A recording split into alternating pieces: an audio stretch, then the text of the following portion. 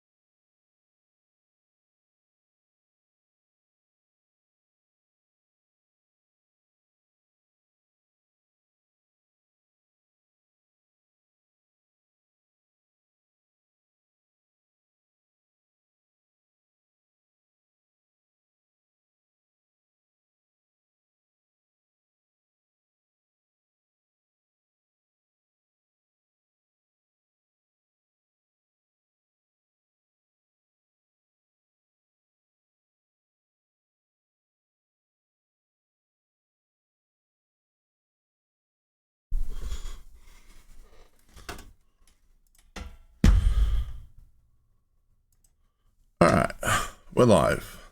Still doing a couple of little things because I got distracted. I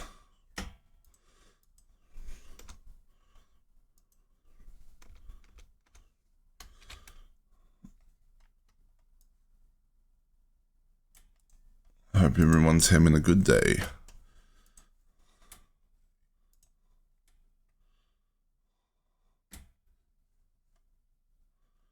Boom, boom, boom, boom, boom, boom, boom, boom, boom, boom, boom, boom.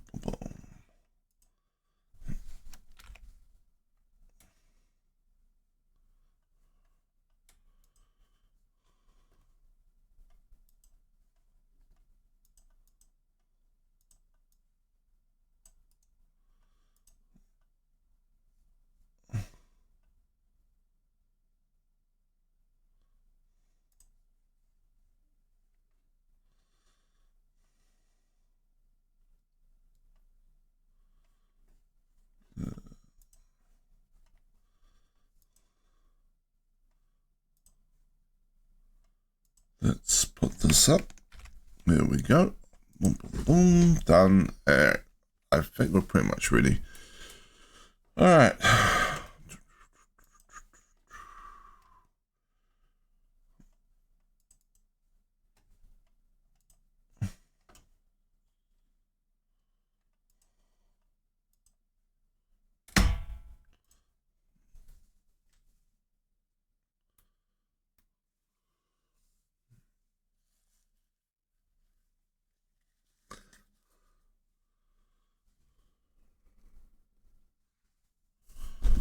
That was.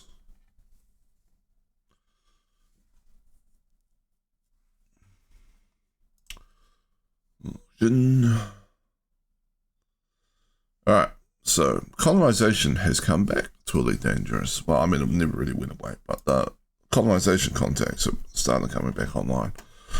But at this point, it seems like it's only for, like, systems that were inside the original bubble or originally populated. Like, as soon as you go out to, like, one of the systems you built, I try to expand from there, the colonization contact is still disabled. So hopefully this gets fixed live while we're playing and we get to expand. We expand the Wind Empire.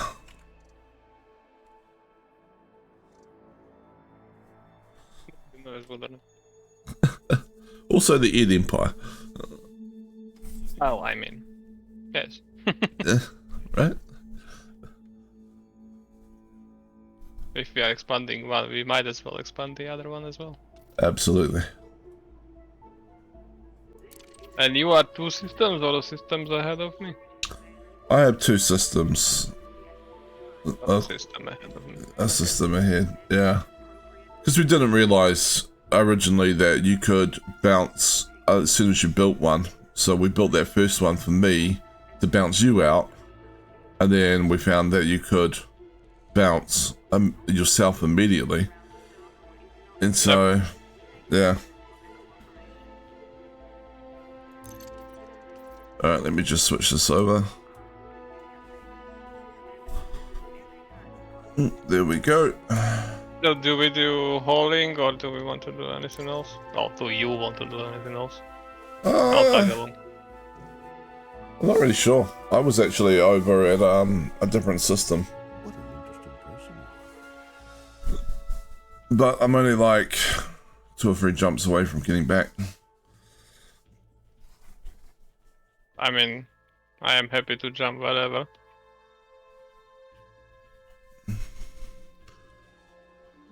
Well, I will show people this system anyway. Because at one point I was just like, I should go ahead and do some stuff with satellites I'm building on my actual system on my other account. So that's where I am. I'm at the system claimed by my other account at the moment. But I cannot check the system colonization contact out here because big ship and outpost. So Rip. I guess I can. I'm in a small ship at the moment. All systems prepared. yeah, we're not very far away. So if I show galaxy map, so here we are, and like other systems are, yeah, just here. So pretty damn close, really.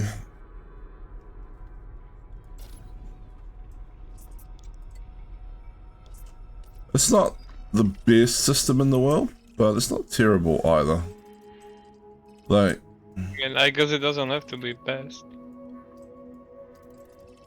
well, it's a small system, you probably only be able to build it up so much. It doesn't have any ringed things, but it does have 3 asteroid belts. Alright. So switch the Oh, system. you went into solo? Okay. No, I haven't. But I had this problem with my dad the other night where it keeps saying that, like, he was in solo when he joined my private group. Yeah, it fixed now. Yeah. It was annoying because I wasn't trying to figure out what's going on. First it said he had joined open play. So I logged out and went back to open play. I logged out and went to open. Yeah. The first it said he had gone to solo, and I was like, okay. So he logged out, he logged back in, and then it said he was in open play, and I was like, all right, well, I guess we barely have an open play. So I logged out, and then went to menu, logged into open play, and went to send him a wing invite, and it's like he's in a private group, and I'm like, God damn it, Gabe.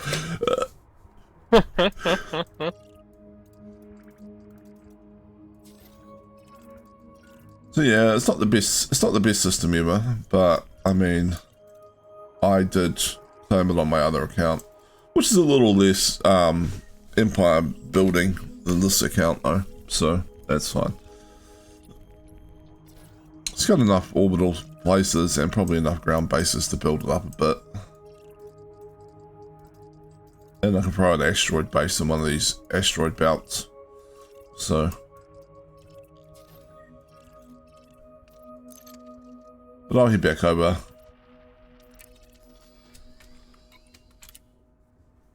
Landing gear retracted. Ship released. Engines engaged. Whee.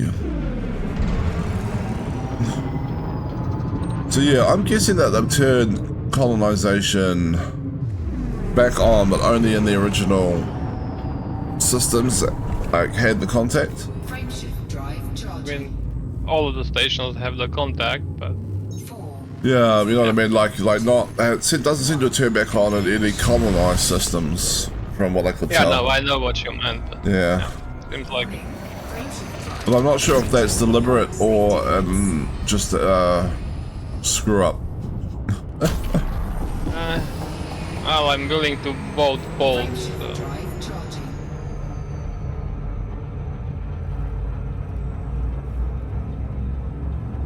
Like I'm fairly sure that they have some flag in the database that tells them whether the system was originally built or is a new one. Well, a newly colonized. And they would So have to. maybe they would they really? Anyway, they probably just forgot to remove the wear condition.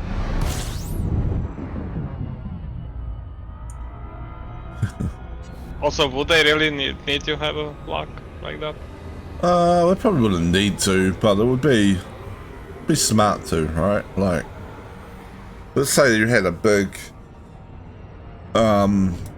issue and you decided you did have to roll back all the colonization. You need to know which systems that was, right? Without losing, so you could roll them back without losing like other people's progress in other aspects of the game. Frameshift drive charging. Did you see the counts of stuff that they released the other day? Yeah, like 28,000 systems colonized, 13,000 finished, and like, what was it, 40,000 stations? Something like that. And nearly 1 billion tons of like cargo haul. Yeah, like it was like 900 million something for cargo. Confirmed. Yeah. Arrival in 5, 4, That's an insane figure. 1. What is this?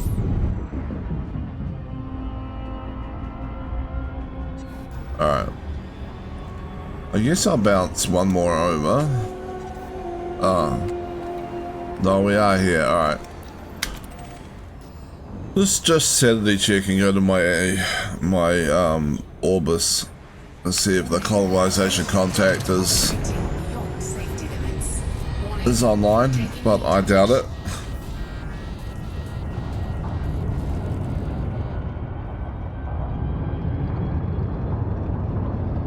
Wee. Heat sink deployed. Warning. Taking heat damage. Well, hey, maybe FM was waiting for you to start streaming to turn it off. That could be true, yeah. Heat sink deployed. Maybe they were waiting for someone bigger than me to start streaming, you know? Like, Maybe. they're waiting for Yamix or something.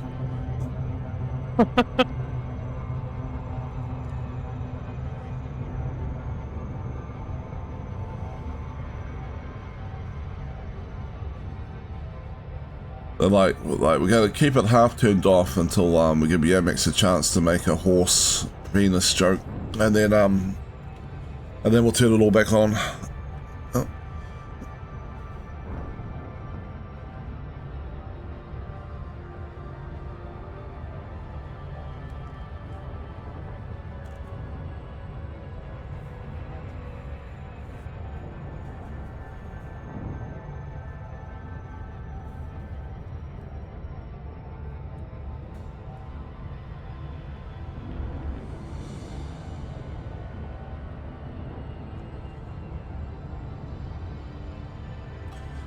So the system you were going for, it's like what, 34 light years out. So you gotta bounce a couple of systems to get there. Are you gonna bounce from here or from somewhere else? I mean, currently the closest system to that system is one of yours. From yours is 30, what was it, like 39 or something like that? From mine is 42. Okay.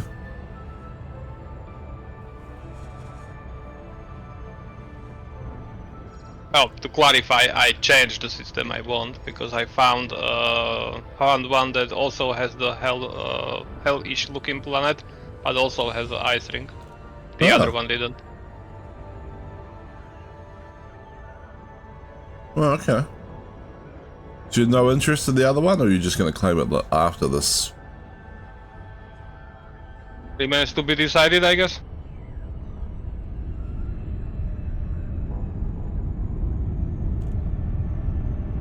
I'm going to try to claim the one with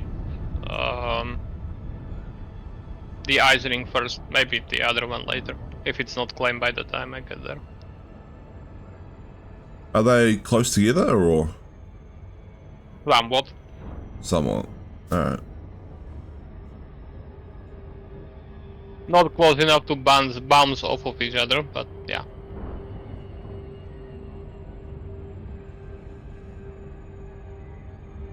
Also, if you were wondering, the system colonization contact in your system from your other account is also not active. Yeah, I didn't think it would be. Well, I'm guessing the one here isn't either. Don't know, but probably not. Well, the one in my system wasn't, so. Well, I can check. I'm also interested if the market here has increased any.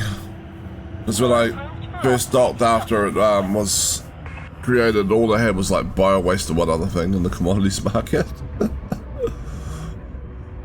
Yeah, that's also an issue that the community reported, that all of the systems most of the systems don't follow the rules for the economy, and every system has only a bio waste and one other commodity. Alright, so it's a known problem. That makes sense. It's a known problem, yes. I just wondered if it was because the station wasn't properly online and that I just built it as it's just a colony type thing, so it doesn't really have a system sort of economy going yet in the system. Landing gear deployed. Yep, it's an actual fuck up by FD. You're on the deck, clear to disembark. Enjoy your stay. Well, I mean, Commander.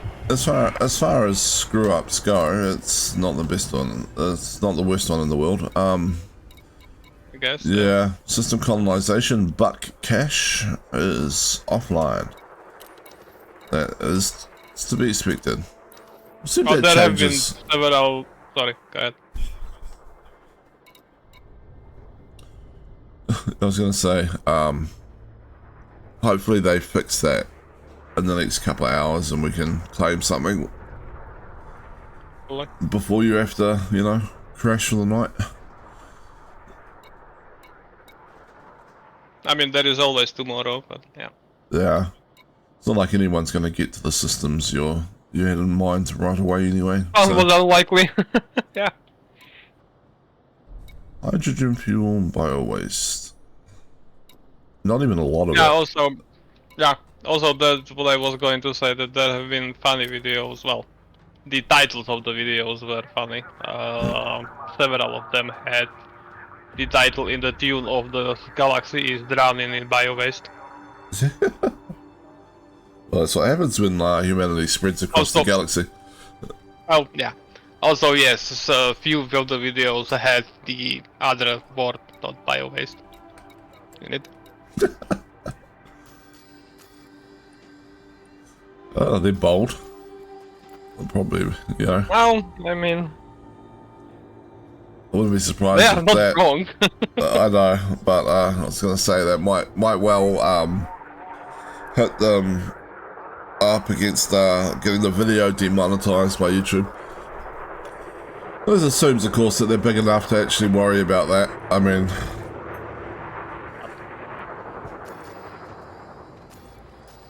all right. Well, what should we do today?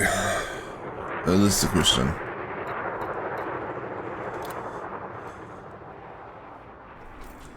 I guess I can start by hauling stuff on my ice ring, asteroid base.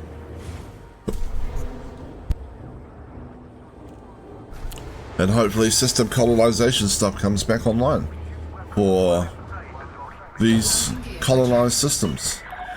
Detachment confirmed. Your way is cleared for departure. Calling it is.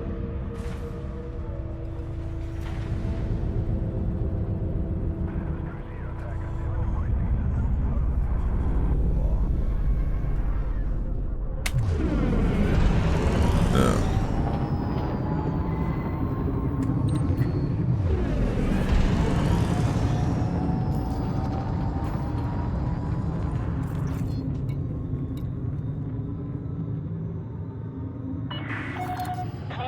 destination limits. We hope you have a safe journey.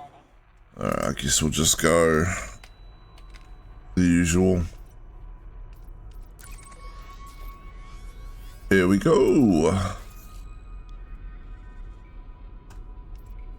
And let me just bring up this. Alright. Yeah, okay.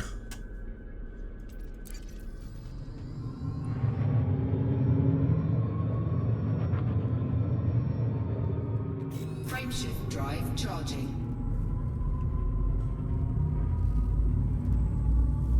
And jumping.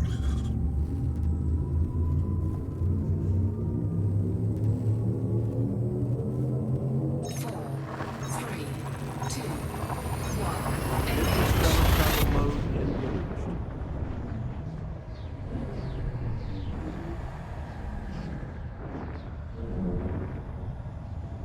Scanning for anomalies.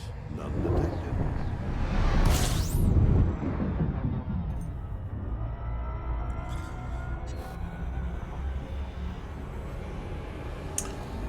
All right.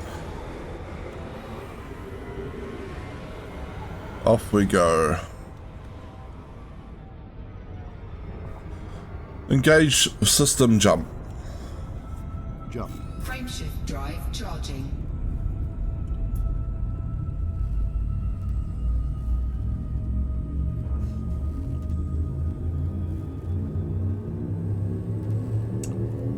So yeah, we're just gonna haul some stuff, I guess, and keep an eye on the system colonization thing. Remember I should... Oh.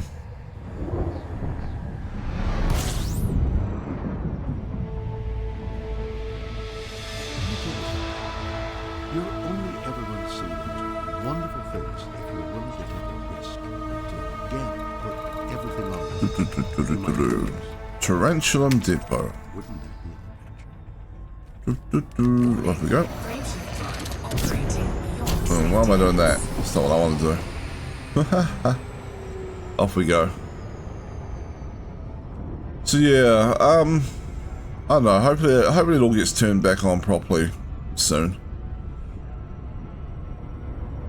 I can't imagine there's Hopefully a lot. Sorry, you go. All I said was hopefully indeed. I can't imagine there's a lot of good systems to claim from the stations back in the bubble. Not with the There amount. might be, but Might be some of the fringe stations around the outside edge, I guess. yep.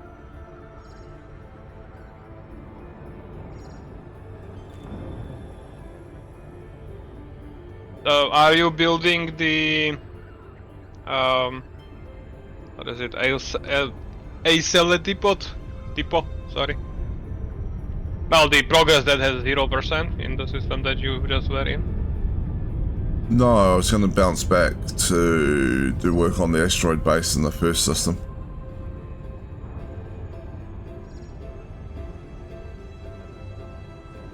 How did you finish the settlement in your other system? Not by a long shot. Not by a long shot. Did you want to work on that instead?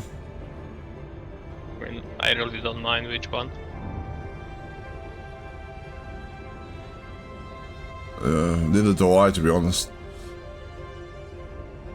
Fine, let's help you with yours, then we can do mine. orbital flight engaged. Okay. Sounds good to me.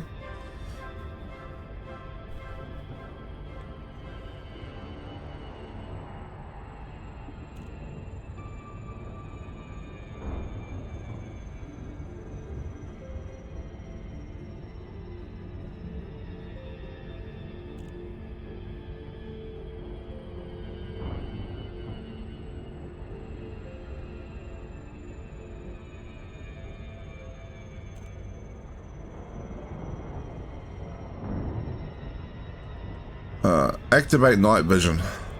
Acknowledged.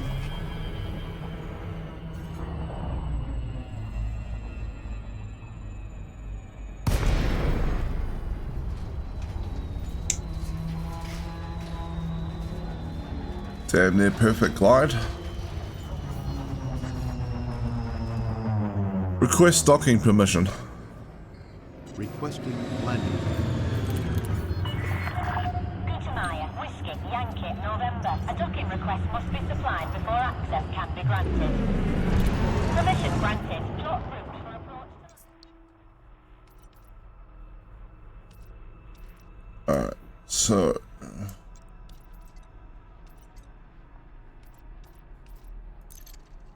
This one... Select construction. Did I actually have something in the system I was in before? Must have started like a satellite or something, not remembered.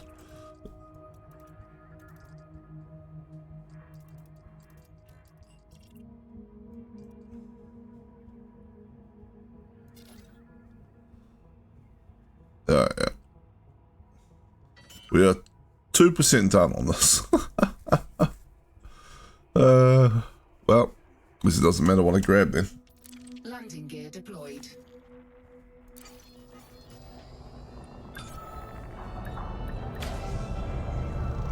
Alright.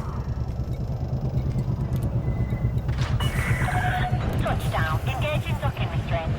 Hello, Commander. We are happy to have you.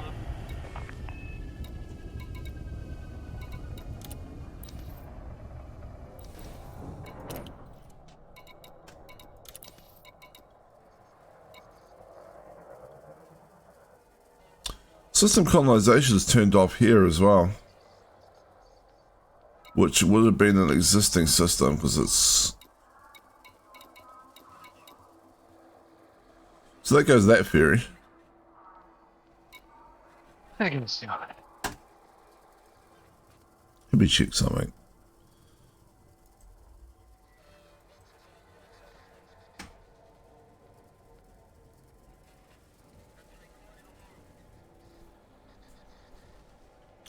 System colonization unpause.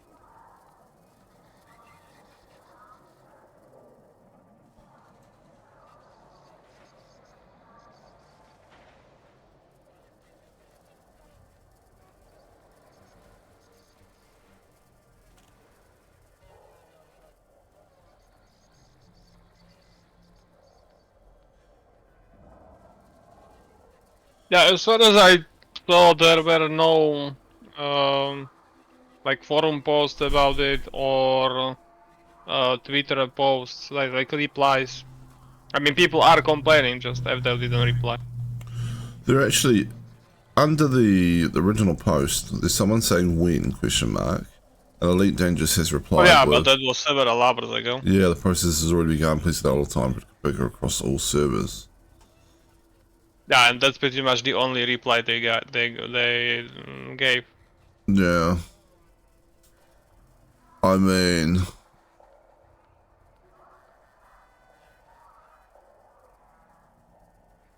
I mean, I've definitely seen the contact online somewhere, just don't know where. it's online at Stevens Horizon's something in the LAXAC system. I know it's online there because I checked on my other, that's where I was changing ships on my other account right before stream to see if I could claim one of the systems I wanted in that account. And so I was like, alright, yep, looks like it's live there. This bounce out to a system I'm after, which wasn't even a very big system. And it's like, nope, it's not online out this way. So, oh well. Maybe they've... I'm sure they'll figure it out.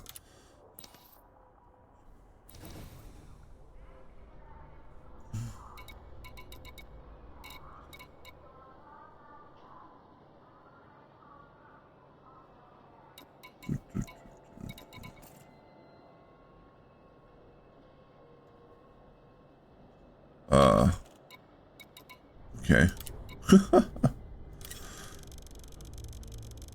My voice attack thing doing weird stuff again. Cargo hold at maximum capacity. Okay, so what are you collecting? So I we just, don't I collect just, the same thing. I just grabbed CMM components, but honestly, like the asteroid base's port thing is only 2% done, so you can grab whatever the hell you want. It's not gonna make a difference. Well, yeah, but I don't want to. What is it not? Ah, whatever. I don't want to get the same thing that you are collecting. But if you are collecting CMN component, it doesn't matter. Yes.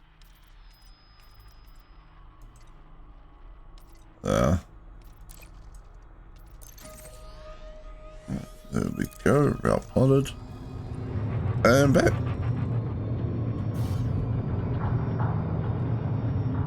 Oh, we are behind the planets.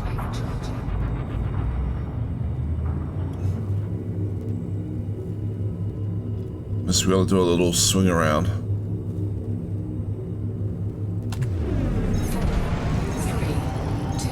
Off we go.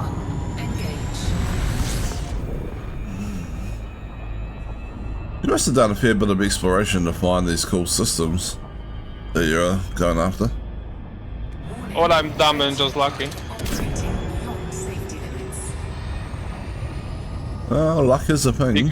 Because no, I have not done a lot of exploration. I literally went, system map, scroll around for a while. Oh, system, nice, I want it. Go. I literally checked like 6 systems, and I found it on the sixth try. Nice.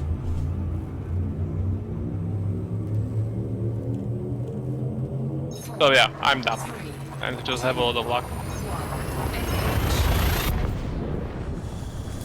I don't know, you're pretty quick at bouncing around systems and like scanning and doing stuff.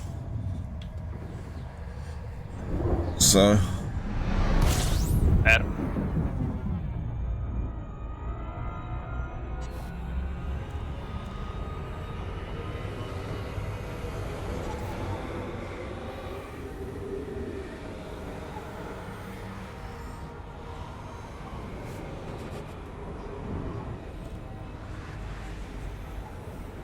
Frameshift drive charging.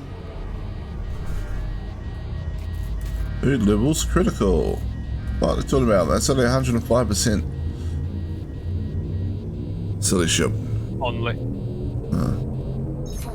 Navigation for next system. It would be nice if there was a like a representation is in degrees, either Celsius or Fahrenheit or whatever, Hull integrity of is within how limits. much All other systems heat are the at ship full. actually has, or just a percentual representation. Yeah, I mean, electronics run best when cold, right? The ship is operating in space, so we are piloting it in a spacesuit. I'm sure, like, we don't have a helmet on when we're piloting the ship, but it could be relatively chilly inside the ship, you know?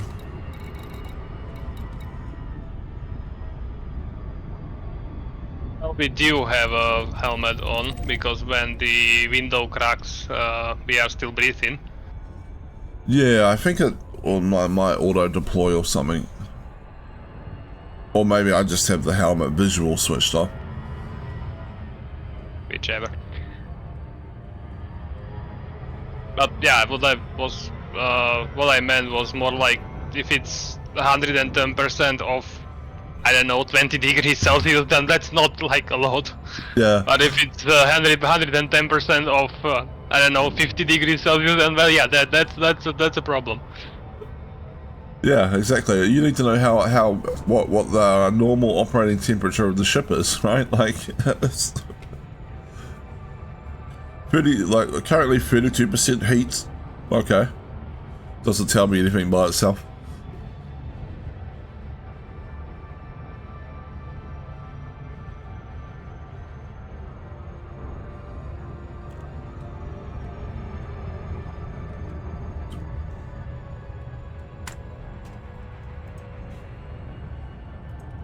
Alright.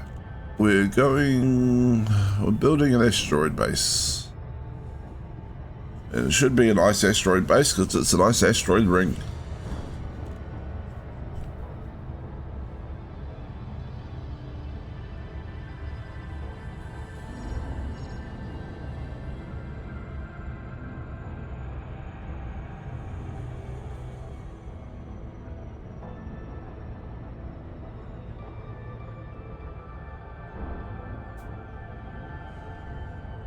Boom, boom, boom, boom, boom, boom, boom.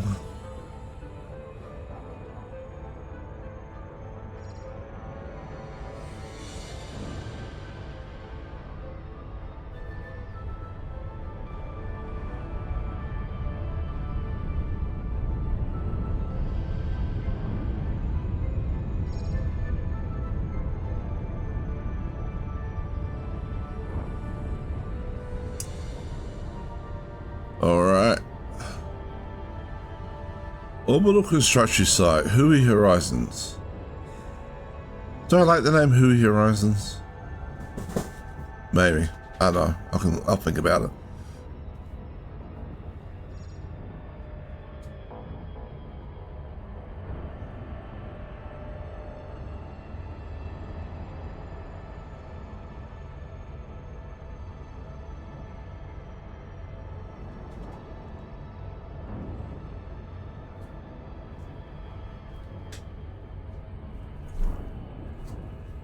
It was a pretty big ring, which is nice.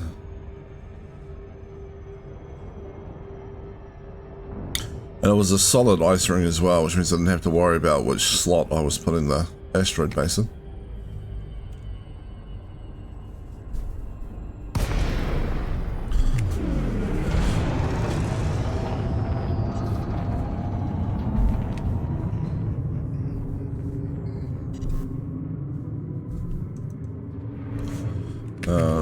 Deactivate night vision. As you wish.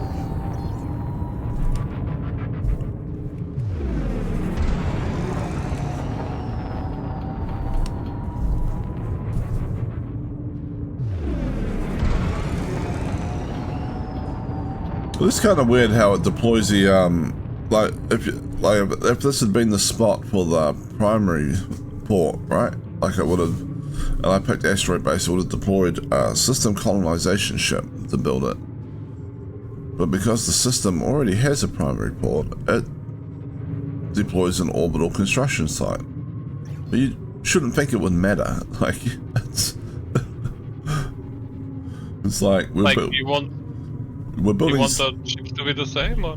I don't know. I just like it's like there's no logical reason why you would have like a colonization ship for the first port and then something completely different for everything else after that. Not that I mind. I think their satellites are actually pretty cool looking. Yep.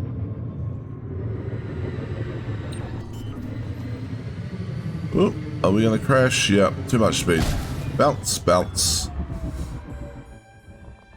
Landing gear deployed. Oh, that's one of the reasons why we have a shield.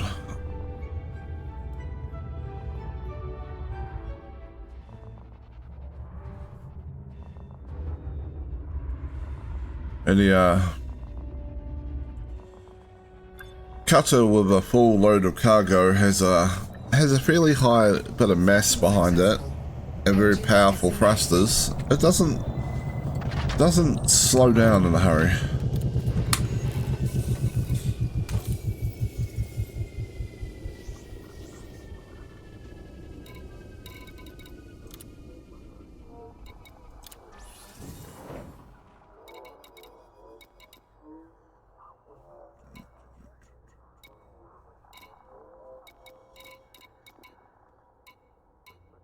Alright. 3% done. We'll be finished in no time. Landing gear retracted. Ship released. Engines engaged.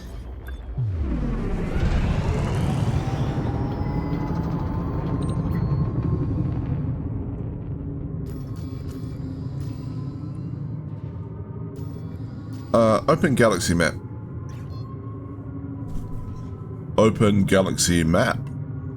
Star map.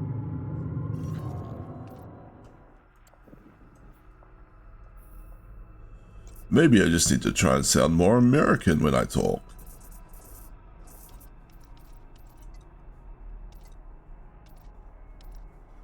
Actually, I have no idea if that was a good American accent or not.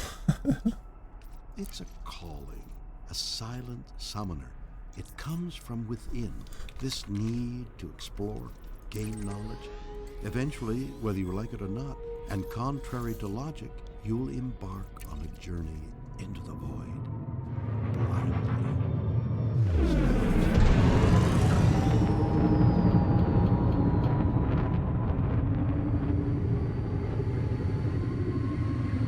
Frameshift drive charging. Alright, back we go.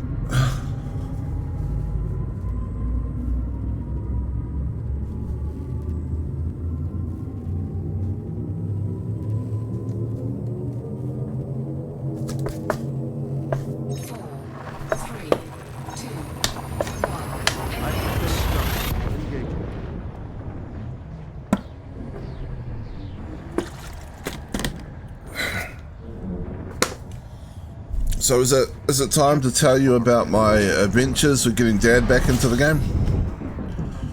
I mean, whenever you like. I don't insist on it if you don't want it. So when he quit playing the game, I was setting him up with Vulture for bounty hunting. Alright? Mildly engineered. Frameshift drive charging. So two large multi-cannons gimbaled with incendiary rounds to take out shields as well. You know, some engineering on like the shields and power plant and other bits and pieces, but probably not anywhere up to grade 5 because you just didn't have the mats for it.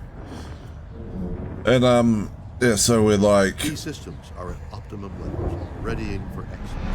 I had to teach them all about how to jump and all that kind of stuff, and how to not overshoot targets, you know, even though that's not something I'm really all the best at, but I understand the theory. And then, I don't know what it was, but we got in there, we were bounty hunting, and he was misunderstanding something about the targeting, I think, because like I had him share his screen via Discord so I could see what he was doing, because it was the easiest way to explain stuff to him. And like I was like, alright, so you see how this thing's on purple? Just target through until you find it. And he would like, I'd see him and he'd be like, how do I target? I'm like, just press G, and like easiest way, probably just press G and keep targeting through until you find the purple ship. And he would like, press G, and I'd see him get it, like you know, I have to tell him a few times, just keep pressing until you find it, type of thing. And I'd see him get the target, and I'd be like, cool, and I'll go back to shooting it, and I'll look over like 20 seconds later, and he'll be trying to shoot the ship, but had lost the target. And I'm like, what are you doing? Ow. Like, I don't know. Like, I think he was maybe trying to press T or something when it was in front of him or something. Like, he thought T was target or something. And I'm like, no, once you have the ship, like, in the little bit down on the left there, like, then it's targeted. You just don't press anything else on your keypad, just find it and shoot it. And he was like having trouble with the radar as well, and like always like looking in the wrong direction for the ships. But the funniest bit was like when we went back to hand in at the end of the bounty hunting session. All right, he was like, all right, how do I dock? And I'm like, well, you got an auto dock and your computer will just take over for you. So I was like, got into the station, got into request docking, like explained how to do that. And then I'm like, all right, press X. And it was like, it's not working. And I'm like, what the hell is going on? And it took me like about 2 minutes to figure it out. He had clicked the mouse button and deployed his weapons. And because the Vulture has power plant issues, and the power management scheme I set up for him like 4 years ago has switched off his auto docking computer because you don't really need that in combat. Yeah. It was just like, he'll get the hang of it, but it was like, I've forgotten how frustrating it is to take somebody brand new to the game and try to explain a bunch of stuff to them relatively quickly. Yeah. That is true. I mean, the game does have quite a steep learning curve, so yeah, I understand it. Yeah.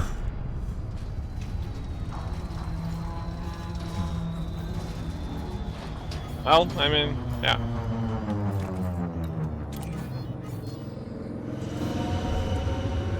But that's alright. He wants to... He was also talking about things like it was one of the old versions of Elite, right? He was like, I just want to get a big cargo ship and find a safe trading route and make lots of money. And I'm like going, yeah, because that's often what you did in Elite. I think it was the second one of Elite. Technically, it's still a viable path to go, but... Yeah, but like there was no pirates in like one of the early versions of Elite between like True. between Sol and Bernard Star, and they would often have missions on the board to buy stuff for expensive that you could buy at one place and sell at the other, and vice versa. So you could spend, if you wanted to, in the first thing of Elite, you could spend like a couple of hours just doing that and end up with so much money that you would like never need to worry about money in the game again with absolutely zero risk, unless you like somehow manage to blow yourself up. Landing gear deployed. Oh, yeah. So like, I don't think you're gonna go anywhere in the game with your cargo hauling. Gee, what the hell was that sliding like drift landing there, auto docking computer? How the looking computer does have a murder personality sometimes. Just like, it was look interesting on stream. What the hell was that? Yeah. Well, I guess it decided, now you die. Oh wait, you have shields. Never mind. It just kind of slid in sideways like it was like the auto docking computer been watching Fast and Furious Tokyo Drift recently or something. It was just like... Yeah. Alright, that's not what I want. I want commodities market.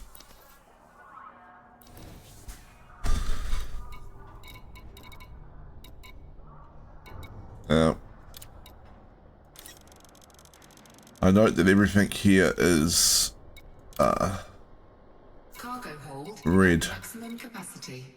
Still is red, but still quite high. Wonder if they boosted it.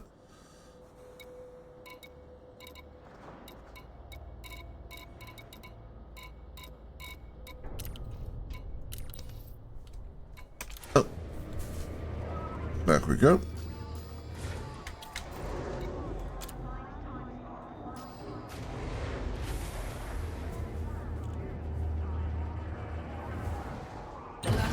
Yeah, so I don't think Dad's going to find a safe cargo hauling route without anything to attack him, potentially. I mean, the pirates don't attack that often. That's true. Really. You can normally just and run even away. if you, yeah, and even if they do, you can just run away. Just give him a Type 10 and turn that into a trading ship and just fill it with turreted weapons. I mean, yeah. But assuming that you will have to deploy them first, but yeah. It's easier to just boost away and then just jump out. That is true.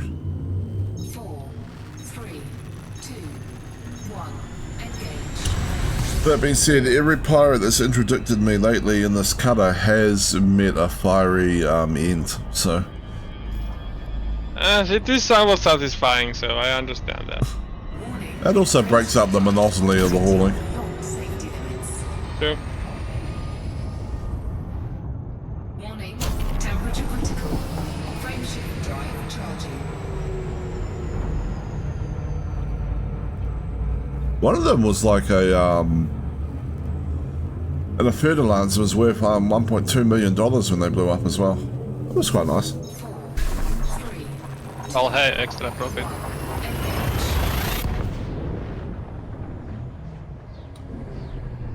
One of the If they are pirate, willing to throw themselves at you, then why not? one of the pirates was actually in a Type 10 as well. Yeah, I had a few of those.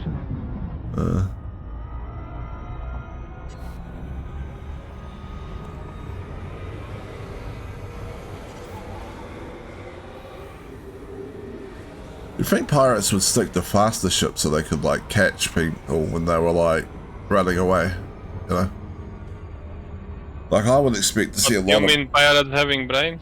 yeah, I would expect to see lots of pirates firing like Imperial clippers or something like that. Yeah, I guess the Ferdinand makes the most sense. Yeah. The fertilizer makes a lot of sense for a pirate, yeah. Especially if they're just going for small amounts of high value cargo. 4, Vectors. 3, 2, 1, engage.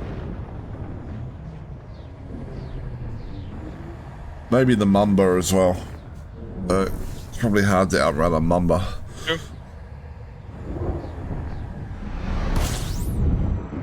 Maybe one day I'll make a pirate system.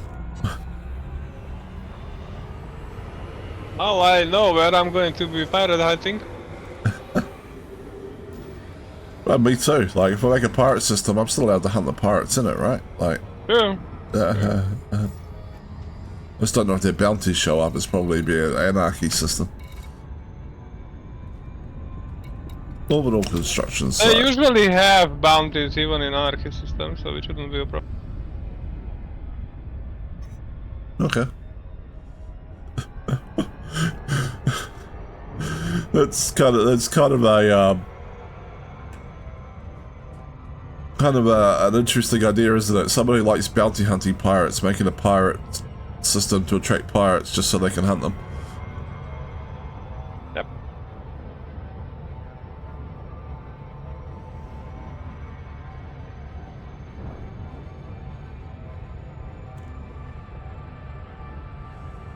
The so there was that big system I was thinking about colonizing towards. And there's one on the way. Maybe I'll turn the one on the way into a pirate system. Or maybe I'll head out the way you're going. Which all I know is in the same direction anyway. Yeah, it is in somewhat similar direction probably, since we are in the similar position in the space.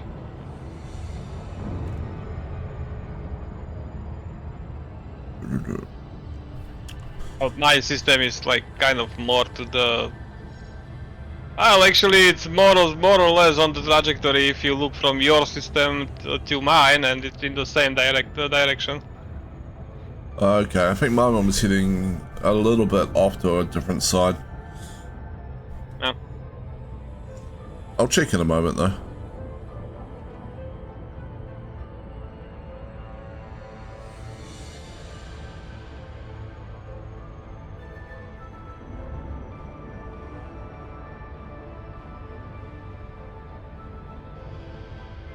It's not like I'm absolutely, dead set on that idea either. Because there is that issue with that system has a lot of stuff, but half of it is on that other star that's 250,000 light seconds out. That is also true. I stumbled upon a system of the player claimed that the first station was like 480,000 light seconds away from the star. Ouch. Damn. They must have been pissed when they realised. It's like, well, what are you gonna do? Like, you deployed the thing. I don't know that you can undo it at that point and go claim a different system instead.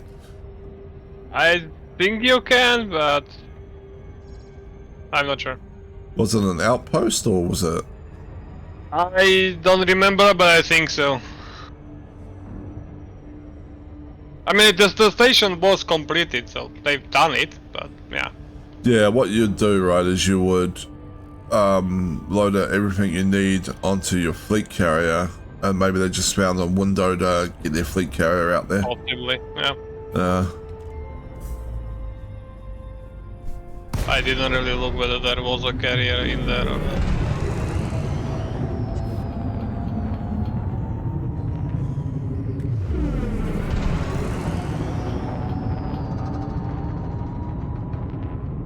what a lovely asteroid field.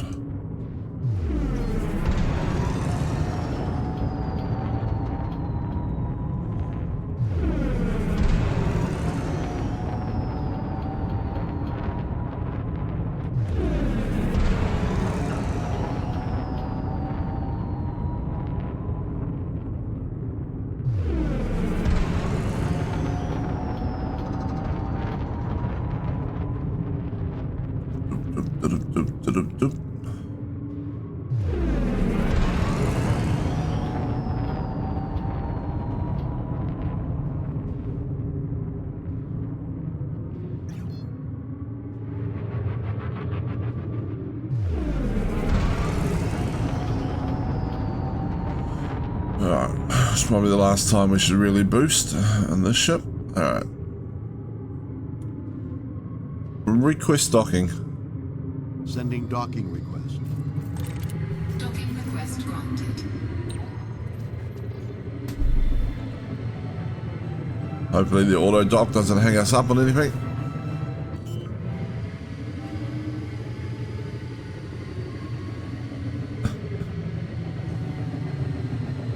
Oh, you clipped it for me. Thank you. Yep. Becoming elite is a dangerous journey.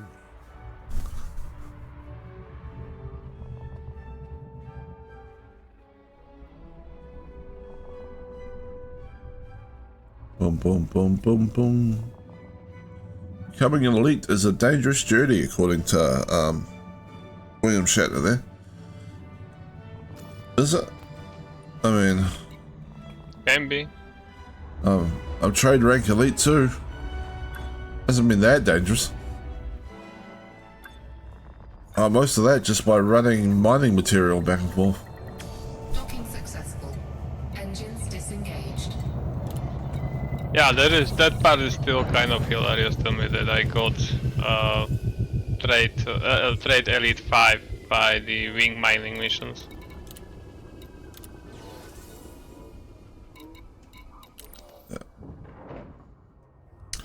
So if we go into here, we've got system map. No. Galaxy map.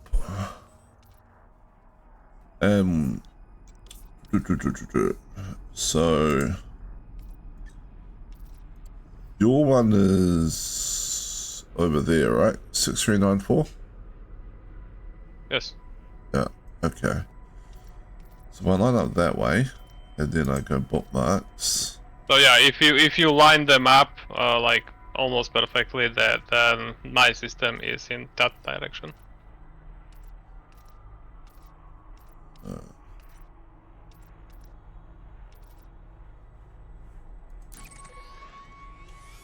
Yeah, it's not too far off, is it?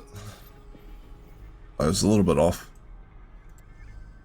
That's actually somewhat in the direction that I'm going as well.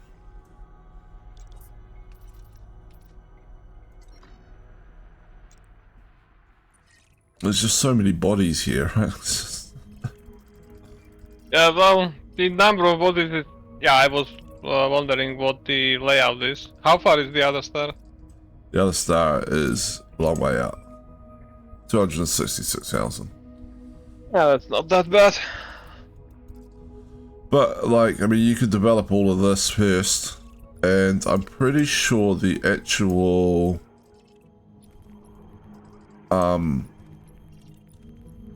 primary port location is not showing up for some reason right at the moment.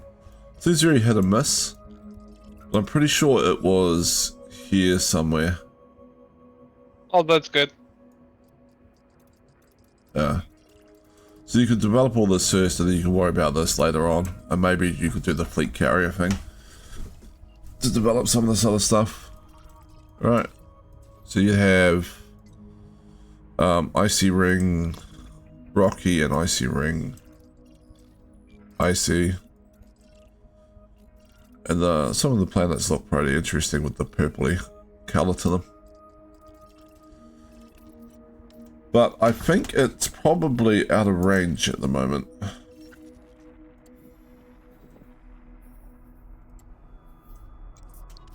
I still on it?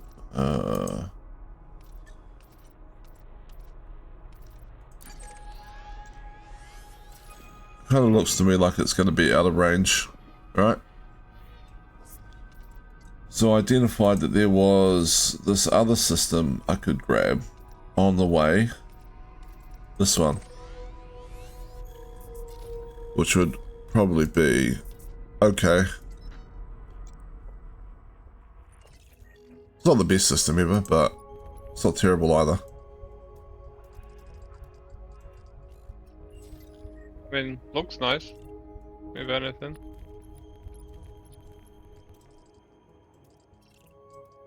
Got a little planet down the end there with a icy ring on it. Maybe I'll grab this one and turn it into a pirate system. Okay. Apparently the pirate systems make a lot of money though. Oh, sorry, I heard somewhere. I haven't checked that out properly though.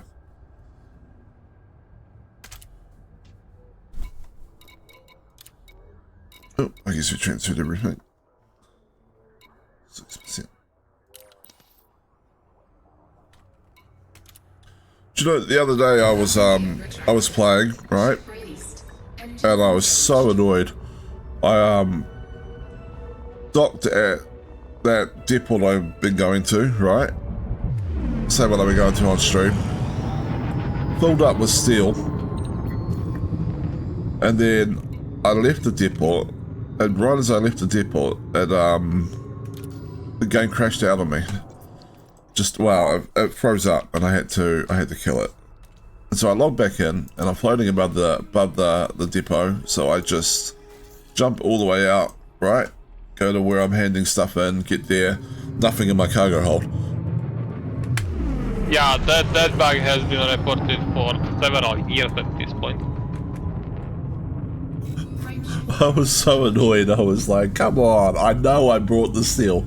Like, you just... It's like that information Funny just... how some of the bugs just persist for a long time. Yeah.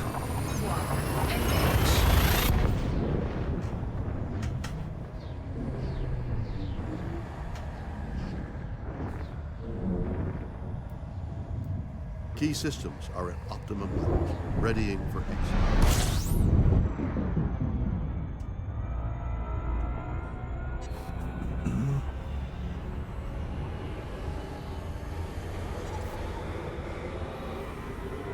Alright.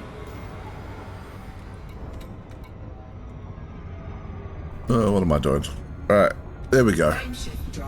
Jumpy jump. Couple more loads and then I might head back to my other station and see if the colonisation contact has come online yet. Okay.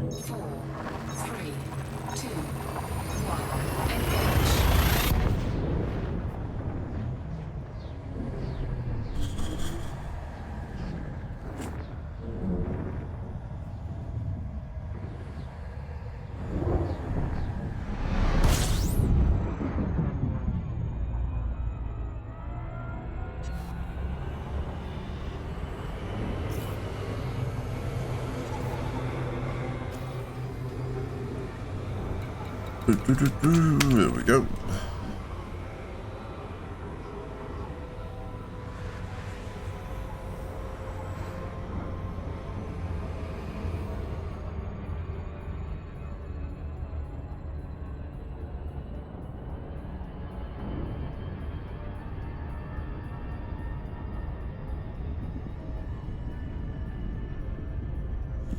Guess I'll have to try and find data system as well to claim. But if he wants to do hauling, that would probably be the best use of his time. I Well, mean, would make sense, wouldn't it? Problem is he doesn't have a big hauling ship yet. Technically that's on me, yeah. But yeah.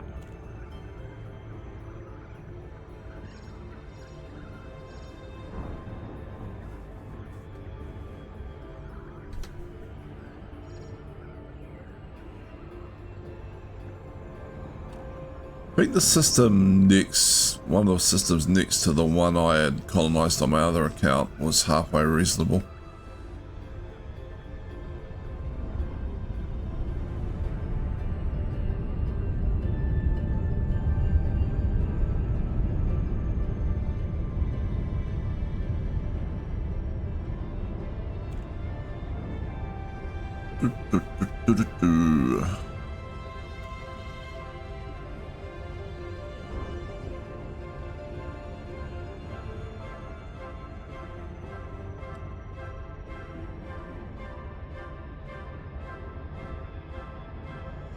I suppose I could keep checking with this depot as well. Like, if this system colonization contact comes online, then it's probably time to check.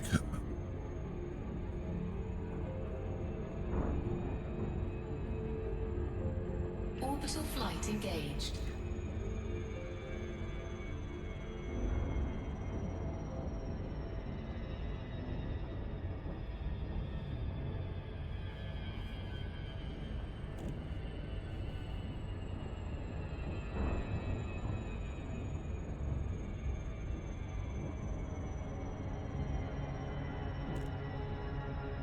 Boom, boom, boom. All right.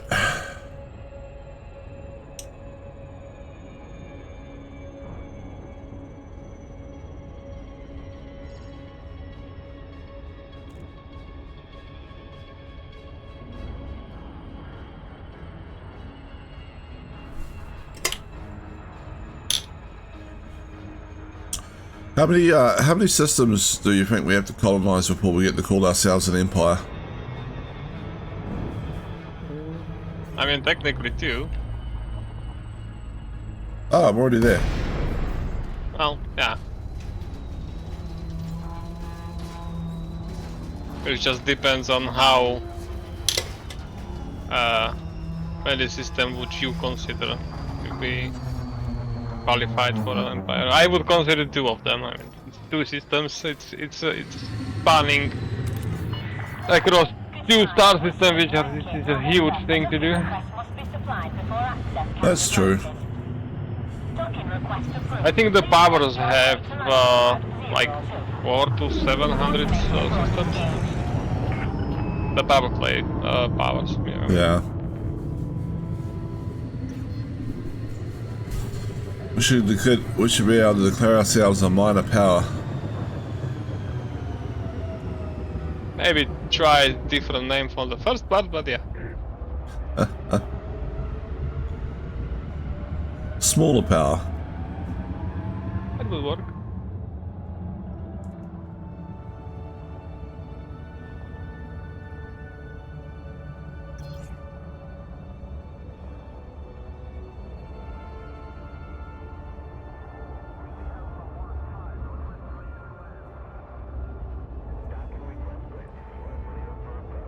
Boom, boom, boom, boom.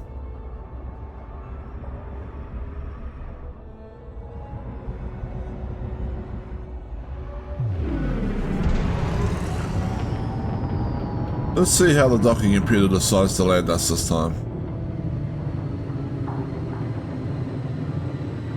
I do find it funny it likes to boost up to like several kilometers high and then come back down. Engage night vision. Activate night vision. Okay. Boom, boom, boom.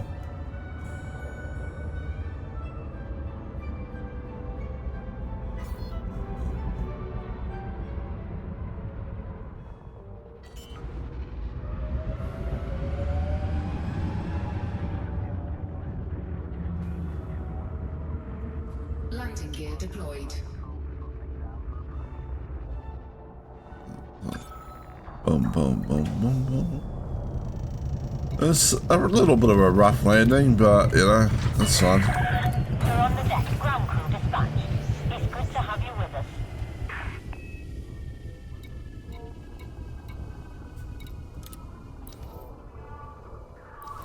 Let's check this. Yeah, it's just the colonization is still offline here. I haven't looked at this refinery contact before. Yeah, not a lot of system have them. They are just, yeah, for converting to other materials. People were wondering, like, what are they going to be for, because, like, the system, the materials that it requires for an input are not all of them easily attainable. And the conversion rate is atrocious. Yeah.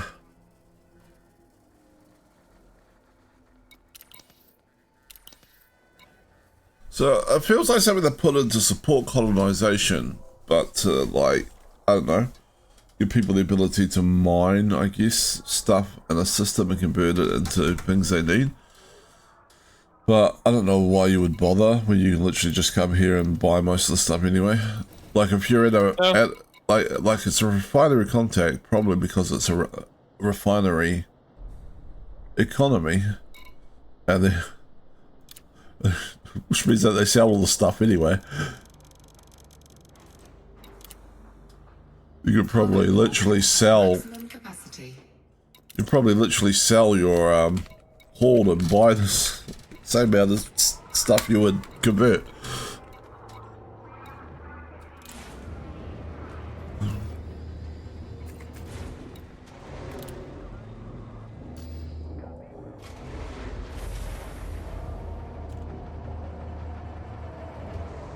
Landing gear retracted.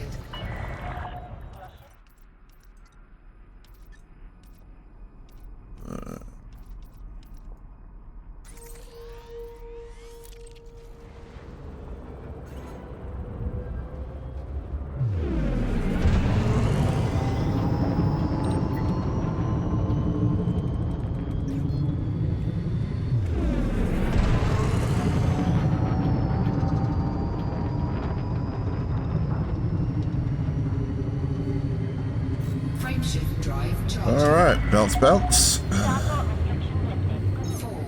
3, 2, 1. Engage.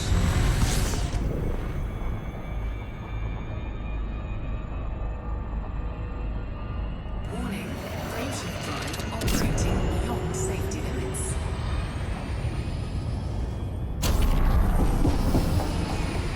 Frameshift drive charging.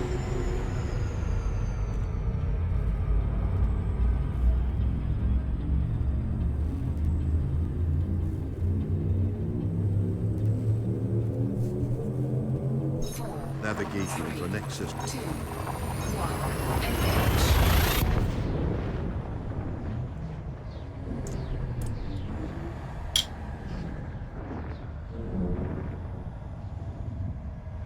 Confirming exit point telemetry. Stand by.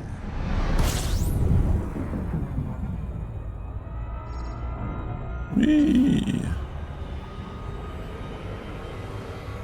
Alright.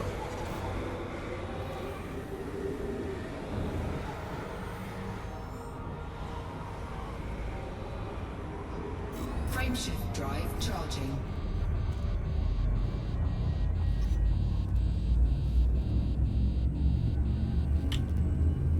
Okay.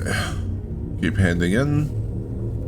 And just wait for 4, 3, Frontier to fix this whole colonization thing.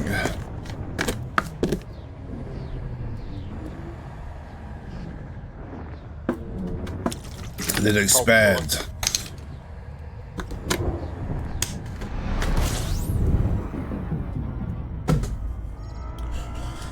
Yeah, I'm sure it must be a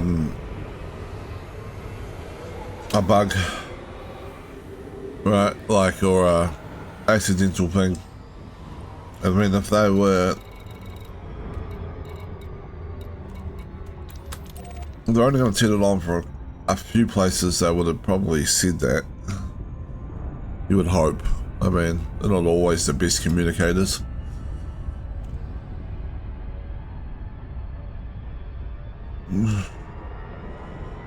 Just imagining the whole FDev development team sitting around going like, do you know why it didn't turn on for all the systems? No, not a clue. How about you? I mean, considering when they posted the update, they probably just turned them on, posted the update, and all went home. That's true. It was like 5 p.m. for them. Might be for them, yeah. But switch it on. We don't need to keep the developers in the building. It'll be fine.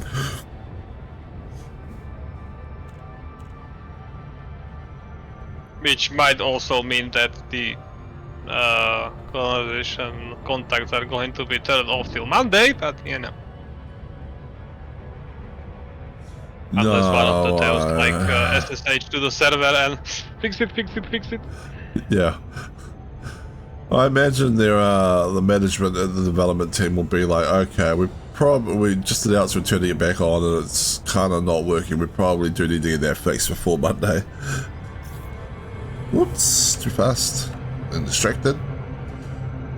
Oh.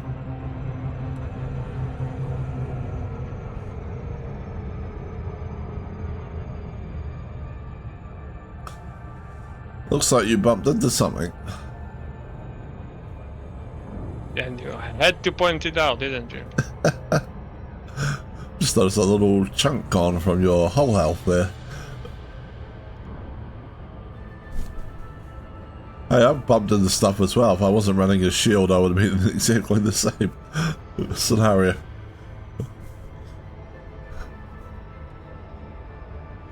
Did you see that landing at the bloody orbital construction site before?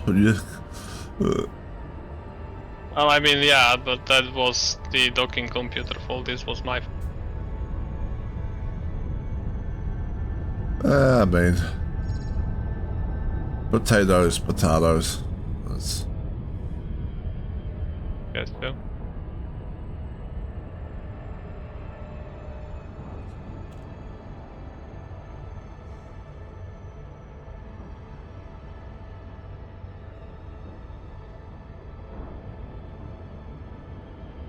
There's a lot of stuff like floating around these orbital construction sites though, so...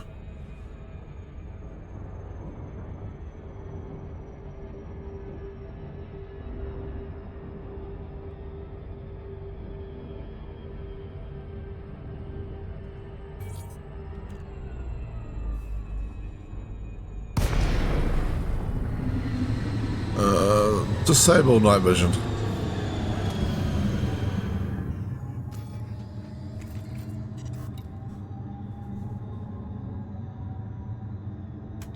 Docking request granted.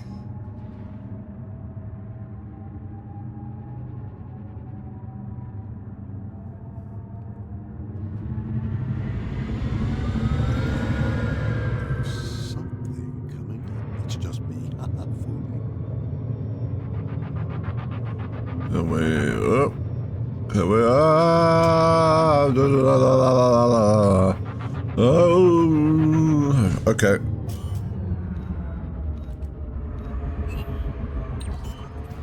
Nobody saw that. Yeah, except for me in game, but I don't have a visual record of it, so there it goes. Whatever. Hello. Hello.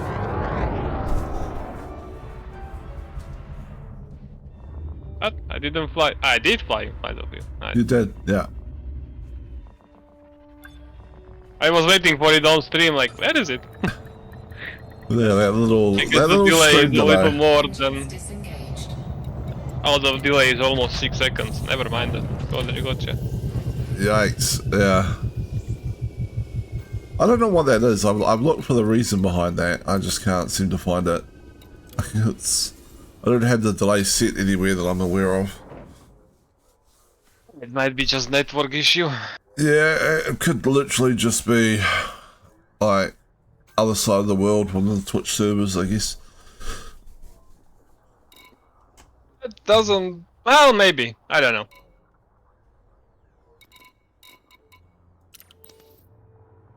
Okay, now Elite is having issues. I cannot jump.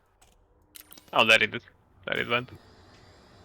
Yeah, I'm gonna guess that this news is filtering out about colonization be turned back on. You're gonna see more and more people come into the game over the next couple of hours. That is true. Alright. Let's do this. Oops.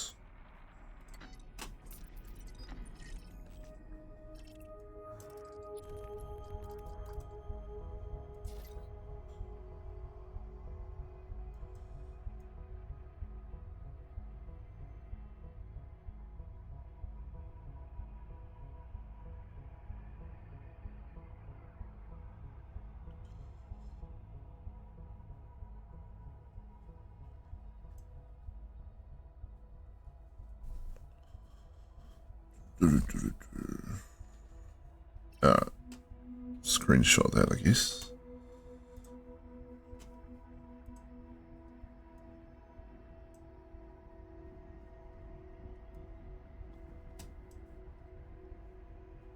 Oh, that list still has a scroll bar. I thought I already reduced that to screen. Just as a scroll bar. Maybe I'll grab polymers or superconductors or something. Or well, what do you Going go? for polymers, so skip that. Alright. I'll grab superconductors or something and we can get rid of the scroll bar probably completely. The superconductors at the place I've been going to.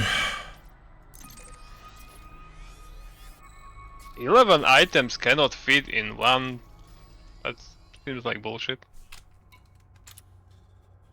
Landing gear retracted. Ship released. Engines engaged.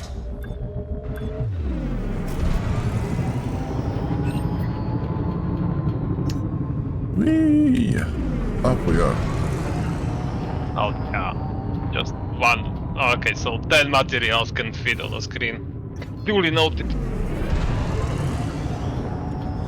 Yeah, it would be nice to... I'm sure someone's going to develop a third-party tool that allows you to track all your different construction stuff, but if they haven't already, but... I'm halfway there, but yeah. My tool is not public. Yeah, okay, I'll shut up. 4, 3, 2, 1. Engage.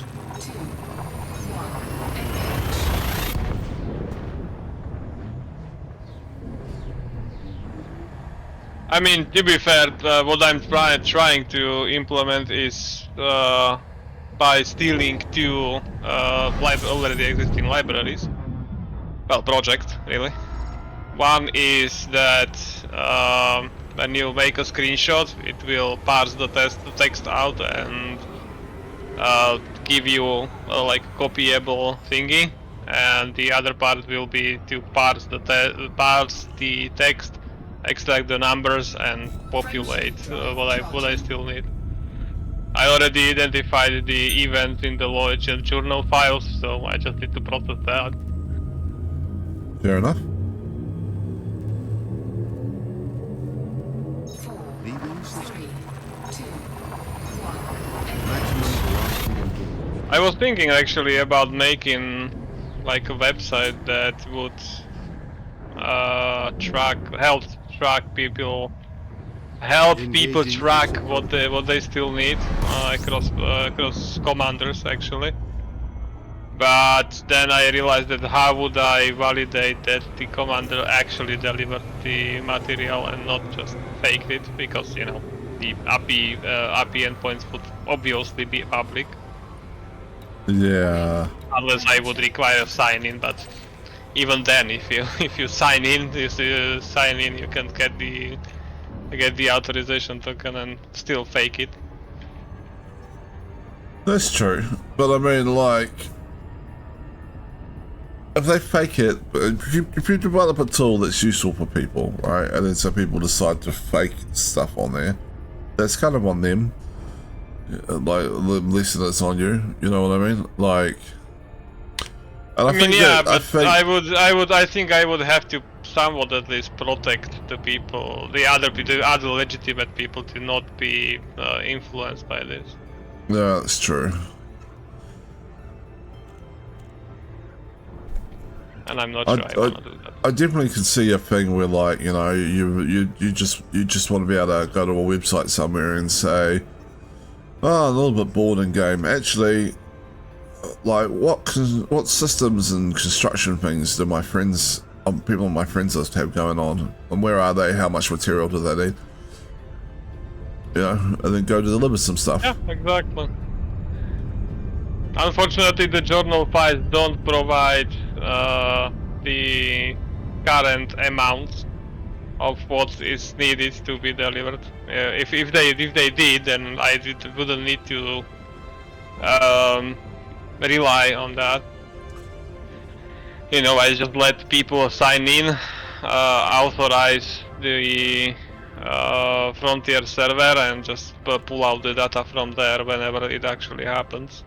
Granted, that would still need to, that would still require people to let me access their data, but you know. Yeah.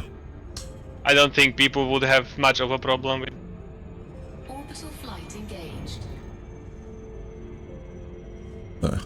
They show up later and you'll be like, hacked into their elite account and just, like, you know, put stuff all over their ship's dashboard. Yeah, unfortunately, well, I mean, I said unfortunately, but probably fortunately, that's not what the API allows anyway. So. Yeah, I know. just a funny idea. Like, they're like, yeah, we'll give it Ed access, and they show up and they're like, there's like Ed spelled out on their dashboard or something on their ship. Next time they log in.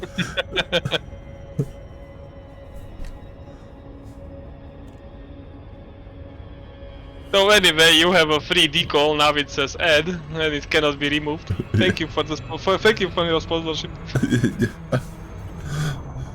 Kind of reminds me of a time someone asked me to do something on their computer, and I while I was on there, I set like a system auto task that would just randomly open a Word document at like 7 p.m. on a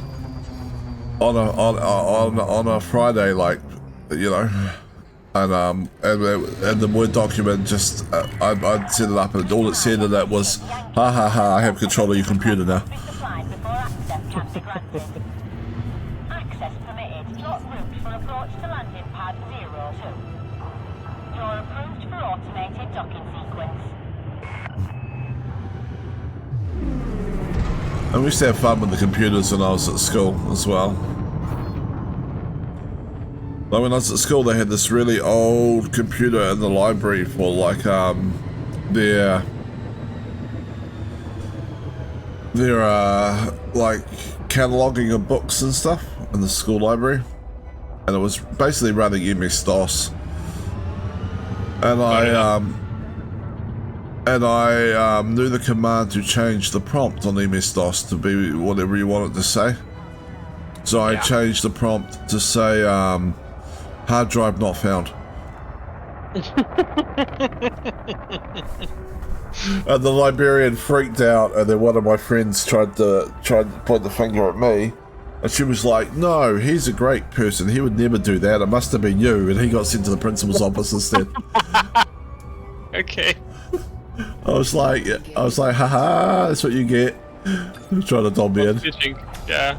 And then I was like, I think I know what he did, let me see if I can fix it. I knew, of course. Engaging docking restraints. Hello, Commander. We are happy to have you. Right?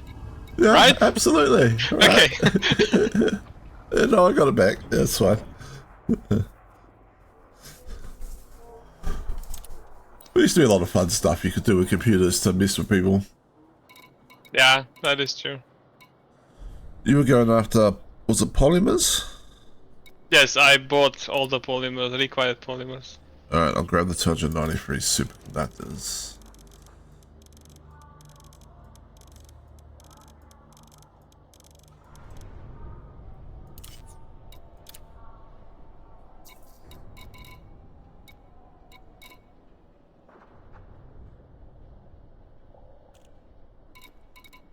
Maybe I'll grab some like oxygen as well. Yep. Cargo hold at maximum capacity.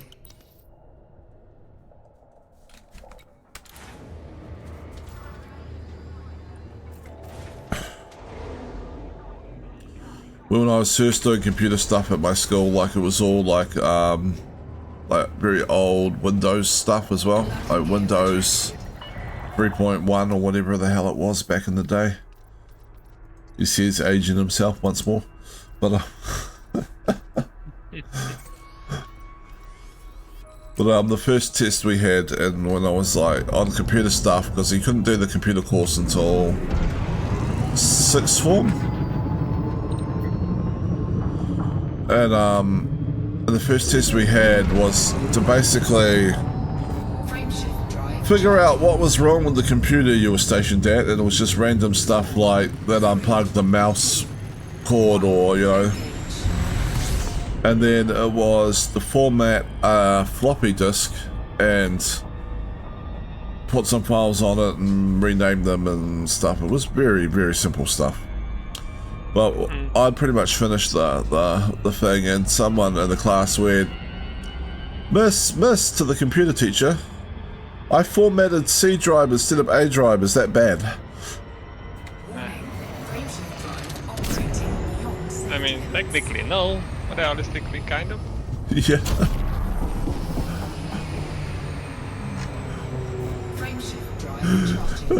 Just cracks me up thinking back on it that they even let you do that, like, you know.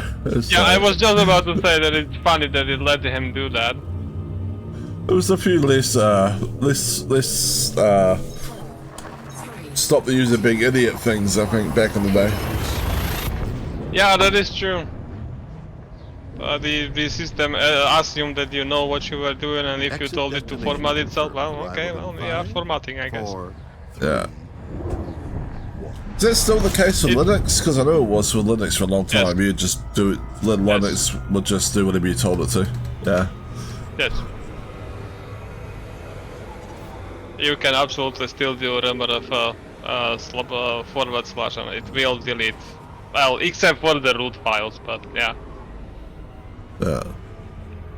Even if you run it from sudo, which, you know, would bypass the sudo protections, but there is a flag on Rama that it's like preserve sudo false, and yeah, it will absolutely delete everything that is on the computer.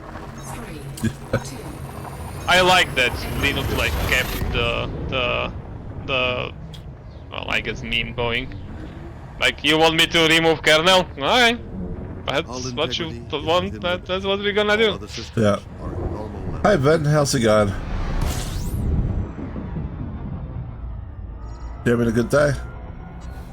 I do kind of like, I mean, it's one of the reasons why I use an Android phone as opposed to an Apple, right? It's like, on my Android phone, if I want to do something a bit iffy, I can probably do something a bit iffy. Where Apple is like, no, you're not allowed to do that. You're not allowed to, like, run a emulator that, you know, for an old gaming console or whatever. Yeah. Not having a good day. That's no good.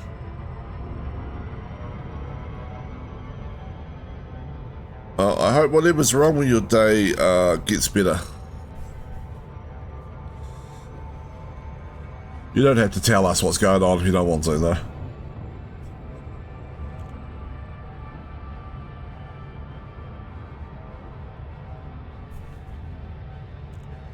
Oh.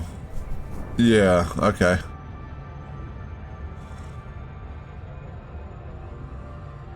Twisted your ankle, I guess. That's never much fun.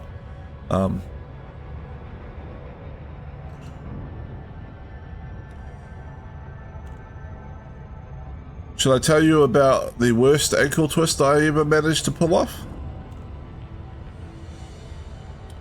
It was in the middle of a backcountry hike. We were supposed to be heading out from this hut. It's called Lake Anglers Hut. Maybe I'll put a link to it in chat, because it's quite pretty. So a whole bunch of people from my work had organised this trip. It was to Lake Angus Hut in the South Island of New Zealand. And we were, it's a 3-day tramp or hike, and we were on the we're on the last day heading out. And so I walked out from this, well, to give a little bit more context to the backstory, my old tramping pack, my old hiking pack had fallen apart, and I didn't have a lot of money at the time, so I brought this cheap one online, and it wasn't the same quality, but I figured it would last for a couple of years. And we left the hut, and there was this little stream outside, and I jumped over it, and when I landed, like one of the buckles on the straps on one of the, like, the shoulder bits just snapped from the impact of the landing, and the whole shoulder thing came undone, and the pack swung out sideways, yanked me over, and basically rolled my ankle really badly. And then I had to walk like out for about 8 hours or so. I managed to get the pack back to be usable again, and like, people I was with had a lot of good painkillers and anti-inflammatory stuff, so we managed to get it, like, get my ankle walkable, but it was still not a very fun experience walking out on that.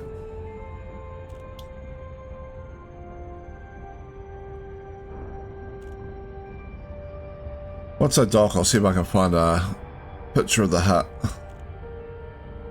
I think they pulled it down and replaced it with a new, bigger one, but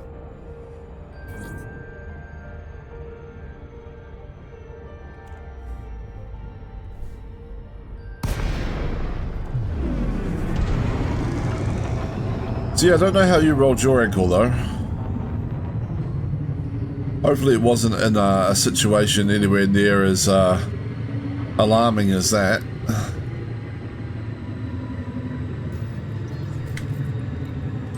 Docking request granted. Alright, auto dock, how are you going to screw me up this time? Oh, we're going to go into these panels down here? Is that what's going to happen?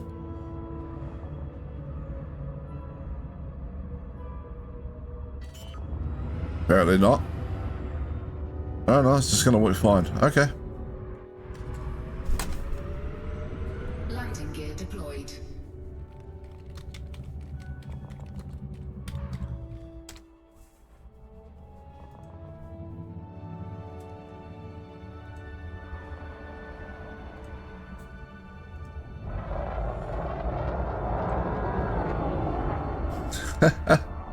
It flying past again.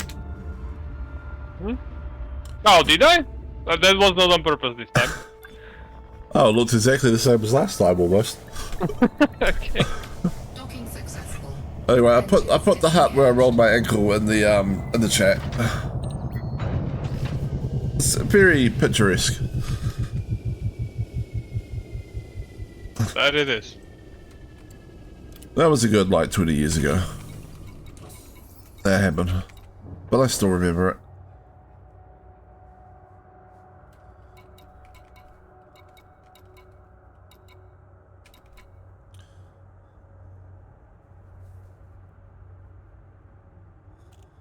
Ah, yeah.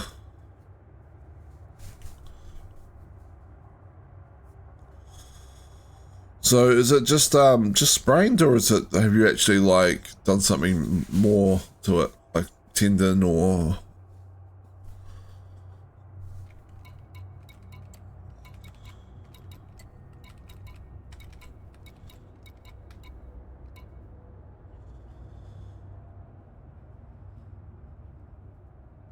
A number of years ago, my mum, who is quite old now, right? Like, you know, she's at retirement age. She's in her late 60s.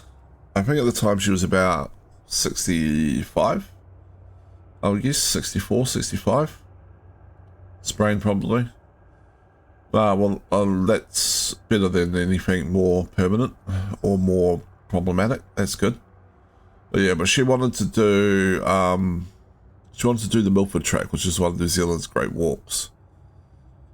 And so we were doing a little bit of fitness training for her. We did a couple of easy overnight tramps, overnight hikes, and then she went off to do this. Like, this is all the way down the bottom of the South Island, so quite far away from where I live, which I won't describe exactly where I live, but you know, and then like my sister rang me up and went, "Mum's in hospital."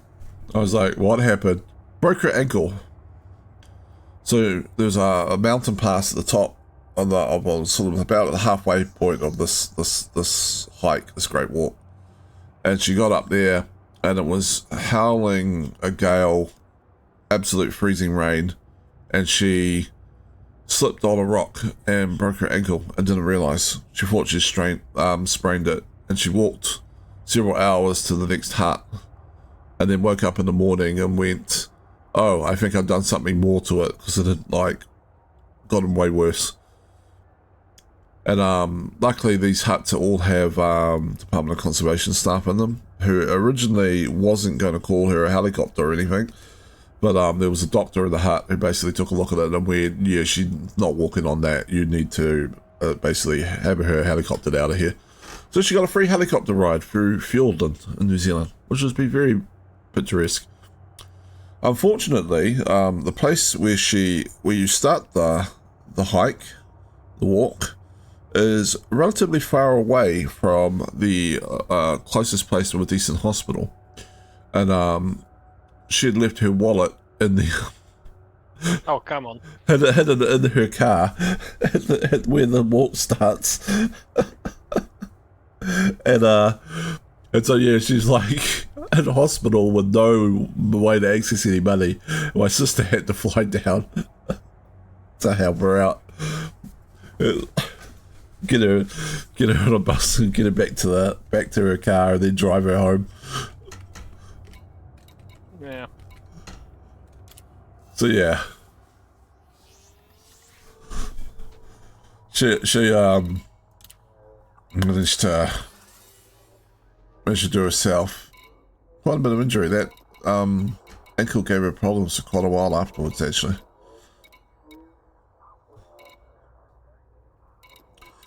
What should I go after now? What is the closest place to an insulating membrane? Let me find out.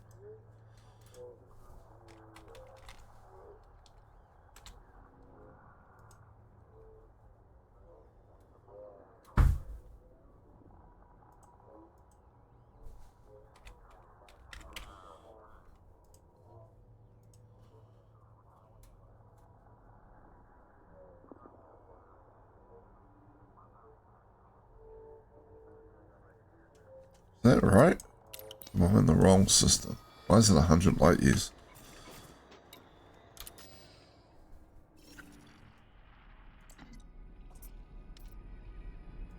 Copy that. Really would like the ability to rename the system, even if it's just like a auto name generator like they have with stations. That'd be great.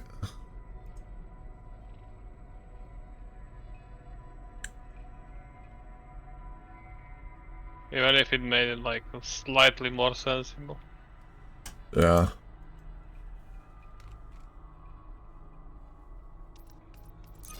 Alright. Looks like I'll be jumping a couple of times. It's not the end of the world. Luckily, Ben's like, I'm in a large city, there are like 3 hospitals within 1-2 kilometers. Yeah. 3 hospitals. Landing gear retracted. Ship released. Engines engaged.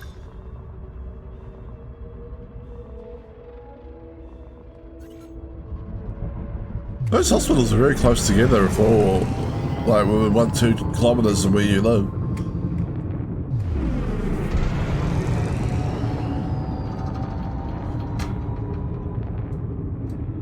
How often do people where you live injure themselves? Frameshift drive charging. I don't feel up. But going, luckily I'm in a large city, there are like 3 hospitals within like... Yeah, no, one I'm reading it, I heard what you said. I answered that apparently a lot. Oh. Sorry, I misheard you. I thought you said, what? I did kind of mumble that under my nose. So. But that one's on me. There is 1 hospital in the city I live in, but it's not a very big city, even by New Zealand standards. And I don't think either if you count Auckland as 1 city, then there'll be multiple hospitals there, but Auckland's really a connection of... Auckland's really a bunch of cities that are sort of small cities that have grown together, I guess, or developed out from each other.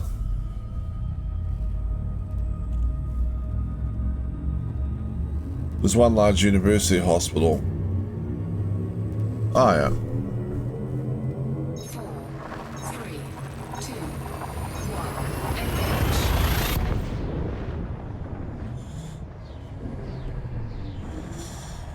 Where else might have multiple hospitals in New Zealand?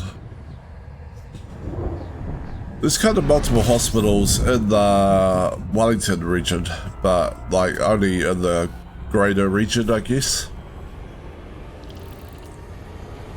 So you have Wellington Central, which has a hospital, and then you have like probably 1 hospital at least up in the Hutt Valley and a few other places. Which won't mean anything to anyone that hasn't been to New Zealand, so I don't know why I'm talking about it, but I'm just making conversation, I guess.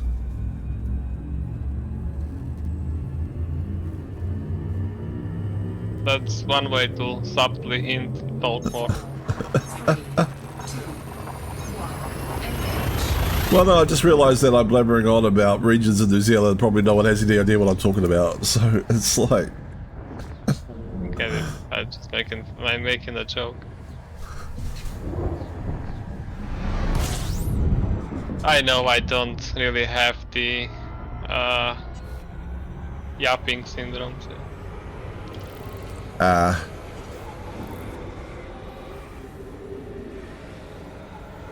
I'm not the best yapper. I can yap a little bit, as evidenced by today's stream. But... And hundreds of others, but yeah. Frameshift drive charging. What I remember from English lessons is limited to there are cool birds and it consists of 2 islands. Yeah. Well, 2 main islands. There's lots of little islands around as well, but two big islands, yeah. It's roughly, New Zealand's roughly the same size as the UK, I think, in terms of land mass. That's interesting.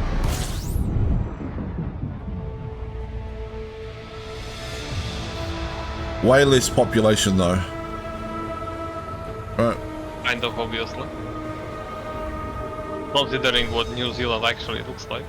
Yeah, big chunks of the country where almost no one lives in it, yeah. Yeah. And 1/3 of the country is in conservation estate. So 1/3 of the country is managed conservation estate. Where, you know, you can, where am I looking for? Parsons, was it Parsons Terminal? Lazarus City. Ah, there we go.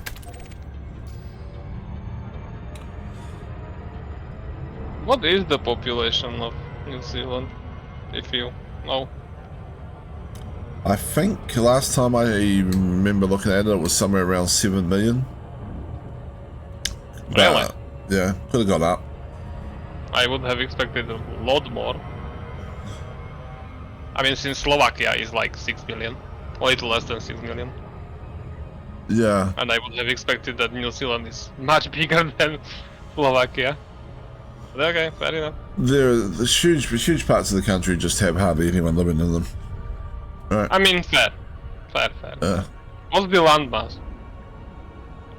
If you know. Not off the top of my head. But I can look it up in a minute. I mean, I can do that as well if I really wanted to. I just wanted to compare. Like, Slovakia is like 49,000 square kilometers, I think. Or thereabouts. Yeah. I'm just gonna just take care of this person. Man. There we go.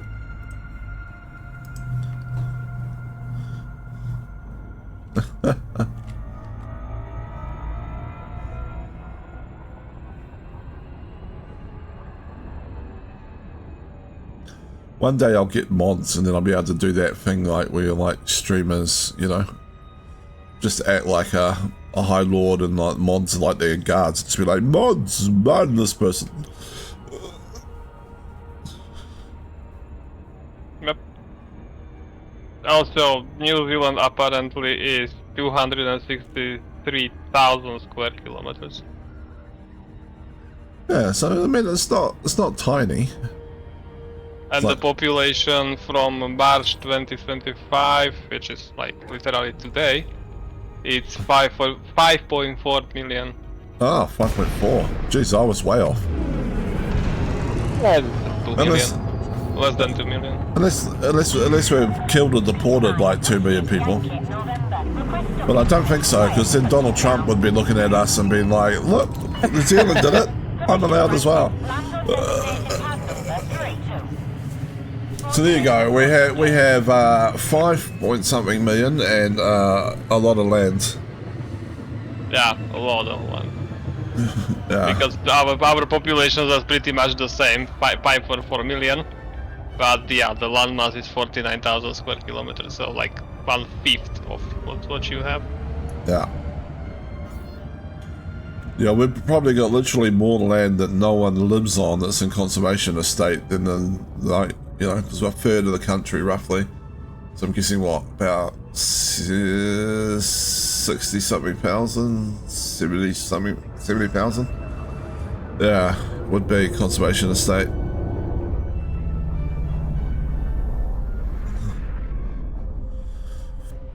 One interesting thing about New Zealand, right, and it's not really you don't see it anymore, but before Europe, before any human showed up, right? So before the Maori showed up and the European settlers showed up and stuff, no native land animals, no native land mammals, except for 1 or 2 species of bats, I think.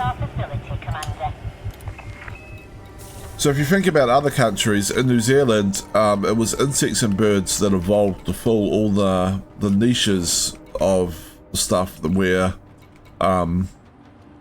like mammals would normally be. So we had like giant wetters that were acting and sort of the same thing as like mice would, right? Like with like foraging on the stuff. We had moas, like giant emu ostrich type birds that would be the equivalent of the heavy grazers in other places. And the top tier predator was an eagle that made the American eagle look pretty bloody tiny by comparison. Unfortunately, the moa and the eagle are now all extinct.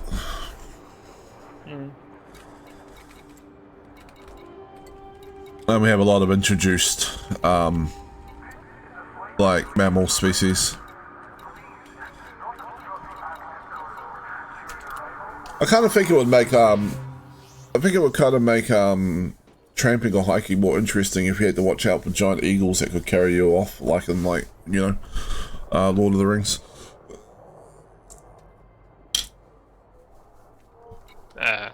Okay. That probably, to me, I mean, they probably could carry off a full-grown human actually, because like the eagles in the Lord of the Rings series, yes, but I don't think there is an eagle large enough in the world that could do that. Yeah, they wouldn't be able to fly. You wouldn't be able to fly on their back like in Lord of the Rings, but like they were able to. Now I'm actually wondering, I'm second guessing myself. Were they able to carry off moa, or were they just able to kill moa and would they eat them at the spot? They definitely hunted moa. And moa are basically the equivalent of like emus or ostriches type, very large birds. So I was just moa came in different sizes, different species of moa. I wouldn't be surprised if they could have carried off some of the smaller moa, like, you know, and the talons just fly off. Would definitely if they were still around, definitely make New Zealand more interesting, you know. You'd have to watch your kids while they're playing in the backyard.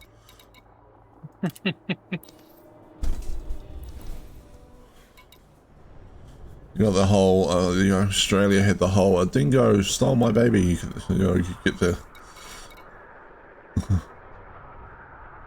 Today I saw a video of someone who died while caving. My fear of small caves is growing stronger. I am perfectly in favour of a fear of small caves, to be honest. Like, I think that's more than justified. 656 insulating membrane.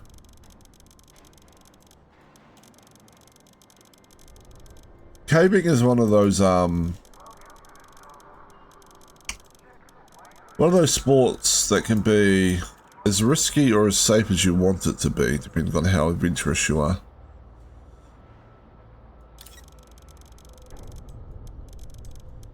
But I am very mildly claustrophobic, so when it comes to caving, I don't mind larger caves, and I don't mind like the squeezes you get in caves, so long as I can see that, like that opens up right after the squeeze.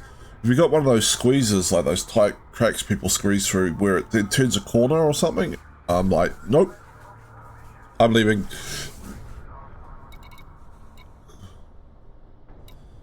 Alright, what else do we need? I'll just grab steel, I guess.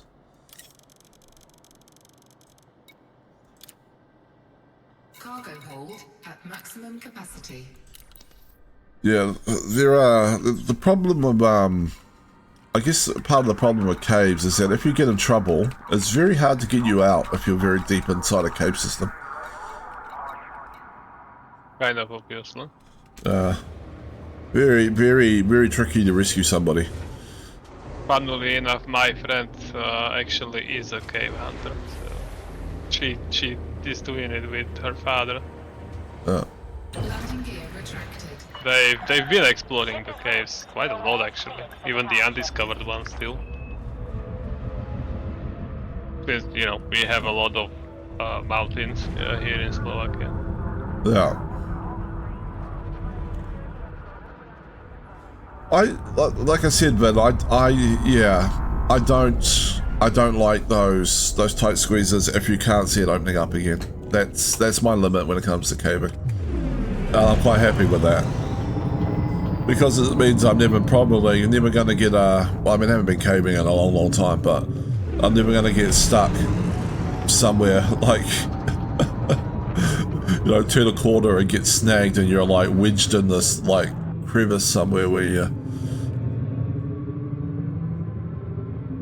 Oh, I actually need to set navigation. Open galaxy map. Opening map.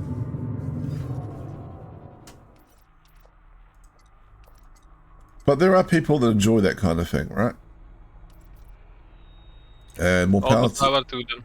yeah, more power to them. Like, Are you just going to say the same thing? Okay. yeah. I was we literally kind of said it at the same time almost, but yeah. You've now exceeded the north Yeah. corridor. Goodbye, Commander. It'd be boring if everyone was the same and had the same hobbies. So, have you guys seen any of the documentaries around that Thailand cave flooding thing that happened? 3, 2, If I did, I don't remember any details. Velocity reached. Fair enough. It was quite... I found it quite interesting because it like Exit destination confirmed. it showed how like people that do very weird niche recreational activities are often very, very good at it. Yeah, this is exactly what this is, right? So there was a school group in Thailand that went on a school trip, and they went into this cave system, and then the monsoon rains hit Thailand, and the cave flooded on them, right? And they were still in there. They were literally trapped, and like people were trying to figure out if they were alive, if they could get them out, that kind of thing. Like, so the Thai Navy SEALs were trying to figure out if they could dive into the cave and do it. Alright. And one of the people on the rescue team decided to contact these cave divers he'd heard about in the UK. Now, these are just like dudes that are like accountants, you know, during their daytime or whatever, you know, just normal everyday jobs, and then they like to go cave diving on the weekends. And so they brought these like guys over, and the Navy SEALs were like, the Thai Navy SEALs were pretty dismissive at first, and then they realized pretty quickly that these guys were a lot better in cave diving situations than they were. And they were like, why are they so much better than us? Like, it's like, well, they've got specialized gear to fit into tighter areas, and they do this as a hobby where you're probably, you do normal diving, and you're probably trained in cave diving maybe once in your entire thing. Yep. And it was literally these divers that found these kids, right? And they were like, well, shit, how do we get them out, right? Like, they were so far in the cave, like, they were like, you know, they're like this, like, we can't swim them out, they'll freak out, like, you know. And then they were like, maybe we can just keep running supplies in to where they're stranded in the cave. And then they were had an oxygen meter, and they tested the oxygen, and they were like, oh, the oxygen levels in here are getting really bad. They're not gonna survive. Like, we can't just leave them in here and keep running supplies in. They're gonna die. There are professional rescue teams in some places, I think, but like the recreational cave divers were just so much better. Which is so much better than like the Navy SEALs and stuff.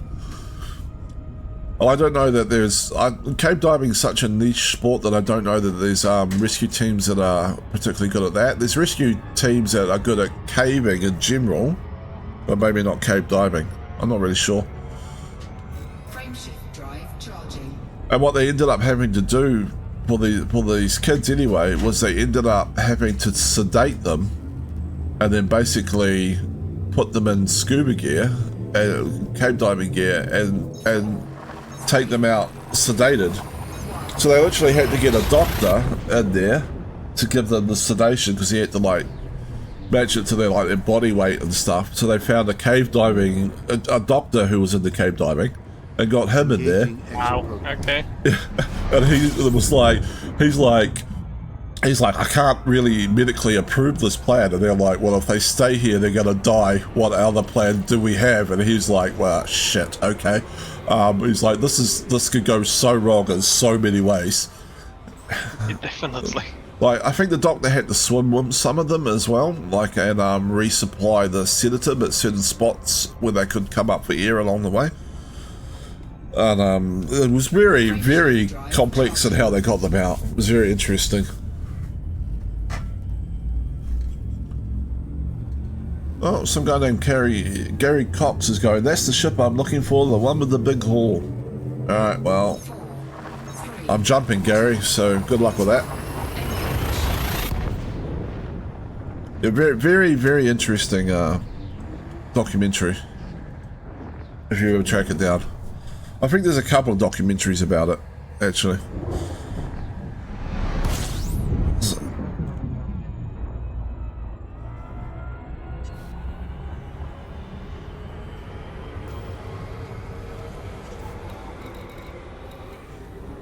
New Horizons.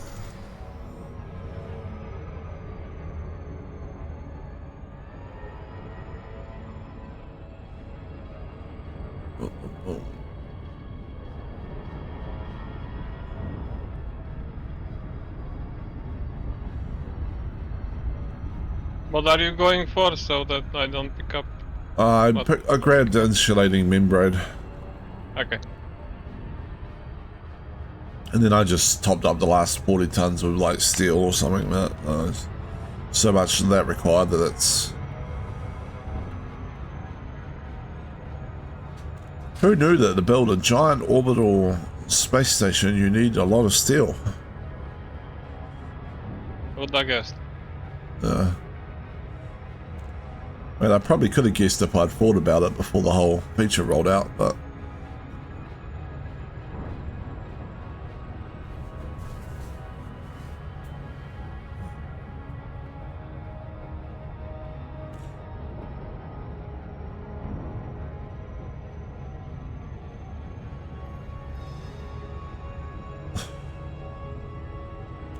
Getting stuck upside down in a cave would be horrible.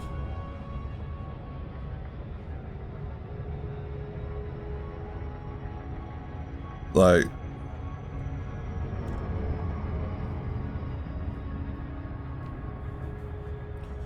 That would be one of the... Like, I mean, I don't know if he was dead before he fell into the...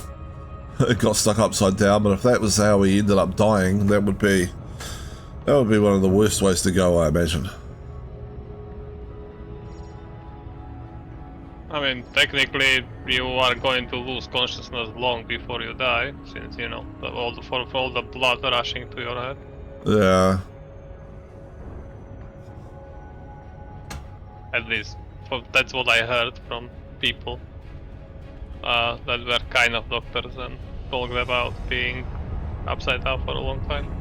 Yeah. I don't know if that's actually what happened, if not, or not. I don't know either. I mean, you could probably ask, like, you can probably find out from, like, people on movie sets and stuff. I imagine they have, like, rules about how long they're allowed to hang people upside down in harnesses or action I stuff. think that's actually where I heard it, but yeah. Yeah. I think it was a problem with some of the Spider-Man movies, wasn't it? Like, because they had a lot of, Yeah, exactly. Actually... Who's that guy who plays Spider-Man in the Avengers in the latest movies? I saw a funny interview. Holland? Tom Holland? Yeah. Yeah. I heard a funny... I mean, there is only 3 of them. Yeah. Andrew Garfield, Tom Holland, and Tobey Maguire. Yeah, it's Tom Holland. You know, yeah. big one. Yeah, Tom Holland. It's Tom Holland. Yeah, he was saying that he was complaining to his brother about having to hang upside down, like, for a lot of a day and, like, shooting one of the Spider-Man movies. Yep. And his brother was like, suck it up, you're Spider-Man, don't be a wimp. Alright? I think I saw the exact same interview because, yes. Yeah.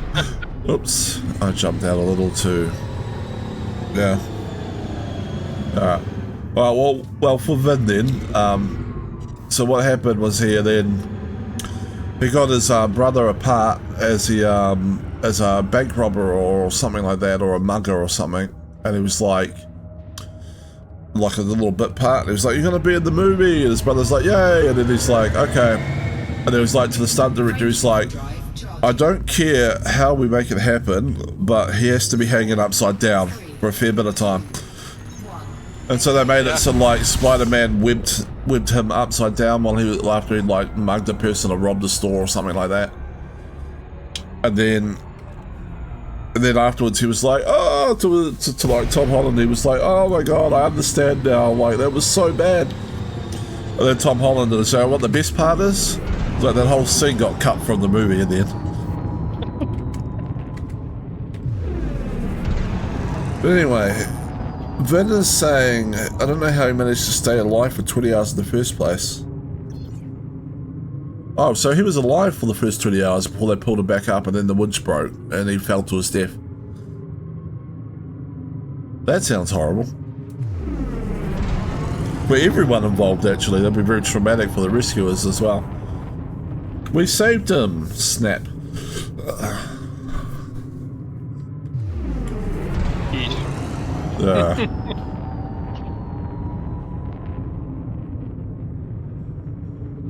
Good news, we got him out. We're wrenching him out now. He's alive. Tell the family. Snap. Wait, hold it. Belay that. Wait, what are you doing? Like, what? No, what? God damn it.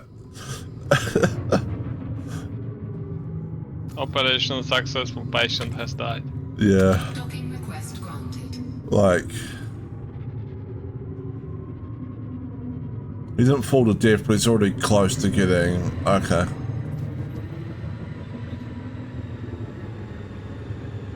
Yeah, that does sound like a rather bad scenario, and it's one of the reasons why, like, you have to be very careful when caving. Landing gear deployed. The other situation I could see that happening then is like mountaineering or something, where someone falls into like a hidden crevasse or something like that.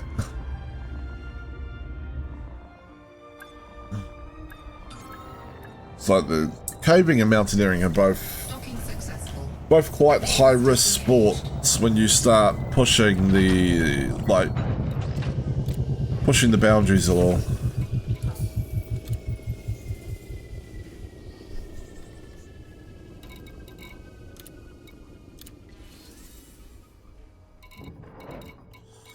But there's a number of sports like that, right? Like wingsuit flying. I saw a video once of like someone doing wingsuit gliding near terrain, and then like at the end of the video was like, and to all the this is a tribute to all the wingsuit gliders that have died this year, and it just had this massive scrolling list of names. So I'm like, Jesus Christ, like. Well, I mean, it's called extreme sport for a reason.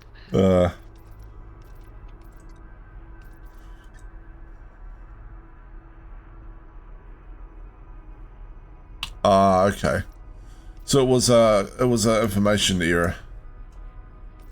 That does happen.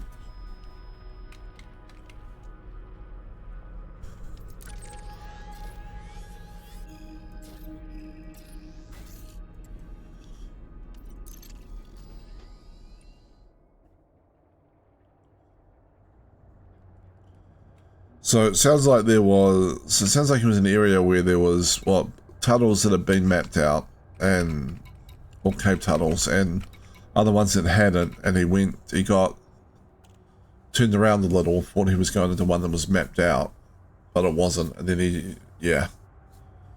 Okay. That's just unfortunate, I guess. Retracted. Ship released. Very, very unfortunate for the person. And I won't criticize them either, because I imagine that's very easy to do.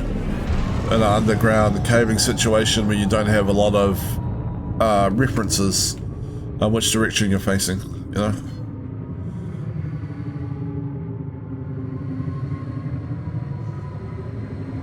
Yes, and most of the bodies of the people that have died are still up on Mount Everest. Frameshift drive charging. Because it's really, really hard to get them off. Orbit. Some of them are used as landmarks, apparently. You know, oh, there's that guy who died in 1960. We're a quarter of the way up. 4, 3, 2, 1, engage. Yeah, becoming famous in the wrong way. Yeah.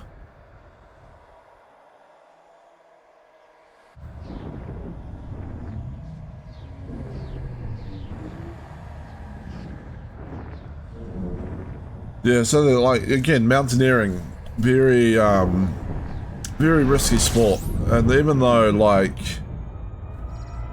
yes, exactly, right? Like, people are struggling to get themselves up and down due to how high it is and the lack of oxygen and stuff, right? It's just, there's no capacity, really, to rescue somebody, unless they died relatively, like, maybe if they died on the way down relatively close to base camp, maybe then, Frameshift but drive charging.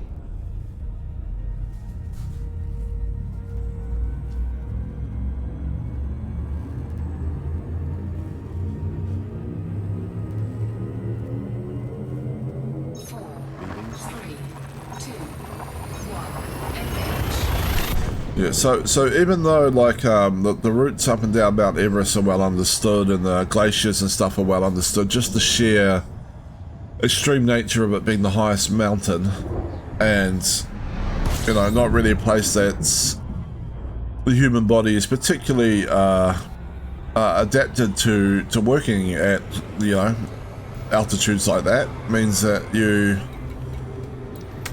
take a lot of risk doing that.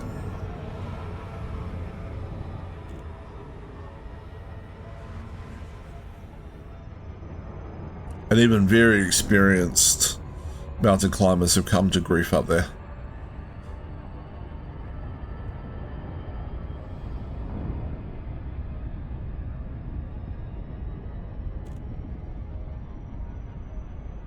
Sometimes due to their better nature, actually. So there's a couple of New Zealand climbers that were guides, and they ended up dying because the people that were climbing, they were guiding, got into trouble, and they didn't want to lead them. So they were trying to get them back down, and they all died. Yeah, that's sad. Yeah. So, like, that's a situation where sometimes I think you have to be a little bit more ruthless. Self-preserving. Yeah. Like, you have to say to yourself, is it possible for me to get my clients down, or are they just screwed? And if they're screwed, do I really want to be screwed with them? I mean,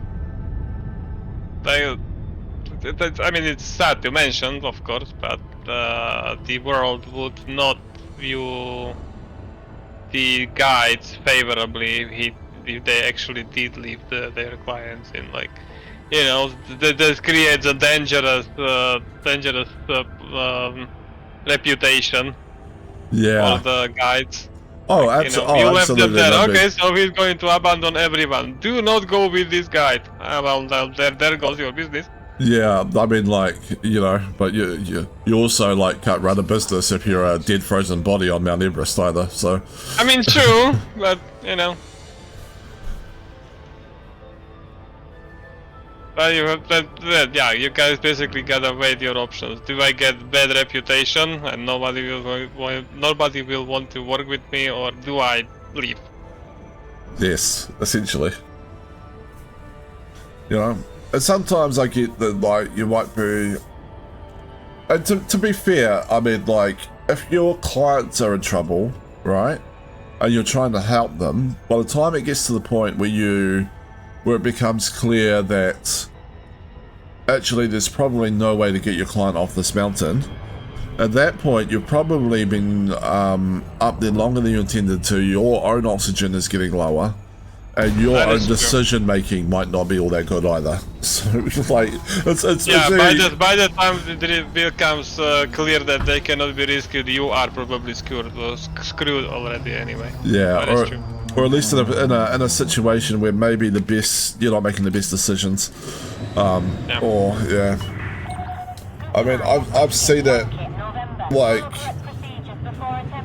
one of the biggest causes of death in New Zealand backcountry for people that go out, like, hunting or hiking and stuff, right, is drowning here in New Zealand. It's the biggest risk, right?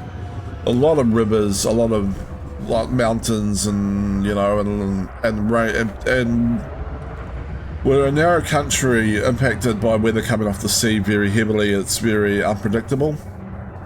All right, it's big oceans on both sides.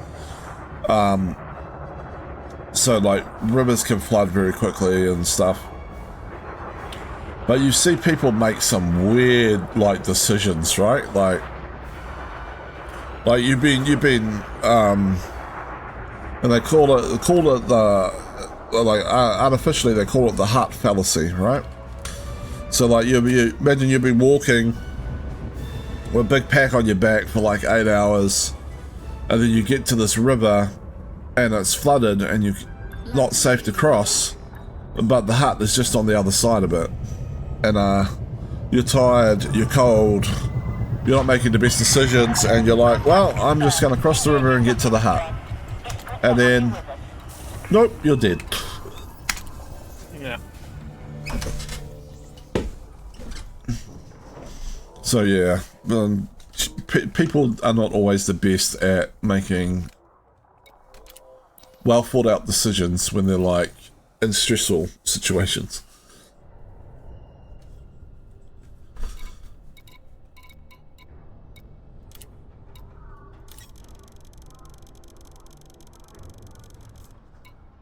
Alright. Cargo hold at maximum capacity. Should we save this? Nope, still offline by the looks of it. System colonization. There's an update on this yet. Let me have a look.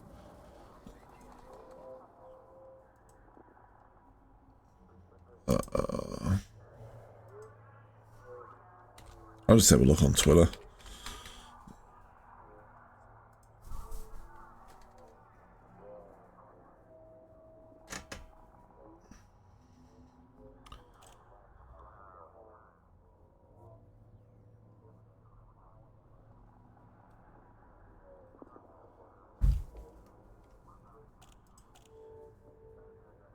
Alright, nothing there. Let's go to their official forums and see if there's anything.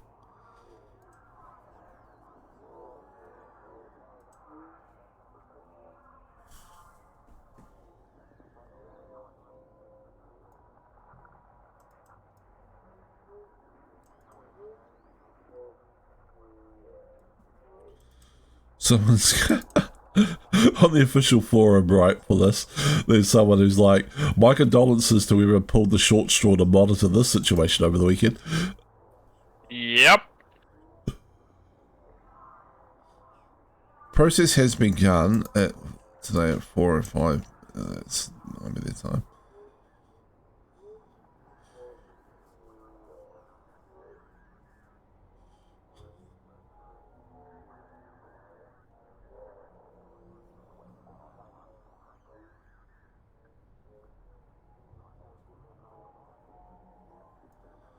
Process has already been, as highlighted above, the process has already begun but takes time to play out across all the servers.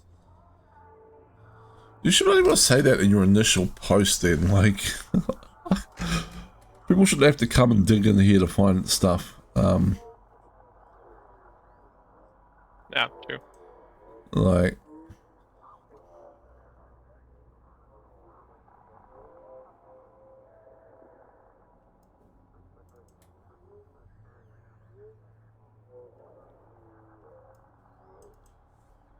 someone's like, note the portal's message is still showing in the main menu screen, and some senior community manager came back with, we're aware it's in its rebellious phase.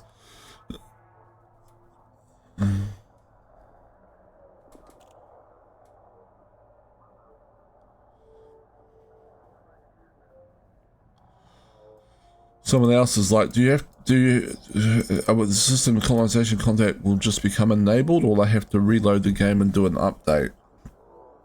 And the senior community manager said, believe it should just come online, but getting someone whose laptop isn't screaming in pain from misuse to confirm. We'll update if I'm wrong.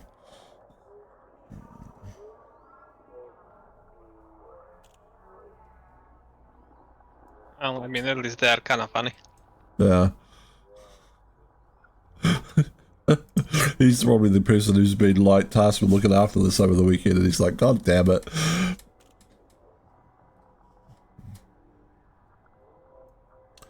So the info he's updated this, he's got the info I have is that if you're sat steering in a specific system, you may need to relog, but if you fly about and check out other systems, they should appear.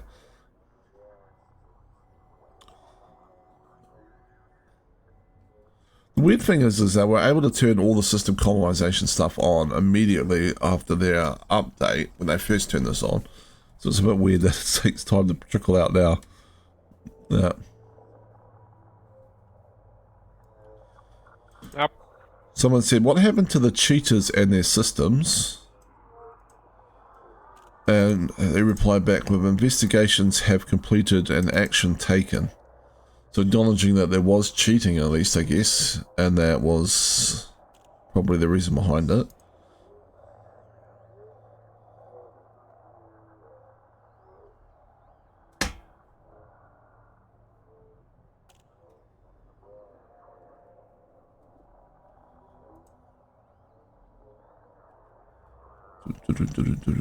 What else do we got?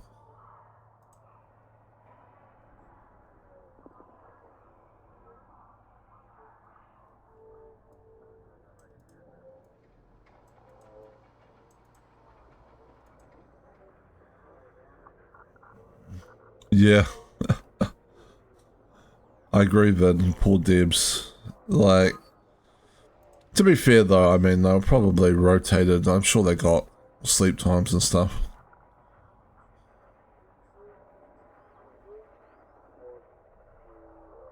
To be fair, the only ones that I feel at least kind of sorry for in this whole situation is the support staff. Like they had nothing to do with this, and they gotta take all the shit that the players are sending in. Yeah.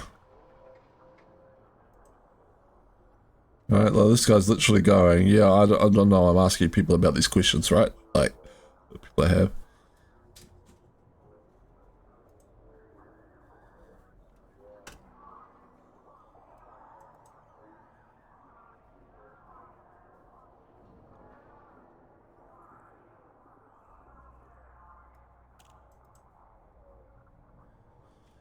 Let's see if there's any more. I'm just looking for any more updates on the actual community person. Stand out due to the color coding.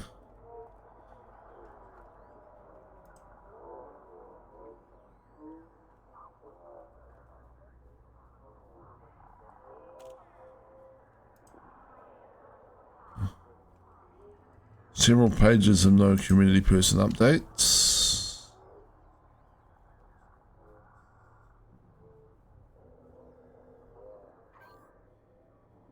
Two-thirds of the systems are still closed. Fly to the next one or one more, you'll find a system that has it active. Then someone's like, you'll not be able to claim it. So even apparently there's issues with the claiming going on as well. Well,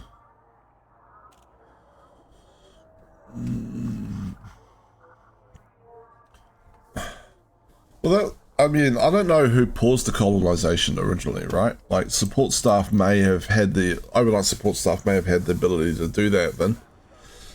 Like, so, they might have just been on and then got reports that they paused it, but they weren't able to put out much information about what was happening because they didn't know what the cause of the cheating was or how long it was going to take to fix or anything.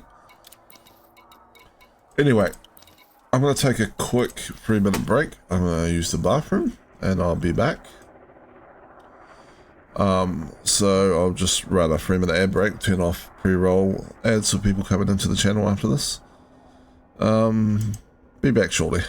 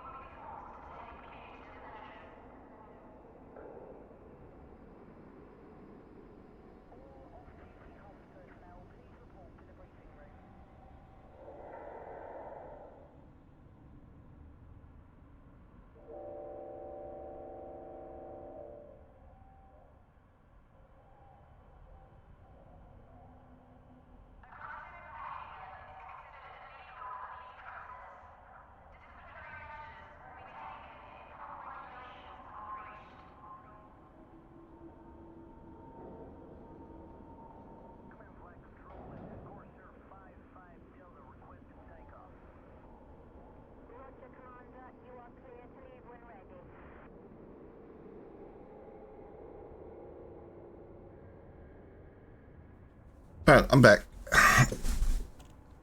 How are we going? Here we go. Okay.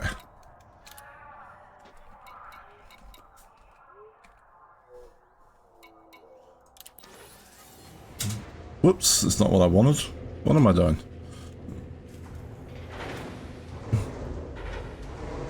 Look, actually, do I have other paid jobs for this shit? Let's just have a look.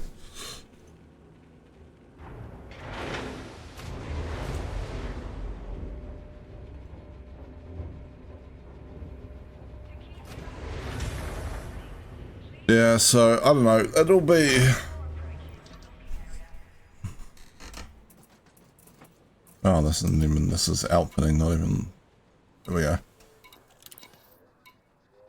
Yep, system colonization still not there.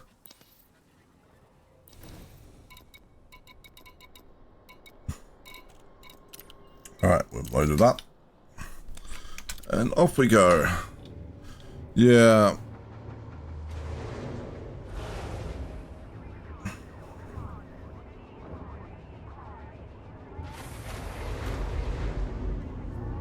I mean, it could be a case that you're like the support person, right? And you're like, people are reporting cheating to you at like some early hour in the morning.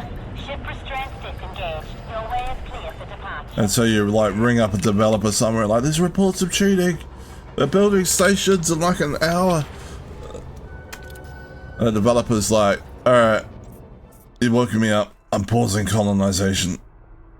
And I'm going back to bed. I mean, And then the support person's that like... would make sense, wouldn't it? and then the support person's like, what do I tell the people? No, I am already half baked back to sleep. You make up something. Yeah. Your support, I'm dev. I've done the dev thing. Do the support thing. Yep. You are better at talking to people anyway.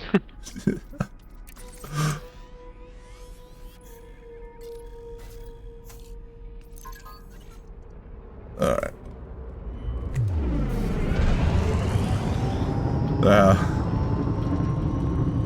Oh, team invite.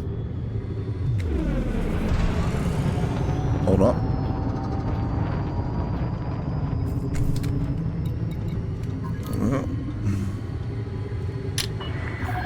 You're clear of the port. Traffic operations out.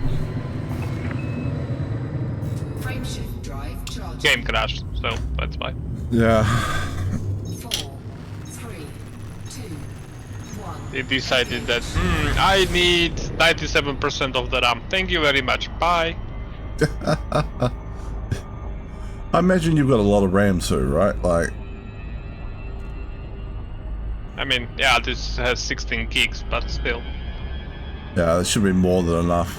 I mean, it currently runs, well, not the game, but overall RAM is used up about 70% of the RAM.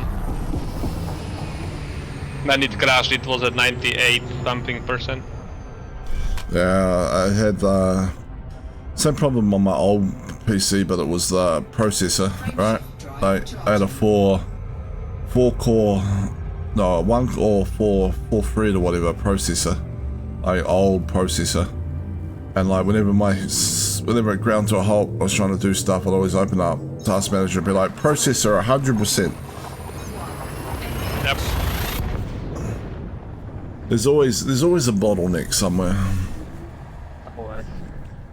I mean, to be fair, I did have IDE opened needlessly, but still.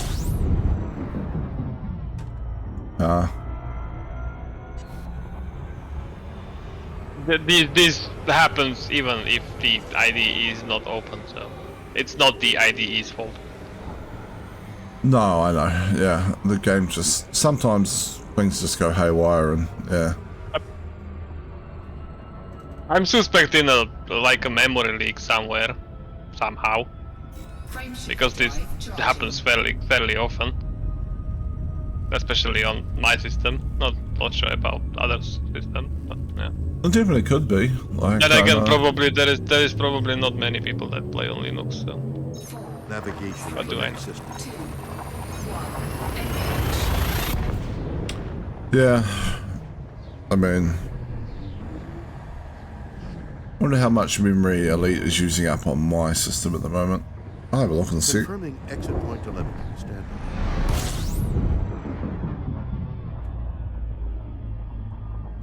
Let's have a look. Let's take a quick look. Task manager.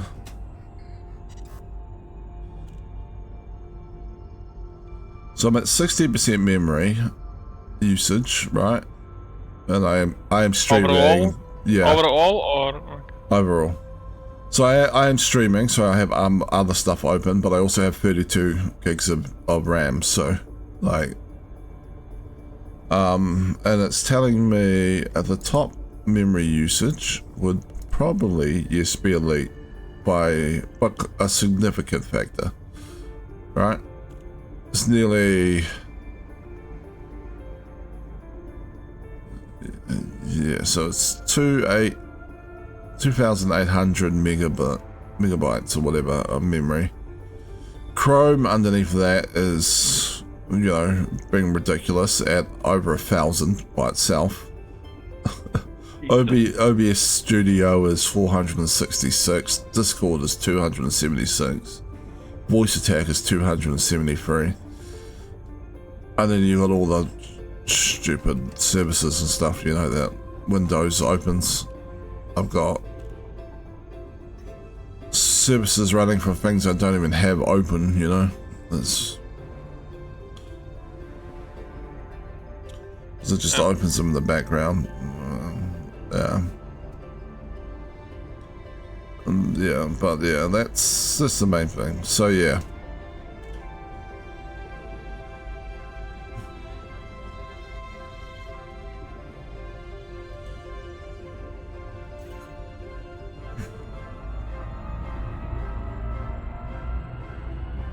But yeah, I mean, I run 32 gigs because, like, you know, when you're streaming, that helps to have more RAM for different things to use, but 16 gigs should be more than enough for, like, Elite. More than enough, yes. Yeah. I do agree with that.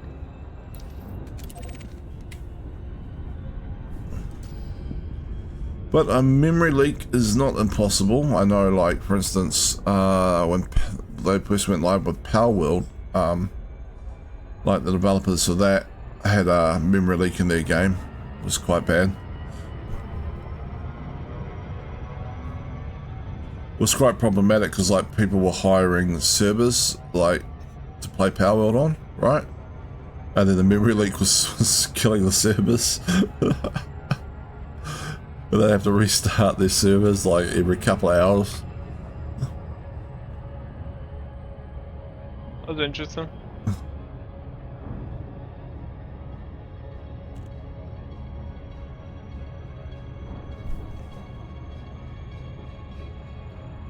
See, the owners of the people that rented the servers were basically, and then the other people playing on them, so they could have like big groups and a persistent world, because otherwise, you know, you're hosting the world and you can only connect to it. Other people can only connect to it when you're online. So they you have this persistent world where people could be constantly base building and other stuff and that. And then it was, yeah, but like, they constantly have to complain to the person that had rented the server that everything was going sluggish, and they'd have to trigger a restart.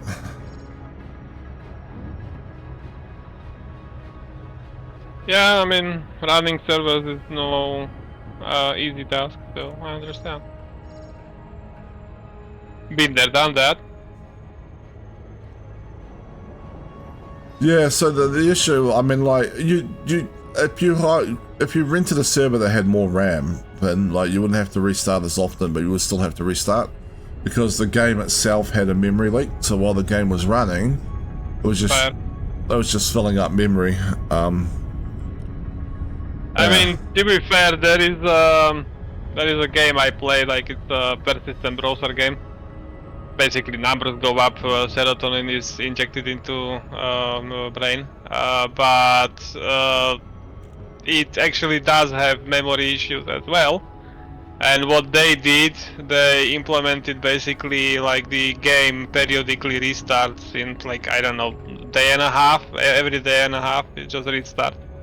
That's And it's hilarious. like implemented, it's canonically implemented into the game. The game knows when it's going to restart, and when it restarts, it grants everyone like some amount of resources.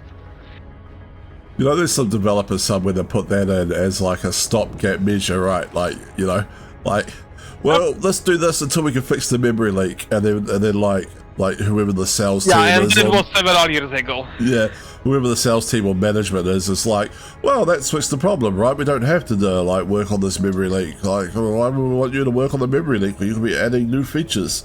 Well, you know, it's not really a proper solution. Well, no, it's fine.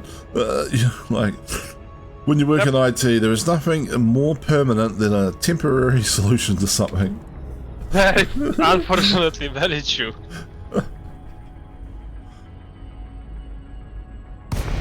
I don't know how many times I've had to tell my manager, I was like, the reason this is like this is because we put this in 5 years ago and it was supposed to be temporary, but then like fixing the actual thing as patching around has never quite made it to the top of the priority list. Probably because we have a patch in place there, like, it's just the way it goes.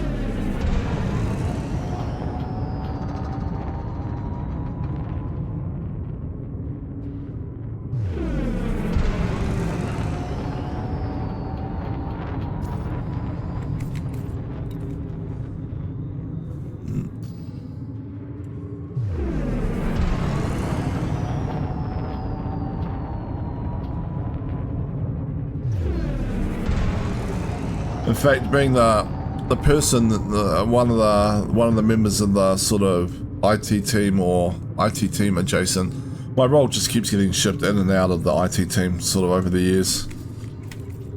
Docking request granted. I'm sort of one of the people that people come to and ask about the old weird shit. Do you know why we're like this? Why we operate like this? Yeah, like 7 years ago. Gear deployed.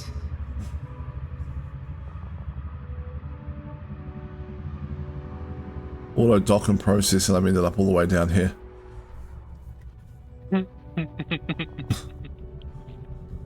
It's going to crash you into the station, isn't it? I'm almost certain, but maybe not actually.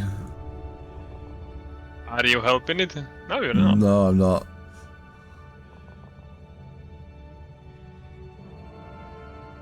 It's doing weird things. But It okay. is. Alright.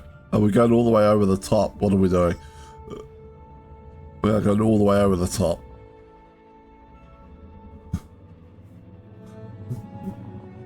Interesting. They definitely need to patch the auto docking to deal with these like satellite construction-y type things I've got. Orbital construction sites, yeah.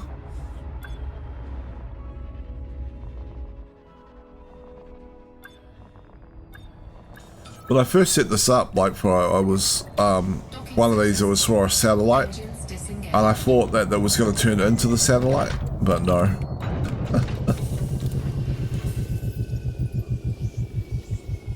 I mean, that would be interesting, wouldn't it?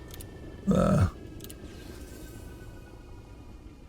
you never see anything like you know, like after this is done, there'll be a space station floating, you know, asteroid space station floating off here somewhere, and this will still be here.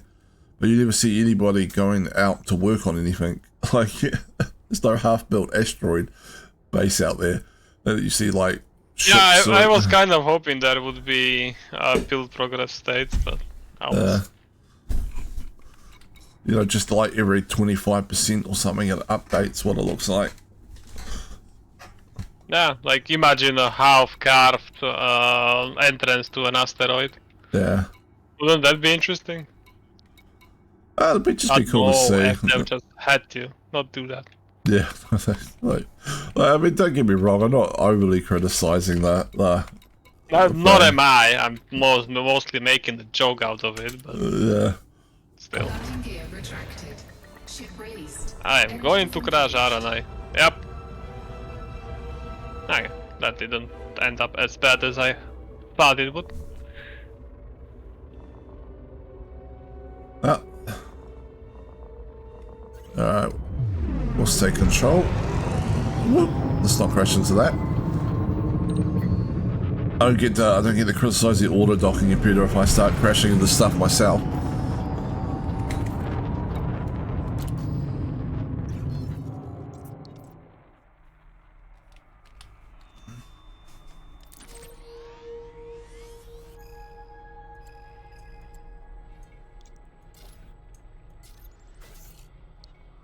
Boom, boom, boom, boom.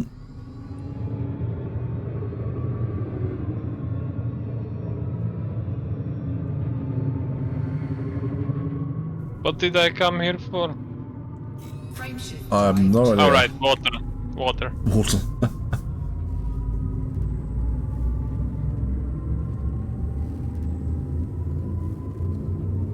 It's an 4, 3, 2, 1. Engage. yeah, I mean that would also work, right, Ben? Engaging exit protocol. But I mean, they've just kind of done what they've done, I guess.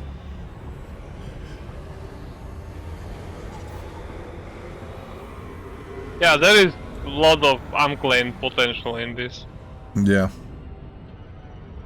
Well, isn't that the story of Elite, but yeah. Yeah, right. Like same with like fleet carriers and everything, right? Like, Yeah. I mean, With carriers, on-foot missions, exobiology, explore. Yeah, okay. yeah, everything is like the same where they're like, we got this idea, and everyone's like, yay, and then they implemented it, and the entire like you know, like Elite Dangerous community is like going like, really? I mean, you couldn't have like pushed it a little bit further. Yep. No anomalies detected. All systems check out. No unusual activity. It's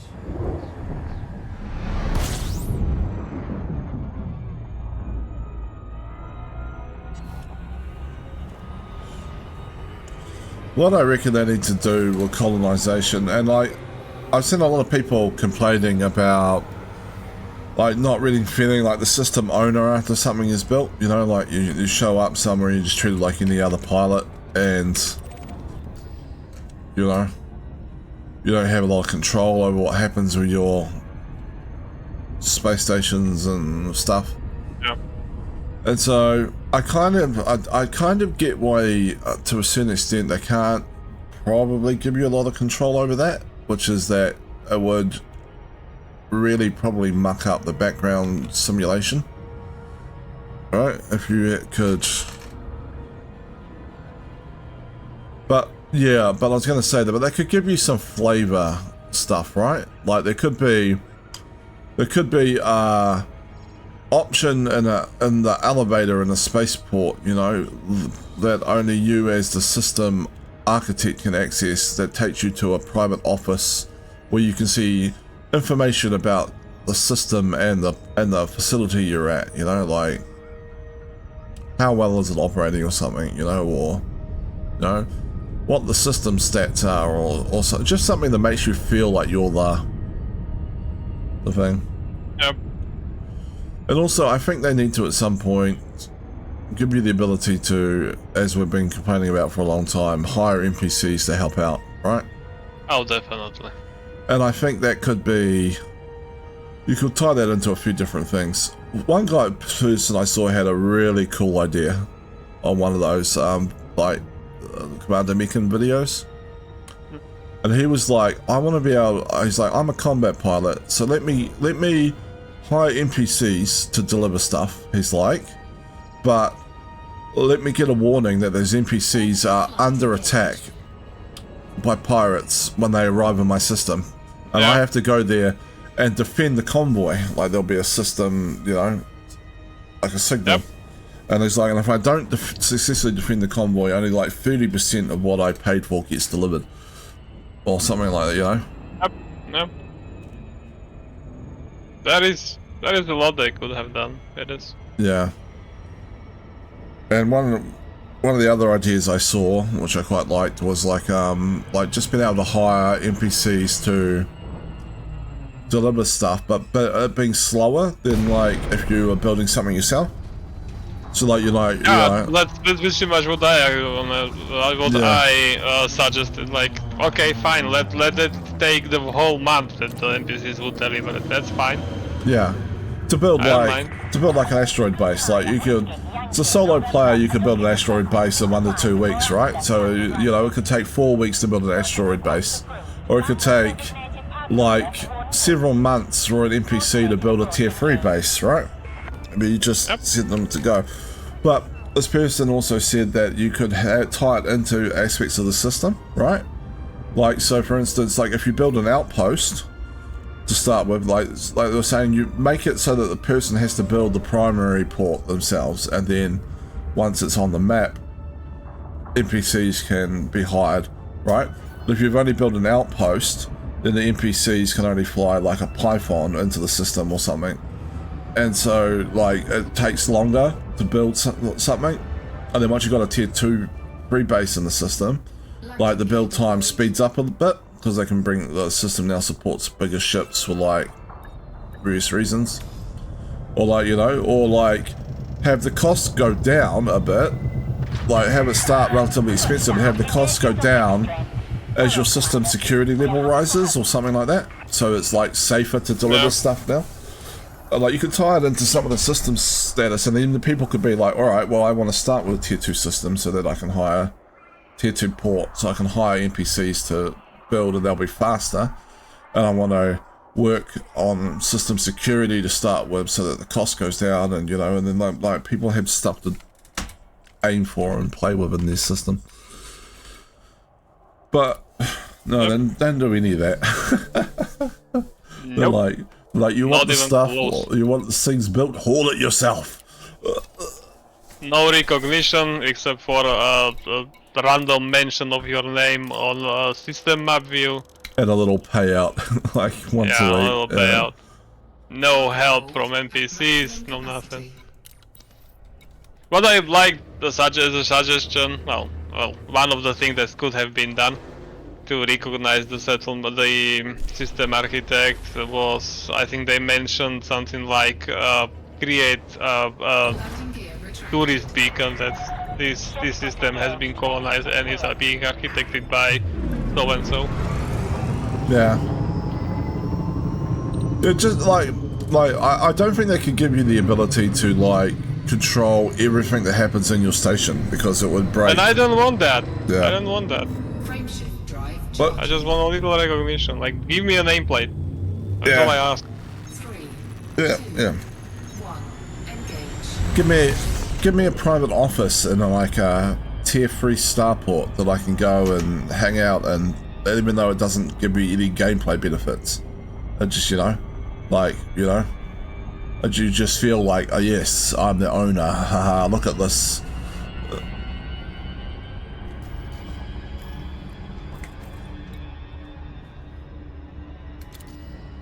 Like, just something like that. What I also would like, which is kind of not related to what we are talking about, but what I also would like with this system is that I could designate other commanders to help me like design the system. Like, you know, we would be both responsible for the system. We would somewhat decide what we wanna build, and we just start the buildings, and, you know, so both of us could, for example, design a system. Even if the original owner would have to approve all of it, it's fine. Yeah. Which is good, because you could give other people more of a feel of ownership in their system, and they'll be more willing to, you know, help out. Not that it's a problem with the two of us. We're quite good at helping each other out, but like, yes. Anyway, it will also create. Oh, sorry. You go. What I was aiming mostly at with that was that if the commander wanted to quit, that they could hand Confirming over the exit point. system and not leave it in unfinished system. In Yeah. state, sorry. Yeah, that's true. Right. And also not also give up rights to it fully in case they did want to come back to the game at some point. Yeah. Oh, yes. Anyway, Dark, yes, I did. I saw the stuff you sent me on the voice attack version 2. I haven't logged into it in any real depth yet, but I probably will over the weekend. Do you have to pay for it as well, or is it like it's like a new purchase, or do they just upgrade you? And does it work with the existing like voice packs from various places?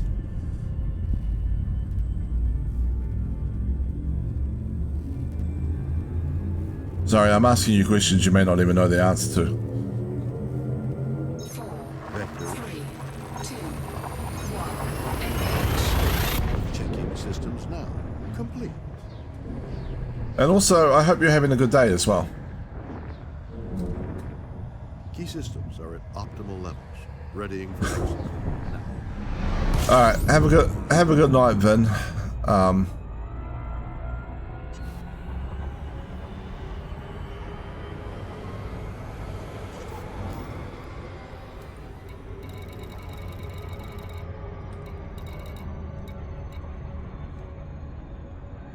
New Horizons. Here we go. So I'll investigate a little bit this weekend.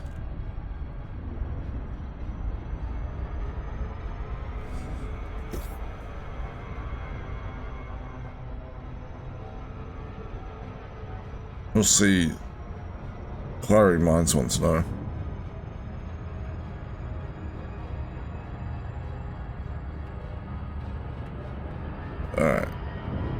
Alright. Where are we? Let's slow down a little bit. Oh no, we're alright.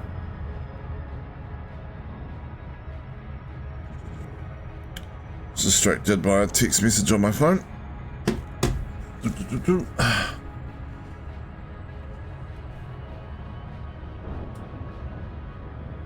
Alright.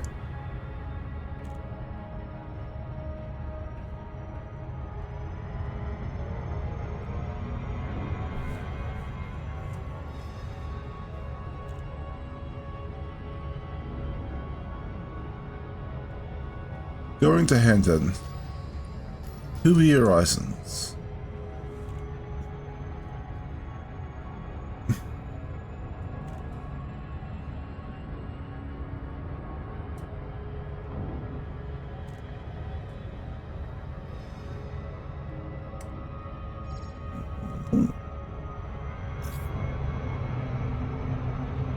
Too fast, too fast.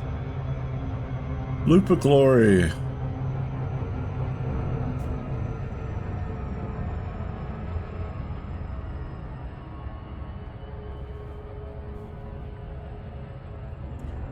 I'm sure there'll be questions asked and stuff on like the voice attack forums and stuff, or in the voice attack Discord will become pretty clear once I start looking into it whether or not the voice attack 2 is got any issues with the existing voice packs. You'd hope not. You hope it'll be fairly compatible. But I probably can't buy it for like a good week and a half anyway, because I am super broke at the moment. Wait, you have to buy voice attack? Like it was free. There's a free version of it, and then there's like a commercial version. It's not expensive though. Right. Yeah. There's like a free version where you can have like one profile. I think to use like the proper voice attack stuff, you have to like the voice packs other people have built and stuff. You probably need the paid version. Yeah, the demo version. It's more or less fully featured, right? It's just that it doesn't allow you to have more than one like profile set up.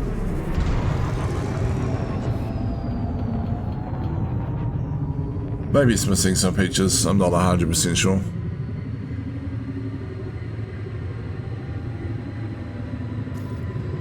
I know.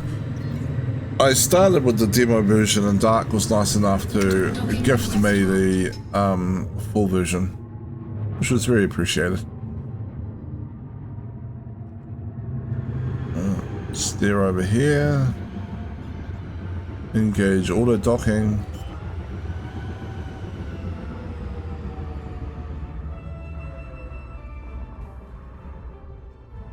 Landing gear deployed. The version 1 or version 2?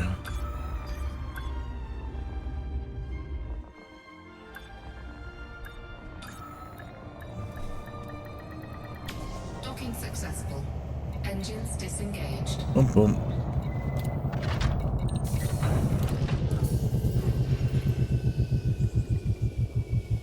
The version 1 is not on Steam anymore, version 2 is on sale. Okay.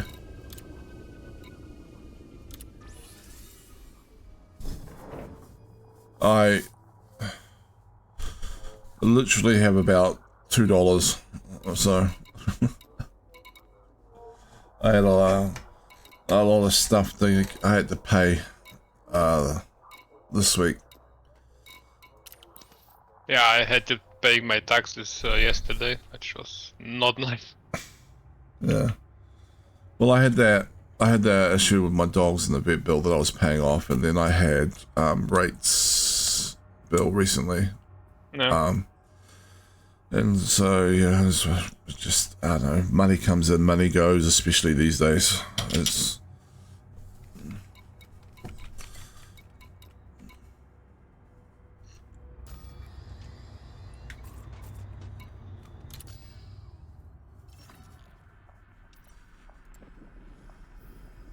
So while I am broke right at the moment, I have paid everything I had to pay, and I've got, you know, like, bought food and all that kind of stuff. So like everything's under control. It's just no spare spending money this fortnight.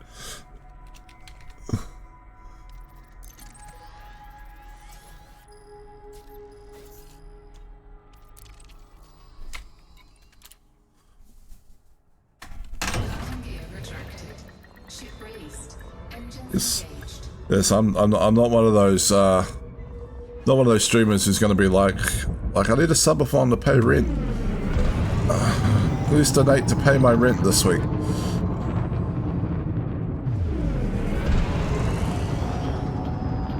Though in my case, it would be my mortgage. I mean, but points at throne.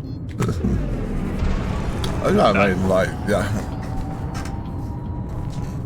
And I mean, there are times where people are genuinely in hardship. I'm not trying to say like those people are trying to take advantage of their viewers or anything. Though there's probably some that do, I guess. But I don't know.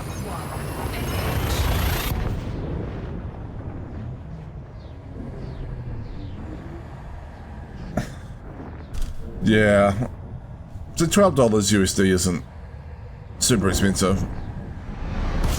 Yeah, Even it's on 25% sale. Yeah. So that'd be like $20 New Zealand, I guess, even at full price, which is fine. Frameshift drive charging. By the way, for people watching, I believe that Elite Dangerous is also on sale on Steam right now, at about 70% off. When is it not?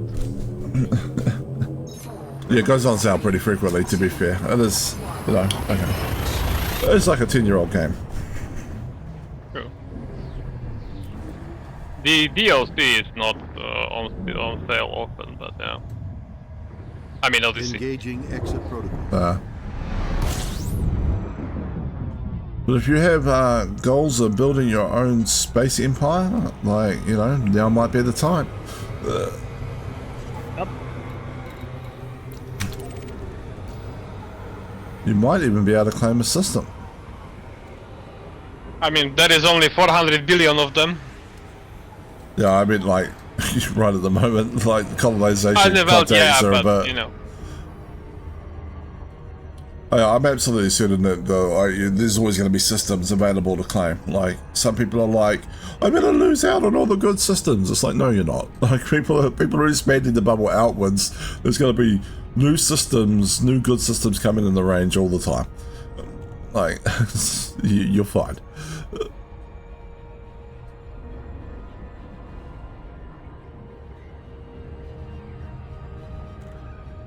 I went to a station that was supposed to have things that I needed, but I came here and there is like 200 of everything that I need. Yeah. Thank you, game, I guess. Yeah, what I think is happening is that, it's probably, what, Friday night for a lot of the world? So a lot of people are playing computer games. B, you know, Frontier has said, hey, colonization's back on, people, and everyone's going, yay, log into the game, and then, like, find out they can't actually claim where they want to claim because colonization is kind of not on in a lot of places. And so they're probably then gone and went, alright, well, I guess I'm hauling some stuff for my existing system. Which is literally what we did, but yeah. Yeah, exact same thing we're doing, yeah. That's what everyone else is probably doing as well. Right, like, it's...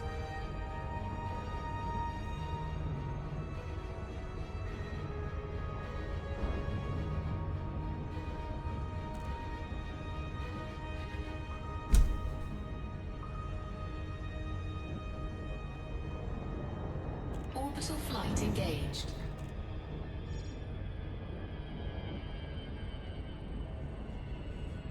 Some people seem to be, seem to struggle with the idea of the colonization as well. Like,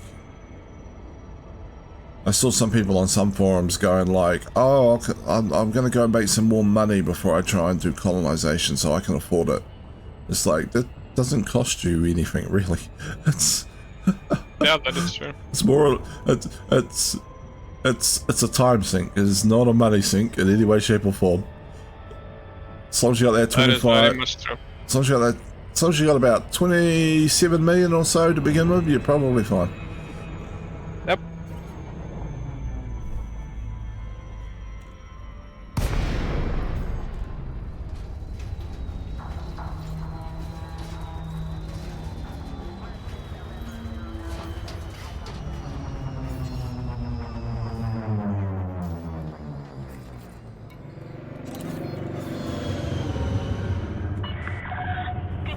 Whiskey, Yankee, November. Follow correct procedures before attempting to dock at this port. Docking request approved. Land on designated pad number 11. You're approved for automated docking sequence. Down we go.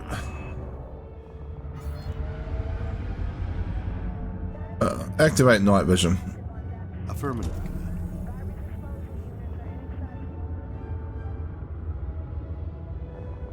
Boom, boom, boom, boom, boom, boom, boom, boom, boom.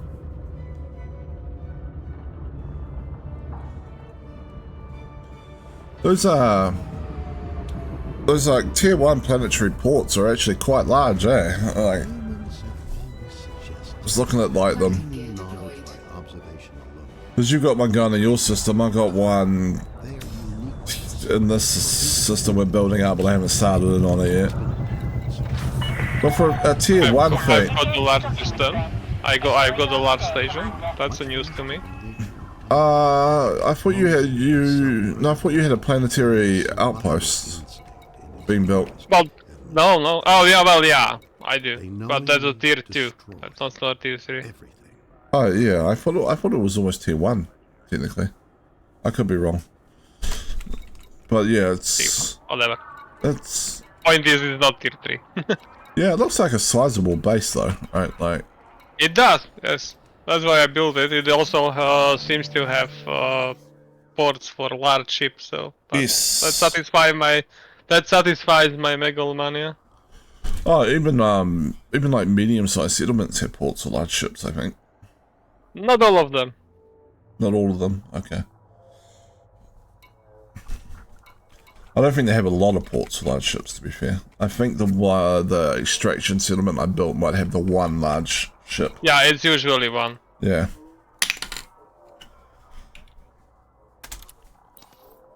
But the one I'm building should have two, at least.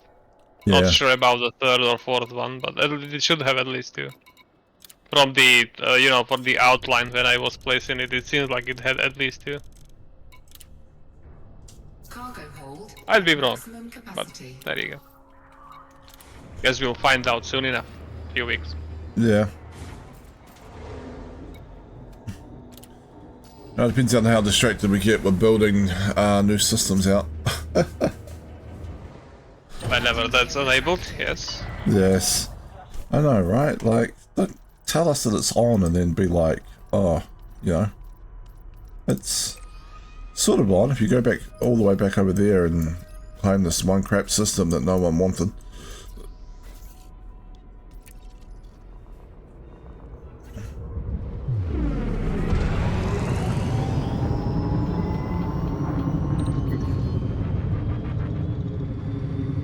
Frameshift drive charging.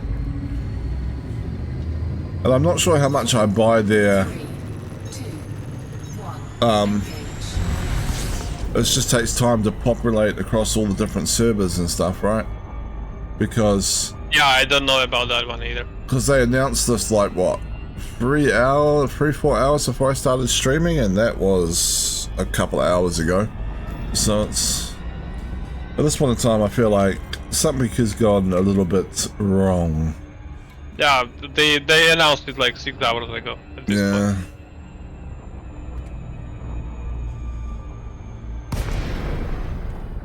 There is no way that the synchronization takes this long, even across many servers. Yeah. Especially when some of the stations do have the contact enabled and some don't. That doesn't align with it's populating across servers. 4, Yeah, it's just weird, right? Like 1. Engage. let's Like try- I would fully understand if you had it and I didn't, or the other way around. Like okay, your server got it, mine didn't. But still, it having be like a mixture of on the same account. No, that's Yeah. not a server population issue. and it might, and I mean even then it should only be for a short period of time, right? Like Yeah, the query doesn't take that long. Warning. Temperature critical. Okay, well it can, but it shouldn't. yeah, But should maybe have. Like, no, it definitely feels like something is a little bit haywire here. Like how long can it take to do update system colonization contact and equals 1 and run? Doesn't take that long.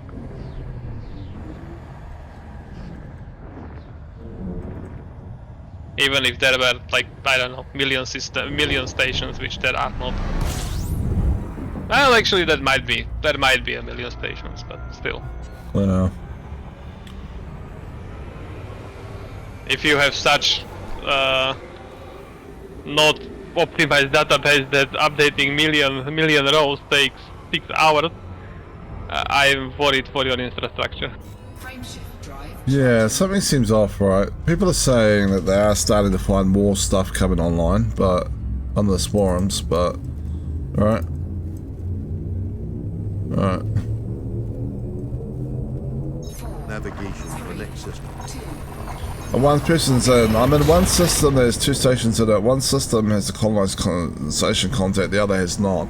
Don't mean if they mean it has it active and the other. Yeah, I Right. think so. Yeah, and the other is deactivated. If available, try different stations in the system you're in to double check.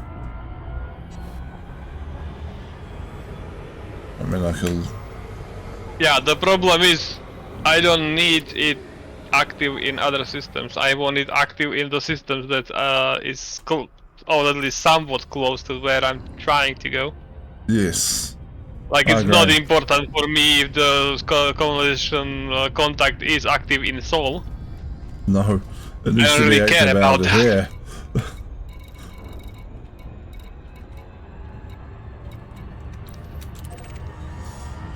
It's just if it's coming on in a weird way, maybe I'll just do a quick loop around shortly and check a few places here.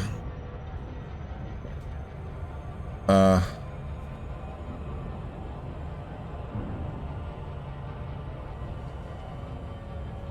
I do have a ground station here, or a ground settlement I can land at. That might have the colonisation thing. And then there's my Coriolis station and the other system in your asteroid base, so you can go check those.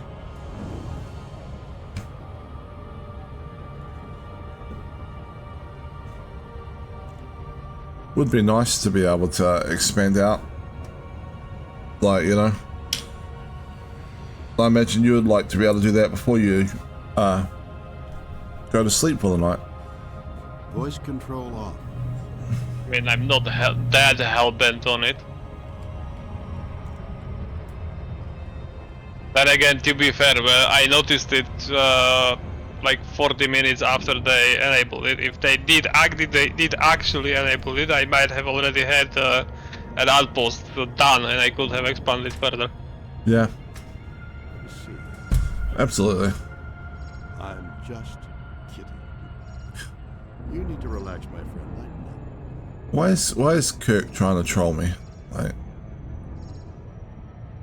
Isn't he trying to do that always? yeah, pretty much. Voice attack likes to troll me. Like, it just recognizes random stuff, and what I say is it's not even close to what I said sometimes. Yeah.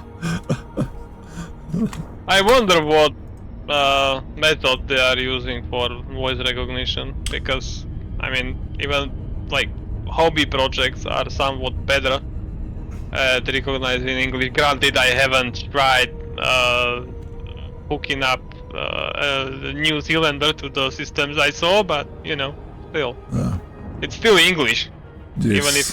even if it's you know, slight accent.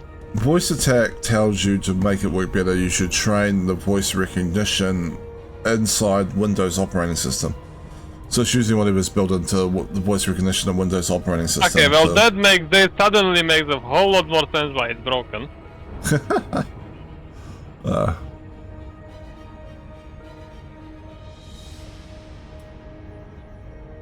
So yeah, I'm guessing Windows is not using the best voice recognition. Like,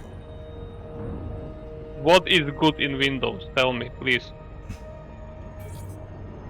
Okay, I'm Not a hating lot. on it a little too much, but you know, it still holds somewhat true.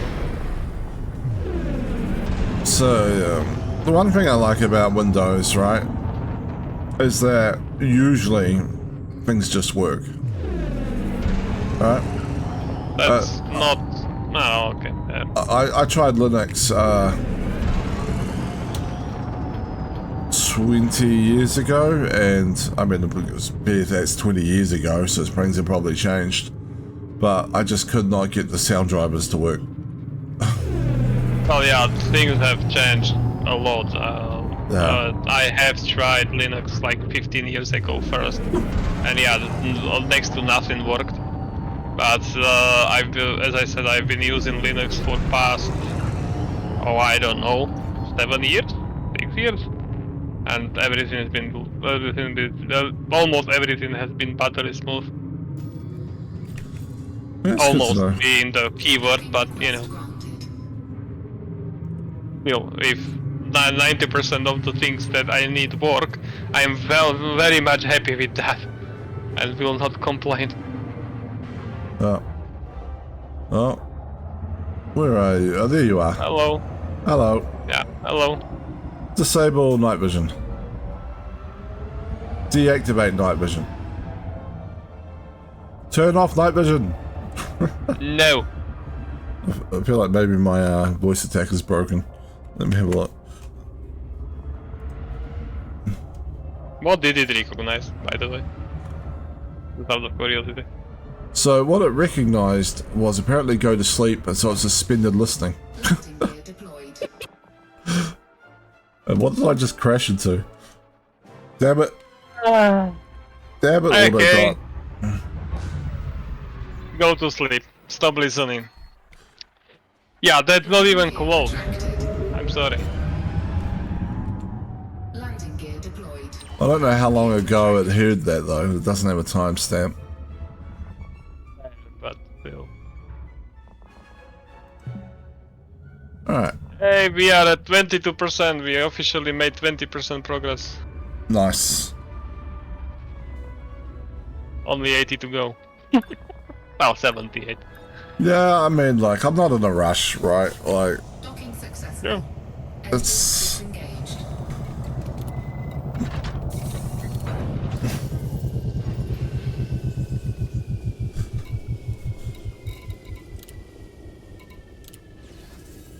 Tell me when you hand in. Just a 24%. Ah. Okay, so the UI on system map doesn't update real time. Oh, Which okay. is fine. I'm just saying. No. Alright, I'm gonna go and, so in here there is... Yeah, I think that's right. Astrop Terminal? No. It's a Dredging Enterprise.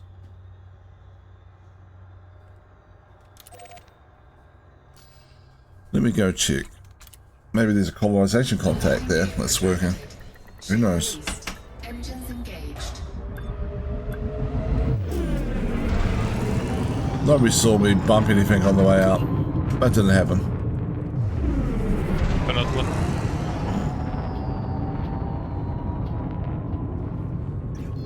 Frameshift drive charging.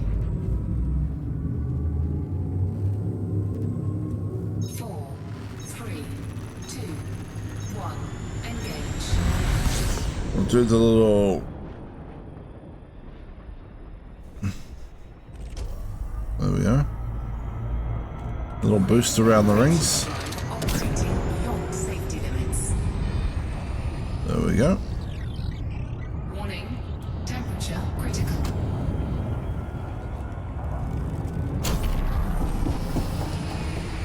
Might have been a little slow on the disengaging. Heat sink deployed.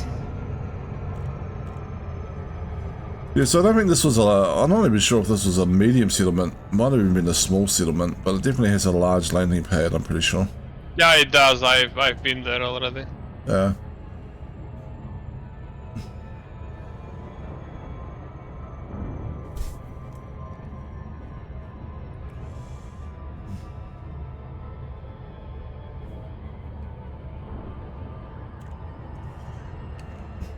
I did see, I also saw a thing about some guy that got his, system to produce CMM composites. Oh, nice. I'm hoping you copied their layout so we can reproduce this. He wasn't quite sure how it happened, but he did put down a refinery hub. So, Which you do have, so good. I do have, yeah. So I'm wondering if I just need a bigger... Oh, I'm wondering if I need the planetary port I've started or something like that to... Possibly. Yeah. I'm also wondering, like, how close, like, a refinery hub has to be to something else before to impact it, or if it just by impacting the system economy. I have questions that I don't have answers to, I guess, at this point, but Don't we all?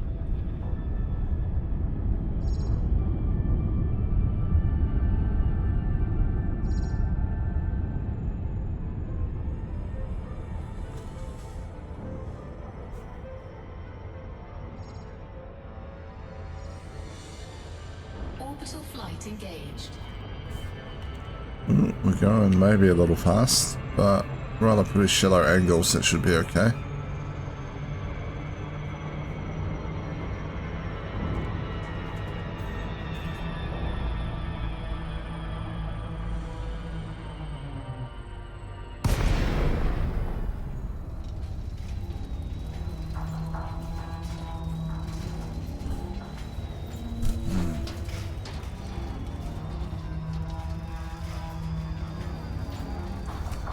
Let me grab a drink while I'm gliding in.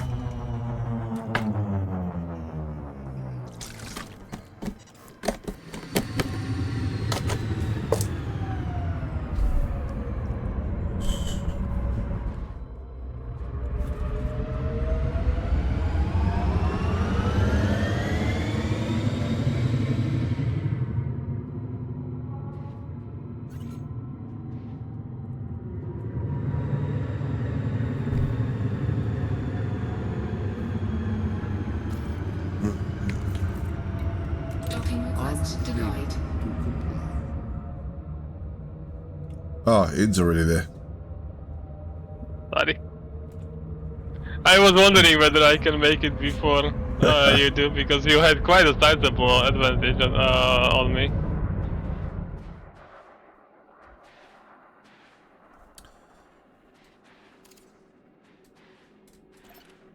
Oh, I mean, it is online. Well, the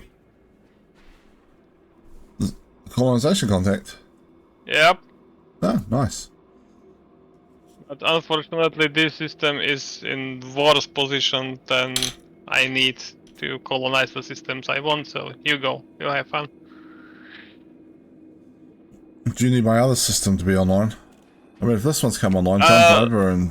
No, either one of those is on the wrong side of where I want to go.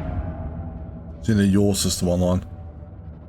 Yeah, I'm going to check my system right now. You know, the asteroid base. Yeah.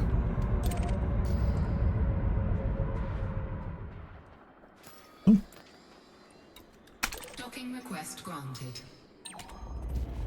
Not sure if you want to expand from here, but you know. Well, I'll head over towards that big system I found anyway, and then... but I'm gonna help you build out towards your one with a bit more priority than I'm gonna build up mine. Because I got a feeling that, like, even though that's got like 56 bodies in it, the one I'm going after, like, because half of them are so far away, it's probably not going to be something a lot of people are aiming at. Or if somebody snags it from me, like, I'm not gonna be like, oh no, woe is me.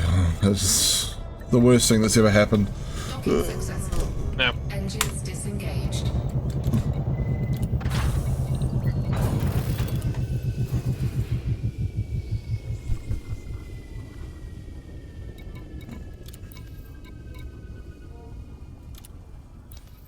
Question is it even within range of this system? I know it's within range of my other system.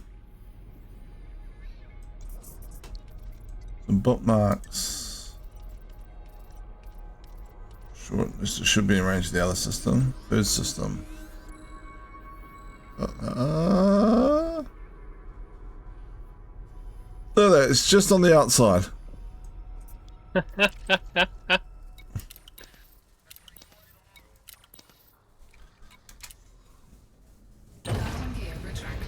Because of course it is. Let me go see if excuse me. A little bit of coffee. So let me go see if my other system has the colonization contact up. Go from there.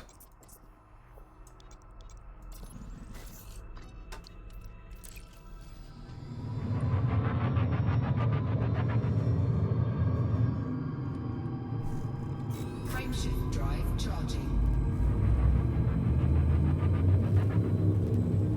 Line with escape vector. Alright, fine.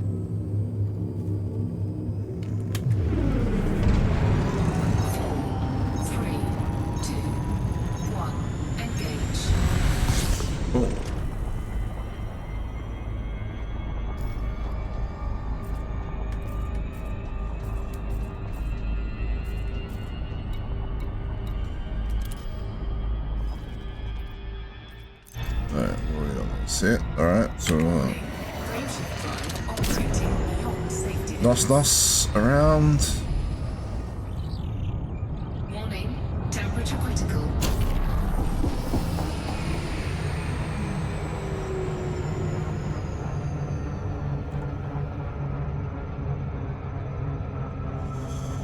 Frameshift drive charging. And I mean, the good news is, in the time it takes us to build 20% of that tier 2 starport, we could have built 60% of an outpost. If not completed it by now.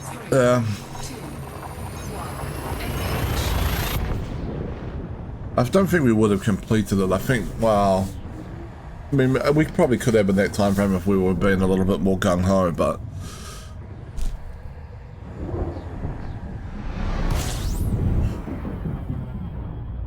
And colonization system contact is offline.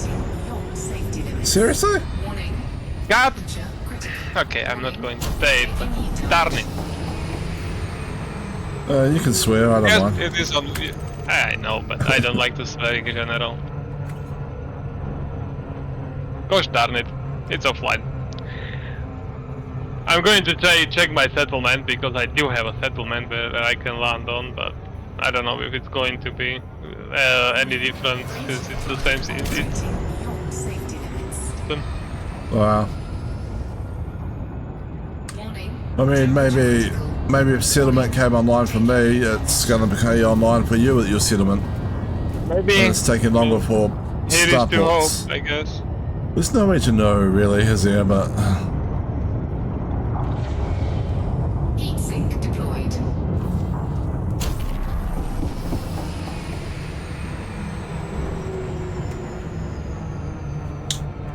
it'd be nice if they came up with Heat sink deployed. something to add on to the old ships, even if it takes up like an internal slot, right? To stabilize them a bit better during Yeah. like the brain shift overcharge stuff.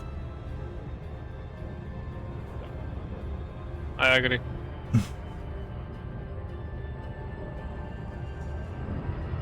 Warning.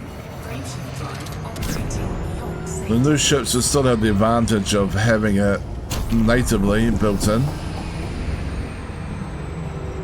Actually, I'm kind of wondering whether the new ships, like the ships from this year, will have the advantage, because the technology of SEO was from a different manufacturer than the ships that are supposed to be built this year. So I'm actually wondering whether they will have that as well. I think they probably will, but the manufacturer I mean, thing is a good point. I get it, but still. Yeah. You know. I could see, like, if they said, like, oh, actually this is proprietary and hasn't been put out to other things, other ship manufacturers, right? Like, Yeah, I'd be that's like, what I'm saying. okay. They have an in-law excuse for not doing it. Yeah. Technically. But I think they will, because communities come to expect it. Like, you know, those ships have the native sort of advantage there. I mean, maybe, but you know.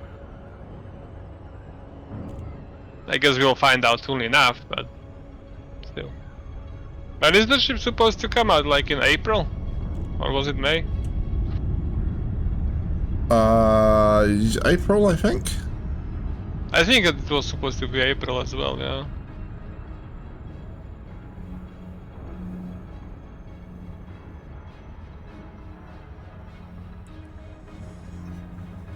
I should probably rename this one, like, Regax Sanctuary. Just, it's a bit of a weird name.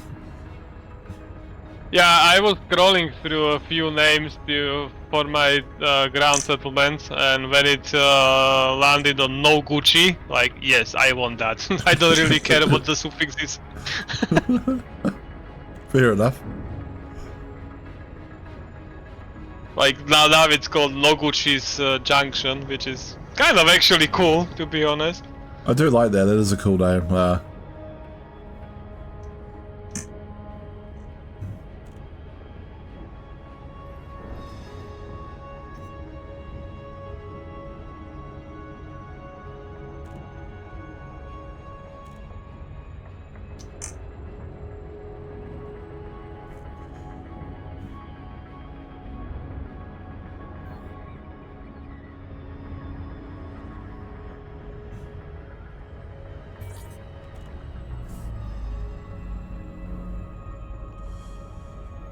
Alright. Regax Sanctuary. Disable night vision. Aye, aye.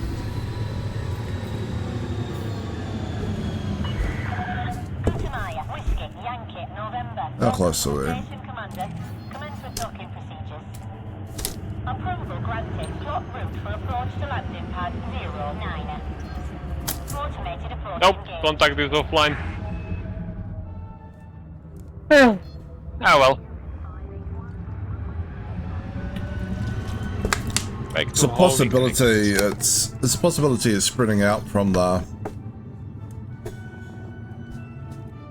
from the from the bubble, and so that'll all be online in the next half hour or so. Maybe it's touched my system and then.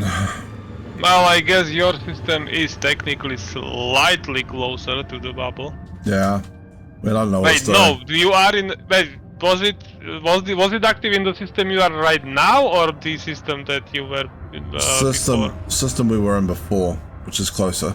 Okay, fair enough. I haven't docked yet, so I don't know for this one. Yeah, if it's active in the, if it's not active in the system you are right now, then yeah, that theory would kind of hold up. But if it is, then yeah, I don't know. The other thing that might hold up is it could be populating it out by order systems were claimed in, right? Or because we claimed that one and then that one, so if it's not activated here, it could be that the system was claimed. True. I guess we'll find out.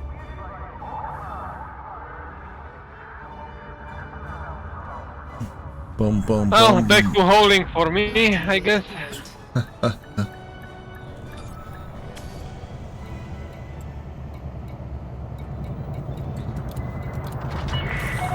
Contact confirmed. Engaging docking restraints.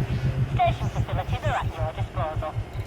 Contacts. System colonization is on in this system. Okay. So it can't be long before it's on in yours, right? Like, surely. I give up. Everyone has got new features except for me. It can't be long until it's on in yours. I'm giving it another I'm joking, but, 10, you know. 15 minutes.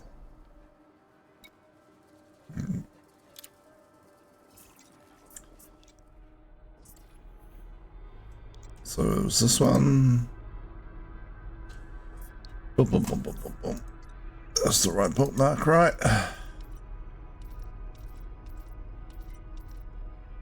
Third system. Yep. Configure preview system map. Should be able to see where the primary port is going to go. Here. That's fine. I'm just making an outpost because... What? Cannot claim this system.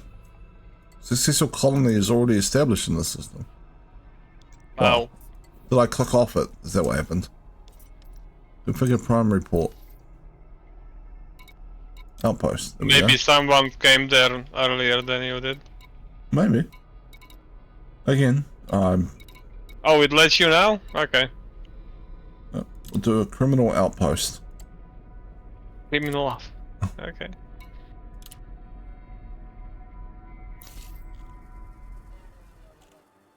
Yeah, okay. That Gee, worked, right? That worked. Yeah. Yeah. Alright, good. I guess I go there and deploy the beacon. The beacon. Enjoy your third system. I will talk here in corner quietly. As soon as you get the climber system, I'm helping you with the port. Docking coupling Thank you. engaged. That's fine. For departure.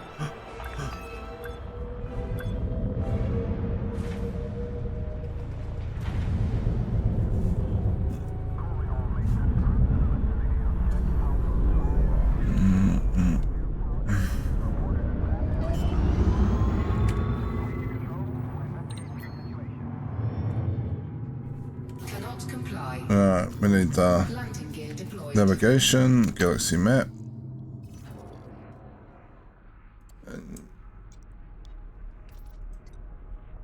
Yeah, this one.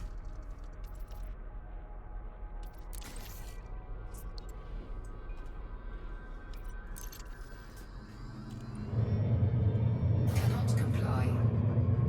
So I don't think there was anybody else likely to be hunting that particular system. It's kind of, it's not the biggest. Like it would only be if they were trying to If they were bounce. using it as a Yeah. bouncing system, yeah.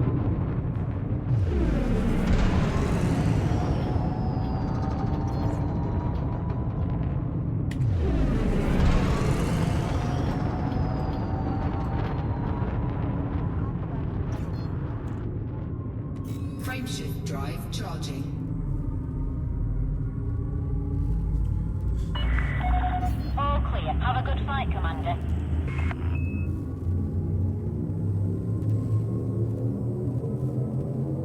There we go.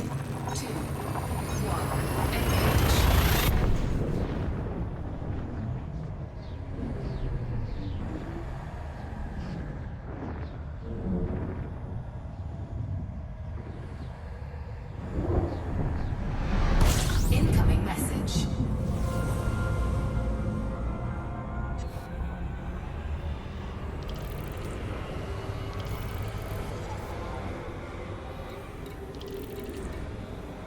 Okay. Beacon deployment site. There we go.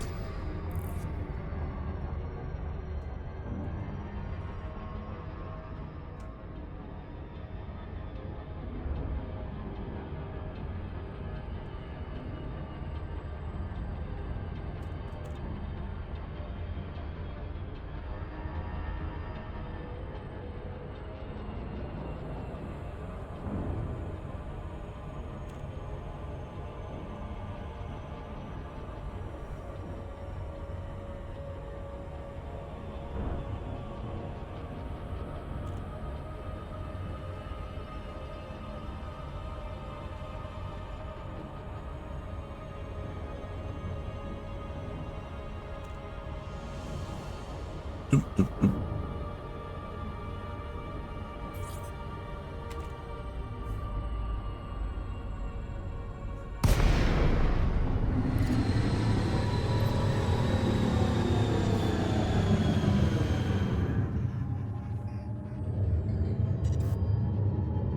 They're behind me.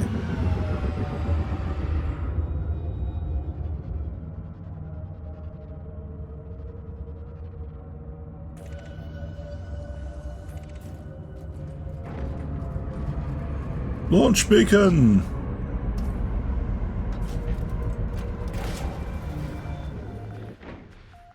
Beacon away!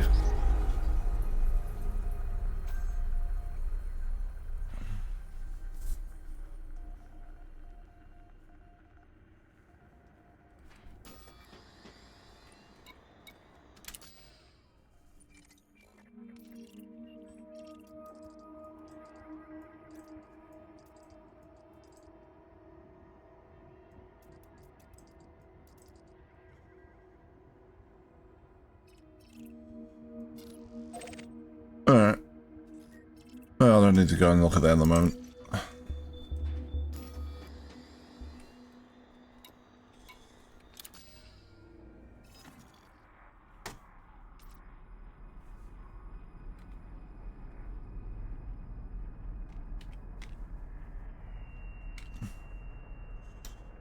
Actually, let's do this.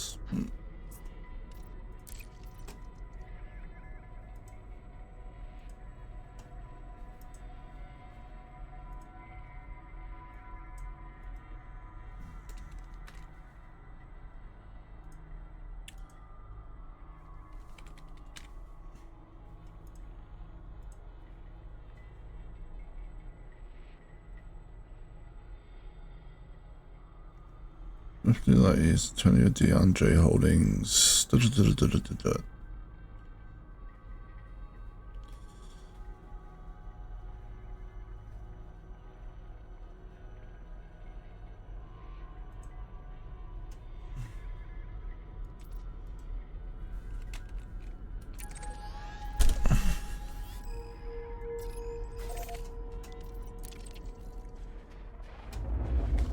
I'm absolutely certain your colonization thing will be online soon.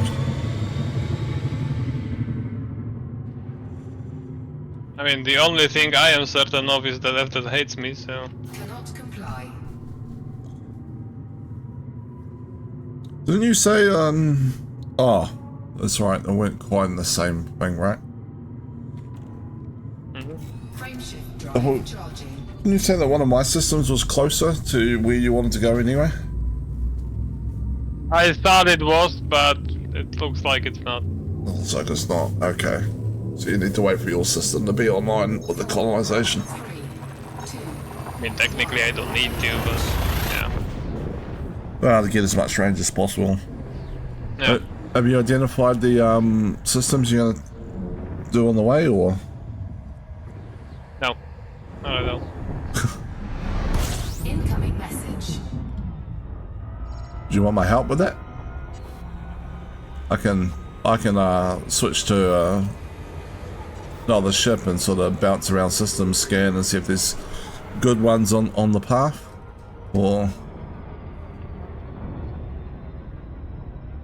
I mean, only if you want to, but you don't really need to. I don't really much care what the systems have. The few that are on a path, I saw what they generally have. I didn't scan the whole system, just know there is the systems that are in range have couple bodies. Yeah, okay. So it's just gonna Like be they are not great. there's just gonna be an outpost and bounce on, and yeah. Yeah, most of them Confirming definitely. exit point telemetry standby. Fair enough then. But thank you for the offer. That's alright. Yeah, I just sort of feels like a chance to grab a halfway decent system on the way. You'd probably want to do that. Yeah, well, I only checked the immediate vicinity.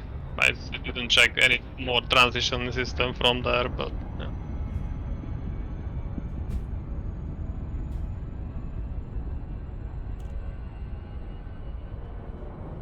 Alright. Antonio de Andrade Holdings. That's a cool name. I like it. Makes me think of like the Three Musketeers or something.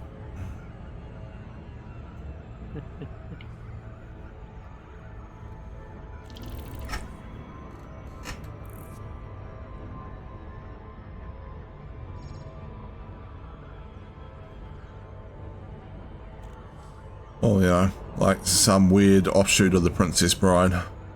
Hello, my name is Antonio Tarange. You killed my father. Thank you, the inheritance was quite spectacular.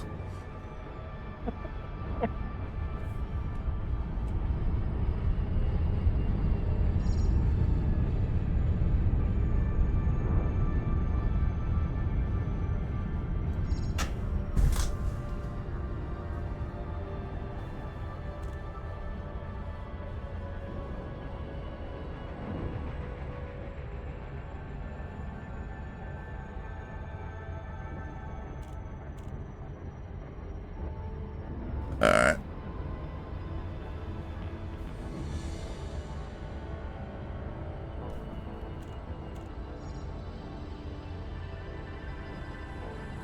Orbital flight engaged. What was that sound game? Oh, nothing's blowing up, so I'm gonna ignore it. It was the sound of reality tearing itself apart due to the stress of colonization.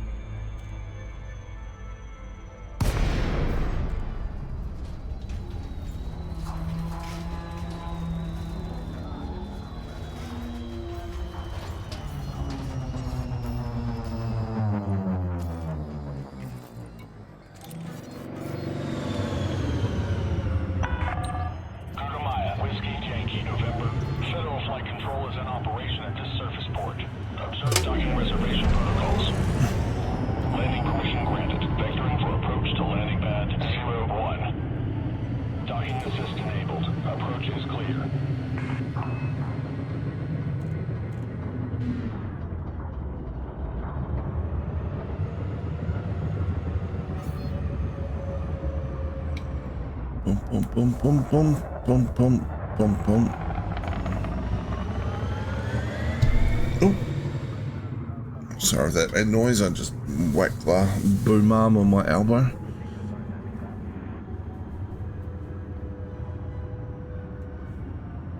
Unforgivable.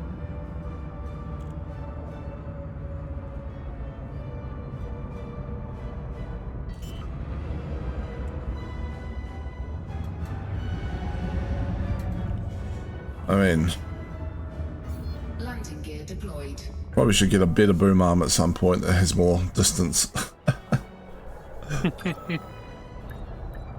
This one costs like 25 bucks, I think, from somewhere. Yeah. Landing successful. And it's not exactly perfect. It's like the base keeps warping and I have to bending it back into shape to hold things stable. What do we got in here? 36 cerium composites. Well, we'll grab them anyway.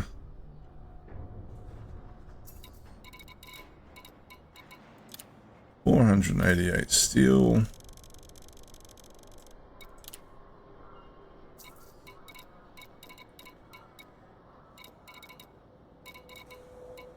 And we'll certainly need liquid oxygen, I imagine. Oh, we need that much liquid oxygen though. I'll just grab aluminium.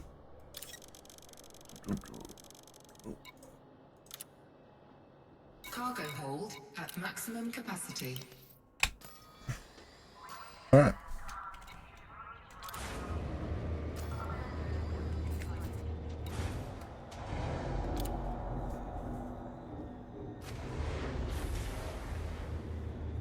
Oh, actually, your system is closer to where I want to go, but it's like it's on really parallel.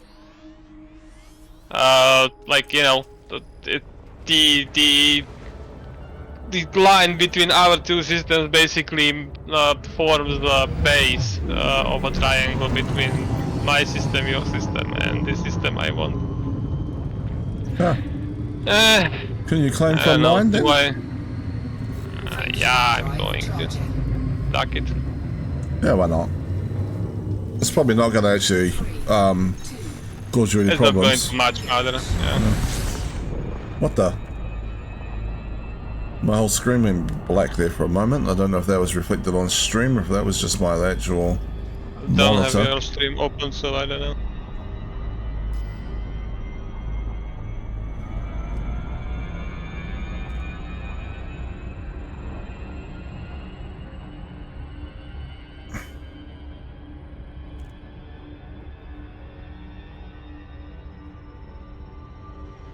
Just checking. I was just checking on my phone. Well, that's okay. Warning, frameshift drive operating beyond safety limits. Warning, temperature critical. Frameshift drive Well, charging. I will make. While you're figuring out what system you're claiming and going there to get it, I will make one deposit to my thing, and then I will grab some stuff and head your way, or whatever system you claim. 3, 2, 1, engage. Why is your system not showing me any settlements or stations? What is this? Well, which system are you in? The C1312? If that helps. This is the new one I Your just. second system, not the first one. This is basically. This is my third one that I just claimed. No, I'm... Wait, what? Yeah, this is the one I just claimed just before. Ah, for God's sake. Okay, so where are your systems then? This game You should have info. you should have it bookmarked, right? Oh yeah, but it's not showing up. So Okay, so yeah, no, your system is actually not. close. Okay, I'm going to check if it is or not. Okay, back to the system, I guess.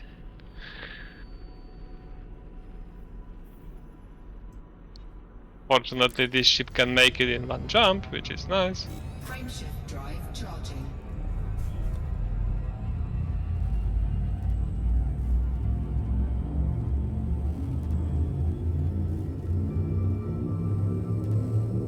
And then by the time we do all this running around, you'll probably find colonization is turned back on in your main system. I mean, I've laughed my ass off, but yeah.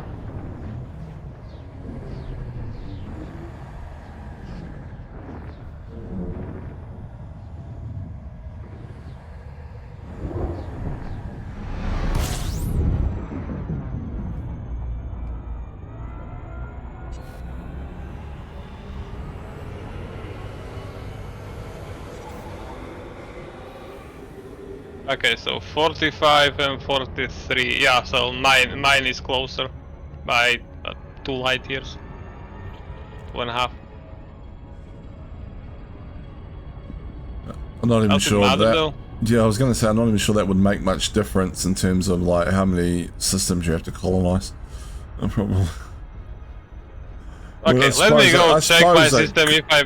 Yeah, let me check my system whether it's enabled. If yes, I go from there. If not, I'll go from yours. I was going to say, I mean, like, I might do. You might end up being like, oh no, I had to build one more because the system was 17 light years away from the last place I could get to. I mean, would you be surprised? No, not really. Like, that's just, I mean, just how luck works sometimes, right? Yeah. I reckon you should be able to plan it out, though. Like, I mean,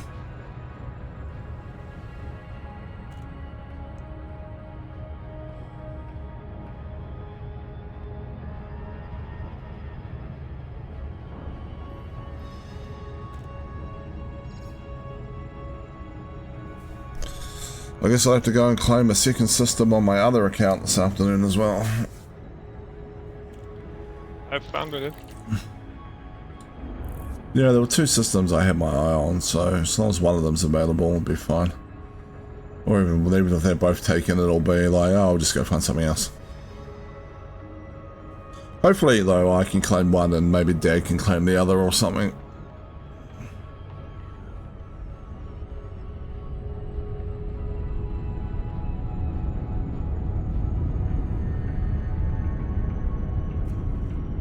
Again, it'll just be an outpost though, because I don't spend as much time on that account playing around. And with an outpost, there's way less pressure to get stuff done in 4 weeks. Yeah. I mean, if you share the system to my chat, I will help, but you know. You're fine. Don't worry about it. Like, I've got enough builds happening in enough systems that if you want to help me out, you've already got options to do so. So.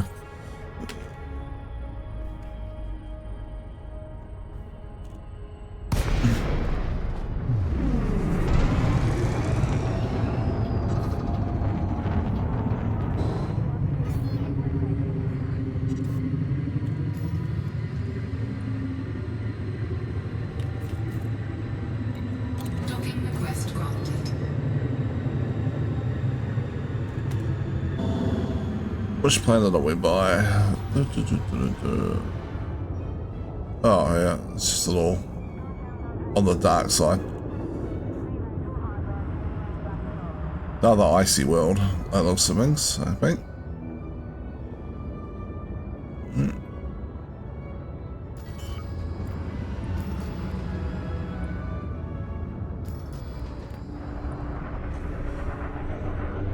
Landing gear deployed.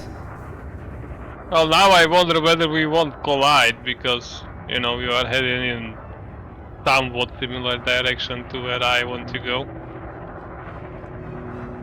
That's true. I mean, if this station was, if this system was just as close to it as your other system, the sort of the base of the triangle, right? Yeah.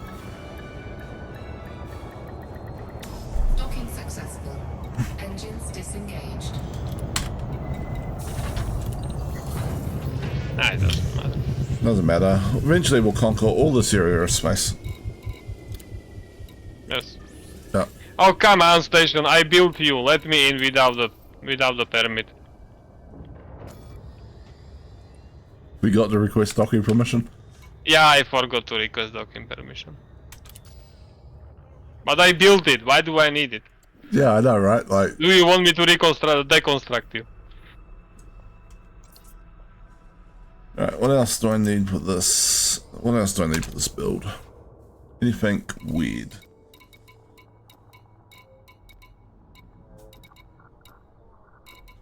Not really, it's all the same shit. I wonder if there'd been a pirate outpost, whether there'll be some sort of weird thing in the instead of non-lethal weapons, lethal weapons. But yeah. Or maybe some of the forbidden cargo. uh, No, not forbidden, illegal. Which kind of is the same, but you know what I mean.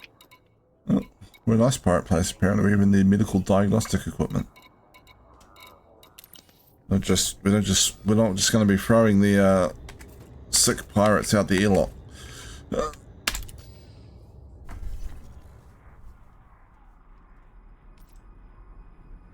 I mean, their population is dying as it is already. Oh, there always seems to be more pirates. Nope, still offline. Oh, Jesus. What is the Frontier doing? Like, why is it taking so long?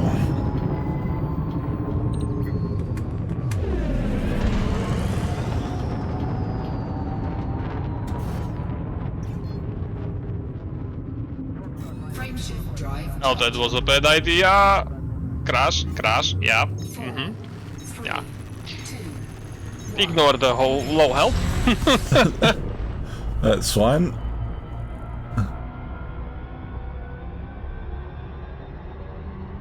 Warning. Frameshift drive operating beyond safety limits.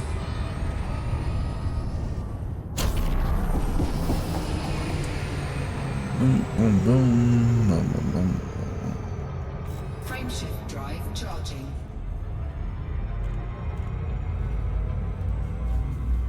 All right.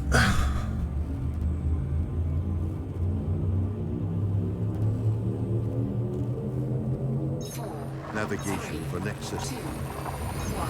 Engage.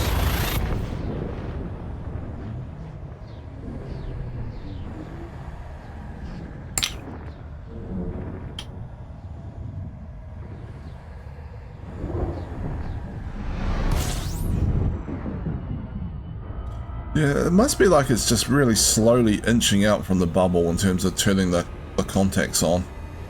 Is my guess. Yeah, but I have absolutely no idea what the order is, because it's not from distance from bubble, because this system is further from the bubble.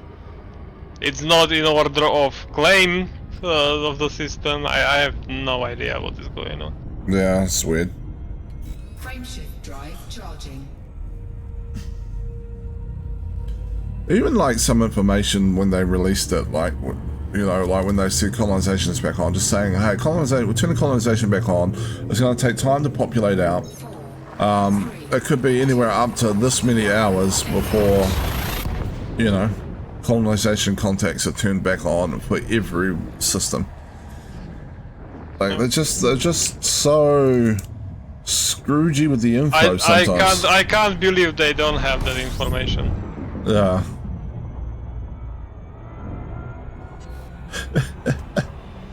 Either that or the whole turning it all back on didn't work properly and their developers are frantically working from home at like 7 AM in the morning, manually turning on each one. I mean, hopefully not, but yeah. You would hope not, right? But like, you never really know for certain. Definitely not. The sad part is that it wouldn't even surprise me if that was actually the case.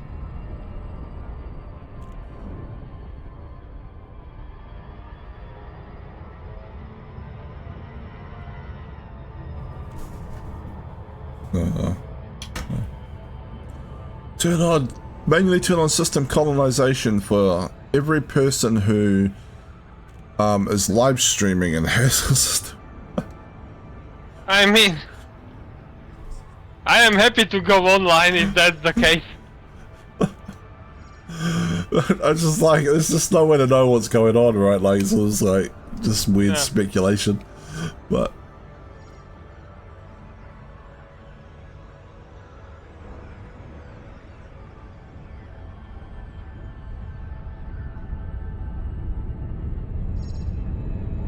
It seems bizarre that they would, I mean, they were talking about something about a load test or something when they were in the original post. They didn't clarify what they were actually meant.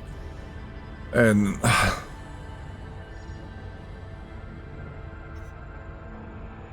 a load test of what?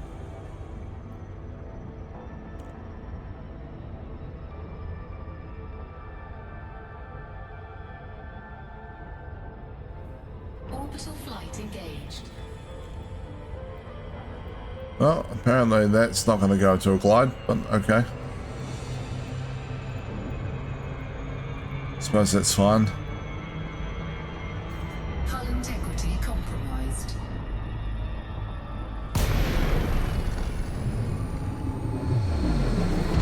Oh no! I'm down to 99% hull.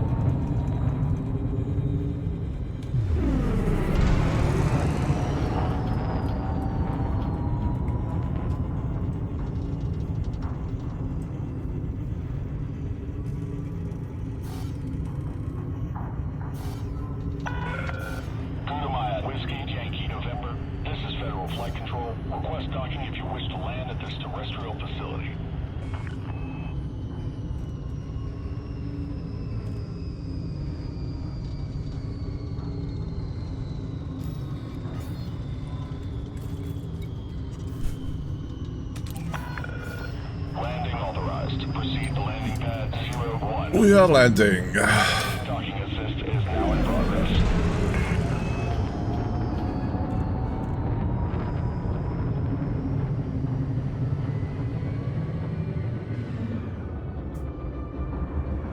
Bum bum bum bum bum bum bum bum bum bum bum bum bum.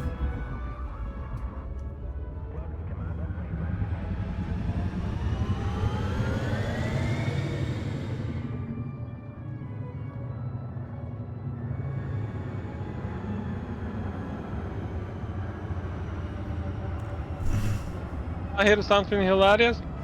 What? The system you claimed is on a better trajectory to my system than the other one that is available.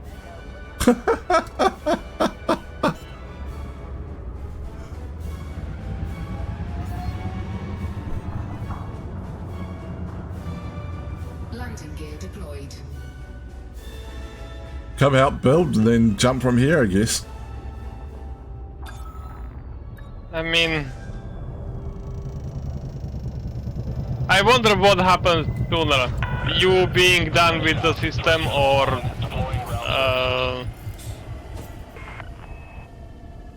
you know, Colonization coming on. the colonization contact coming online. The colonization system contact with coming online is definitely going to be quicker. Well, this is something majorly wrong going on. I mean, I'm already convinced there's something semi-wrong going on, right? Like Yeah. it should have rolled out a lot quicker than that, but... And I guess I'm going to help you build out that system. For the Because moment, anyway. reason.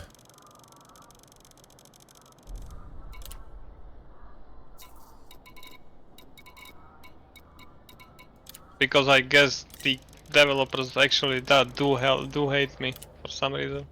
Not sure what I've done, but sure. Maximum capacity. Sitting there watching the stream going like, you know what you did, Ed. You know.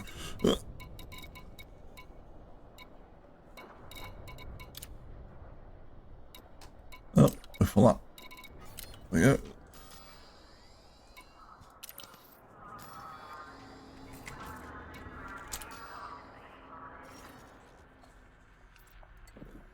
Yeah, Now I do have to go into that system because I don't know what its layout is. Nothing's particularly far away from anything. You should be able to honk and... Oh wait, this is not even a system that you claimed. This is a system that someone EOSN claimed. Landing gear retracted. Gosh darn it! Wait, which system are you in?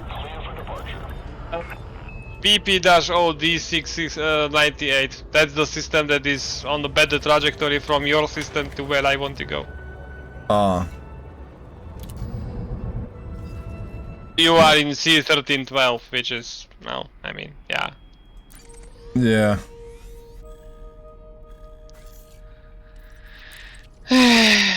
Oh well. Just wait for colonization to come on at your...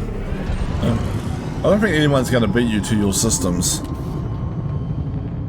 Like, or anyway, you'll be...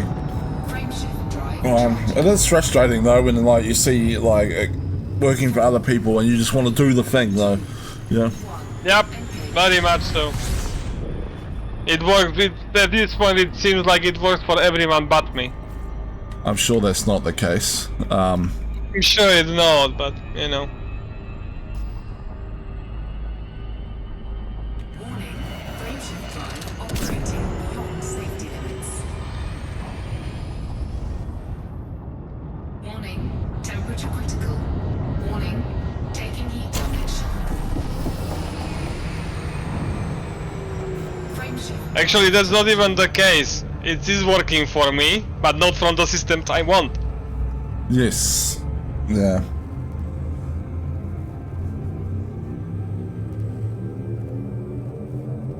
Four, three, two, one.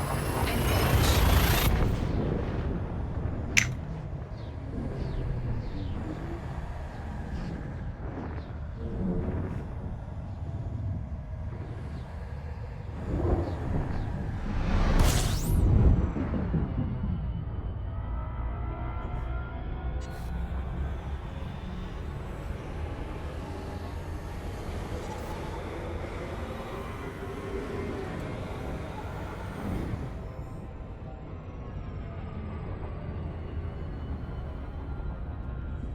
Surely, though, Frameshift drive charged. it can't be that far away from turning the bloody colonization contact on in your asteroid base.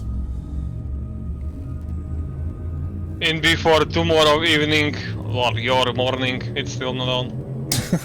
Navigation for next system. Yes, I am fully aware I just jinxed it. It'll be on. I believe. Take a bet.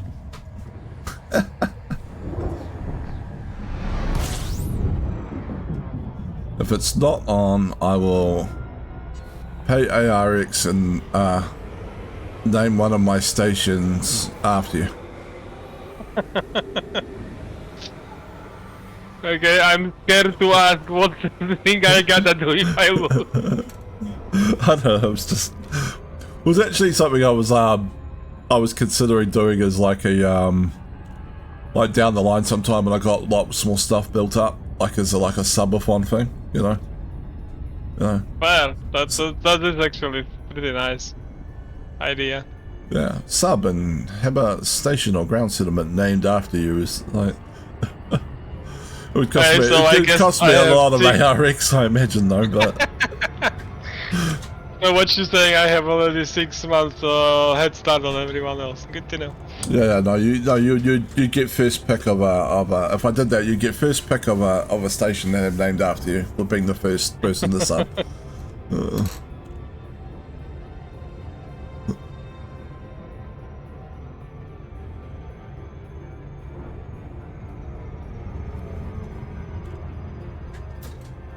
Really, is it 6 months? No, it's 7. Oh well, whatever. Yeah, I can't really remember actually what it said last time you subbed, if it was 6 or 7. Now the summary info on when I open the manage subscription, it says 7. Nice. Which means it's probably what you must have subbed a little bit after I became affiliate, I think, right? Shortly afterwards. That is very likely. It says the renewal date is April 7th. So I don't know where you became maybe affiliate, but yeah. It wasn't long after, yeah. Yeah.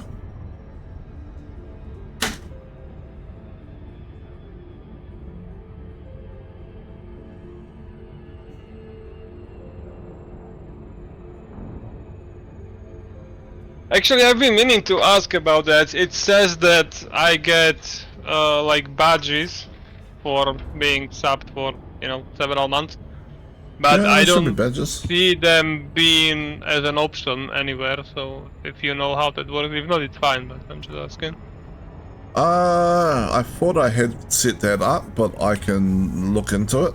Like, I mean, even the they, UI says that I should have like a bluish fox with a tail under its yeah, that's what I remember setting up. front paws Request denied. after 6 months, and I'm 7. But as I said, I don't see it anywhere possible to set it. So I'm not sure how that works. That is interesting. Like I have the badge that I Yeah, I can given have a look. you beats, you know, cheers. I have the badge that I am VIP, but I cannot change to the subscription badges.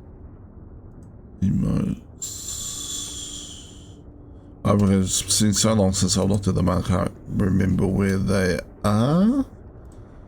Settings, maybe channel, stream channel.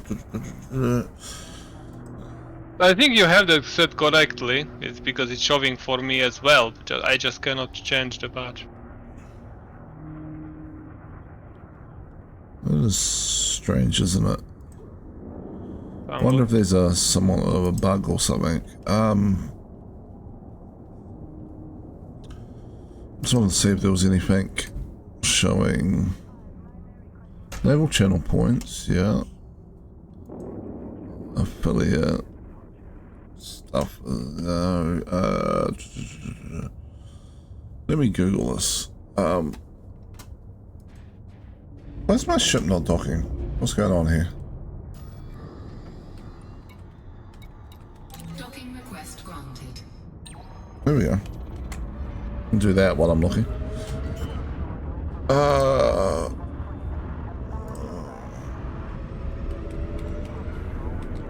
Subscriber badges, Twitch.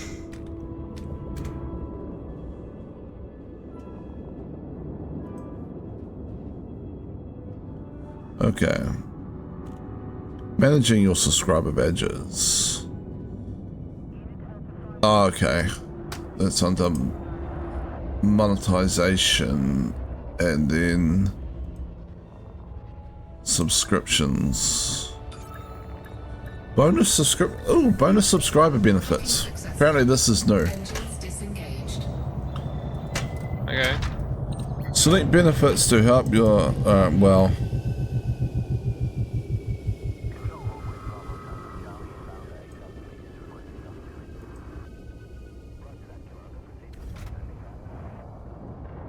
Apparently I can link to give access to a subscriber-only Discord channel, which I don't have. It's a VIP channel you already have access to anyway. Yeah. Or I can give you a discount on any of my merchandise for being a subscriber. Okay. If I had merchandise, that would be a thing, I guess. Yeah.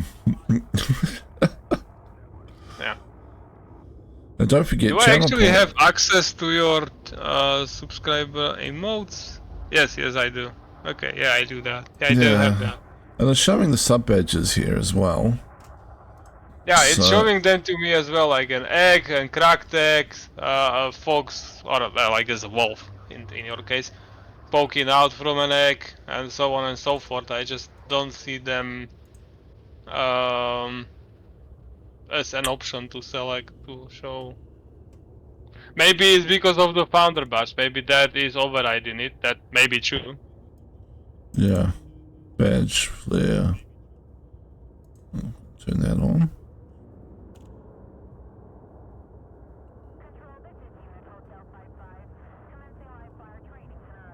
Okay.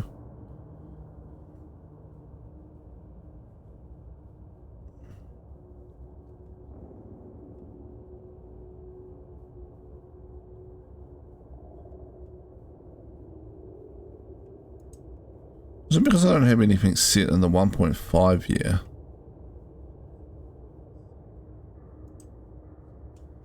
Do I even have anything different? Or do I just set... I mean, I'm just guessing, but that's... I have no idea, really. Yeah, I mean, don't worry about it.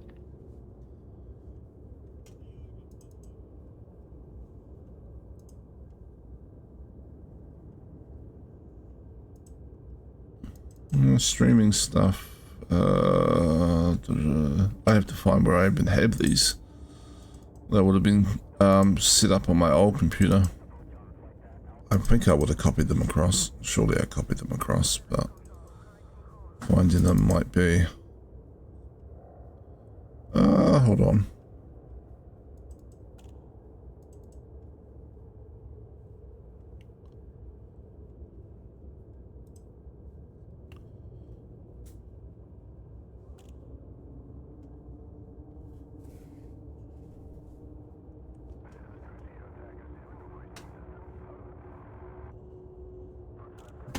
Yeah.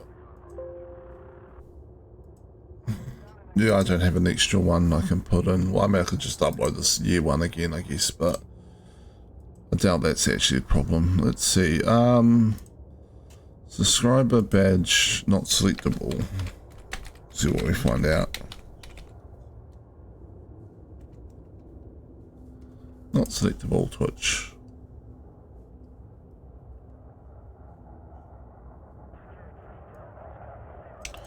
If subscriber badges aren't appearing or selectable on Twitch, I'm sure you've uploaded them correctly. I have, I'm pretty sure. Yes.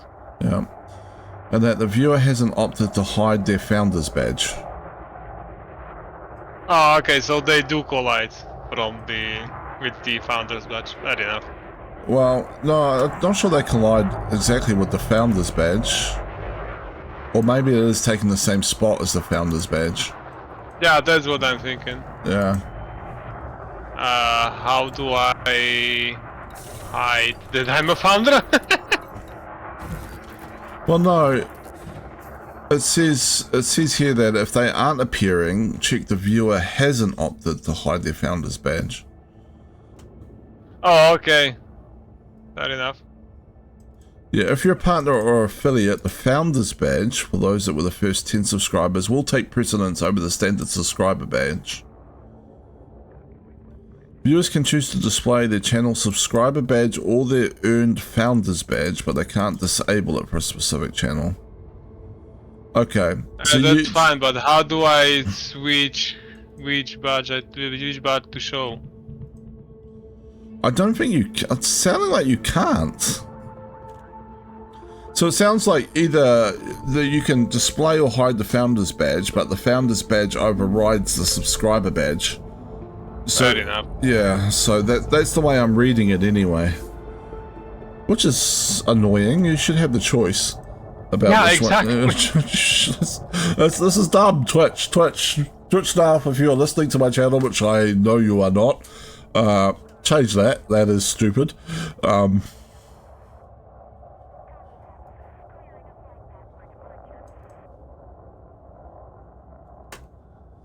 Yeah. Okay. Well, fair enough. Thanks for looking into it. Is the founder's badge, is that a set thing, or is that something I can set? Like you have a different founder's badge for? I think the founder's badge is for the first few people. I'm not sure the amount that's up to you. So I get it automatically. Yes, yeah, I think it's the first 10 subscribers to your channel. You can change it, I think. I've heard that if people, like someone subscribes and then they like stop subscribing and they stop viewing or something, you can give it to somebody else.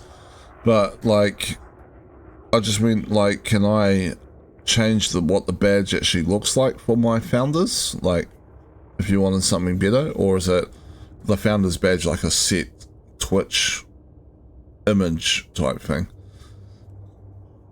I guess is the question. If that makes sense. Twitch founder's badge.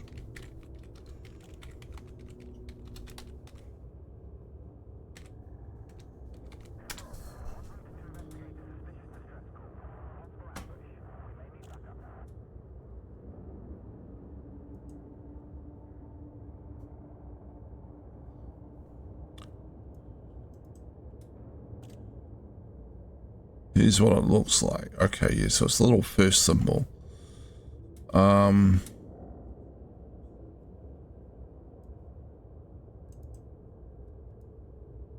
the FAQ says viewers have the option to displaying their channel subscriber badge or their earn founders badge.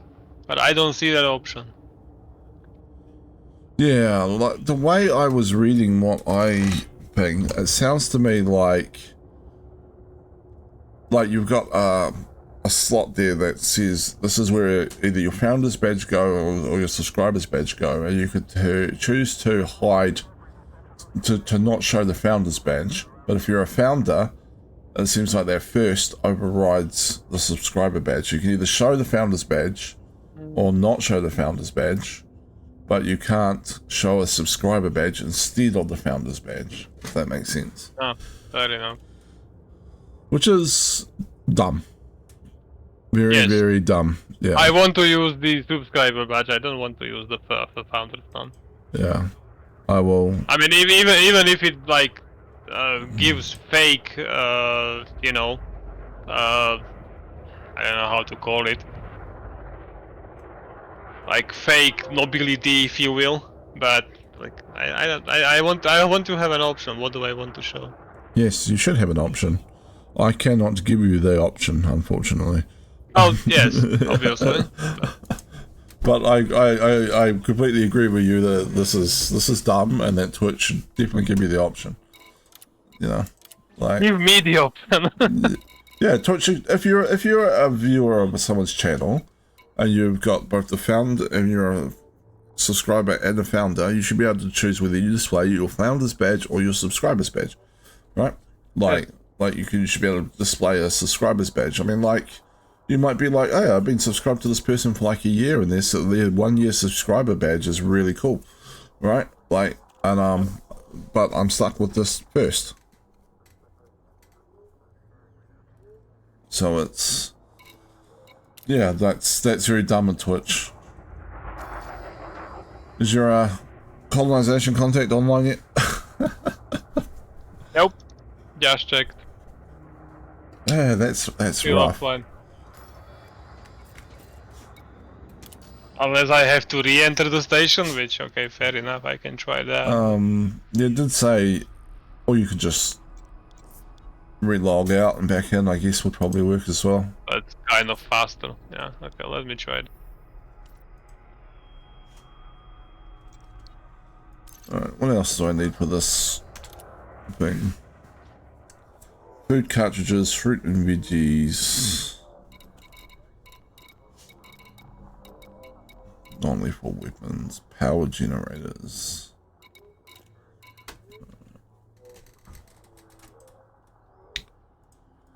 Alright, let's go fruit and veggies.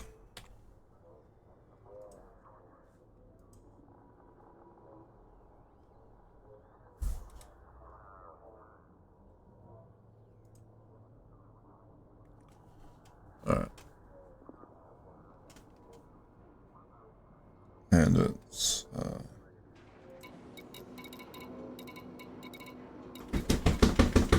49. Should take a screenshot of this, I guess.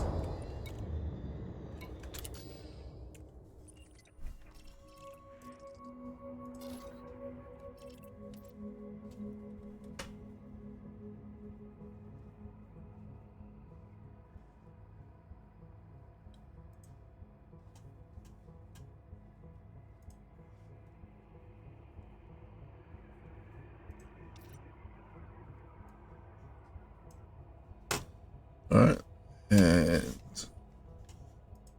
bring up paint.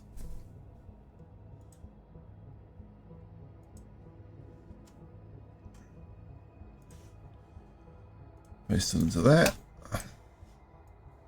Scroll down until medical diagnostic equipment is off the screen. There we go.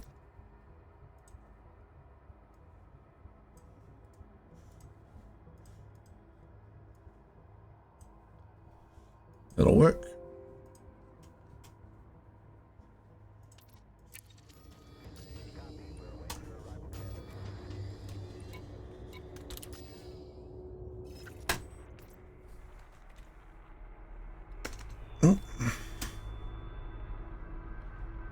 copied the system I want to go to.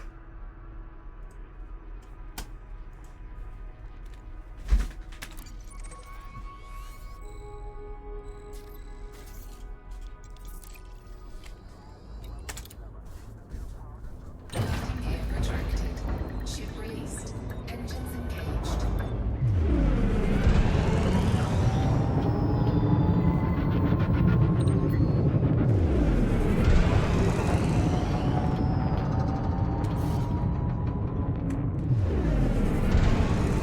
Every time I want to leave this damn ship to go somewhere, the thing I'm trying to go to is behind this planet. Charging. 4, 3, 2, 1. Engage.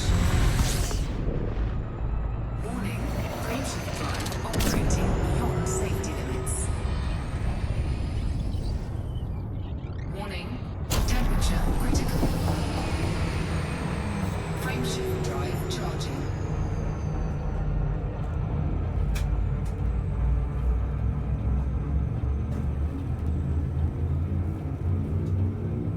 Hey, Poppy, what you up to? Oh, you want a back scratch? Alright. 2, 1. Engage.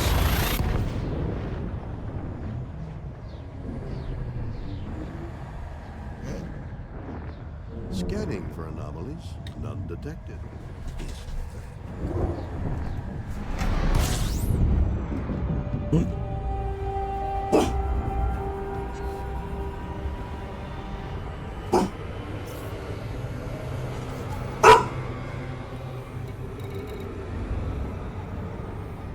What am I looking for? Pistile Botanical Plantation.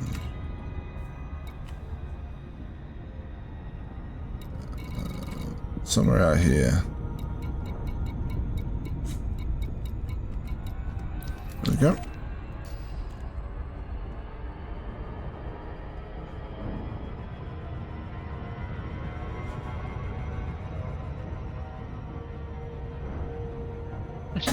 Okay. Can I replace my founder's badge with a subscriber badge, etc.? Yes, by default we will select founder's badge if you have unlocked it, obviously, as your default subscription badge. You can decide to hide founder's badge and show another loyalty badge by using the settings page. But this is a side-wide setting. If you hide the founder's badge, then it will be hidden for all your channels, not just the specific one. Oh, Like, why? why?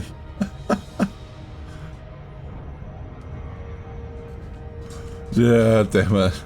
Okay, so you can hide the founder's badge. That's weird, because people were saying subscriber badge wasn't showing up, and then were saying, oh, check that mate's name in the house, hidden their founder's badge, but... Alright. It's very confusing, like, when you read stuff and it's just not clear, like...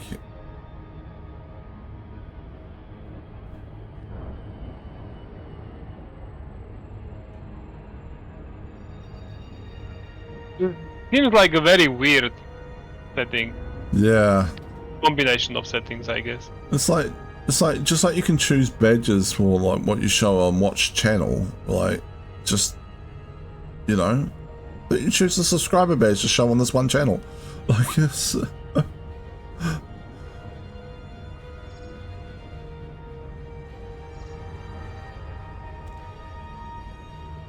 especially since you know like the 1 year subscriber badge on my channel looks very cool, I think. That it does.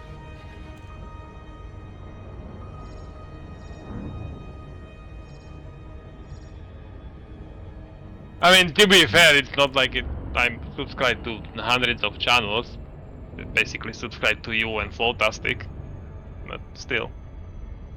Yeah. And Flow doesn't even stream for, well, coming up to a year at this point. Yeah, do you still talk to him, or is he? He posts updates to his Discord, yeah. I'm considering cancelling the subscription, but I don't know. It's not like it's a lot of money. Like $5 a month. Yeah.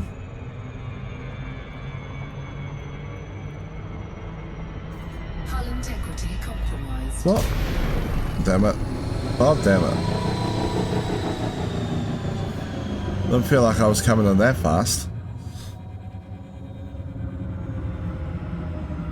Alright, well, I guess I'm flying 93 kilometers. Luckily the ship will do that a lot quicker than the Type 9 did. Yeah.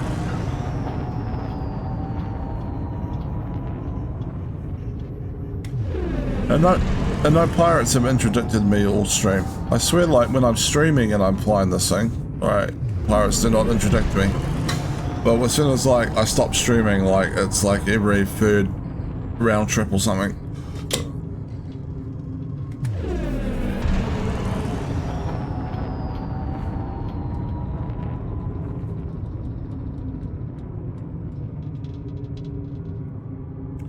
Oh, you got the sub badge to show. Nice. Oh, yeah. By disabling the founder's badge side-wide. Side-wide, yeah. But, yeah.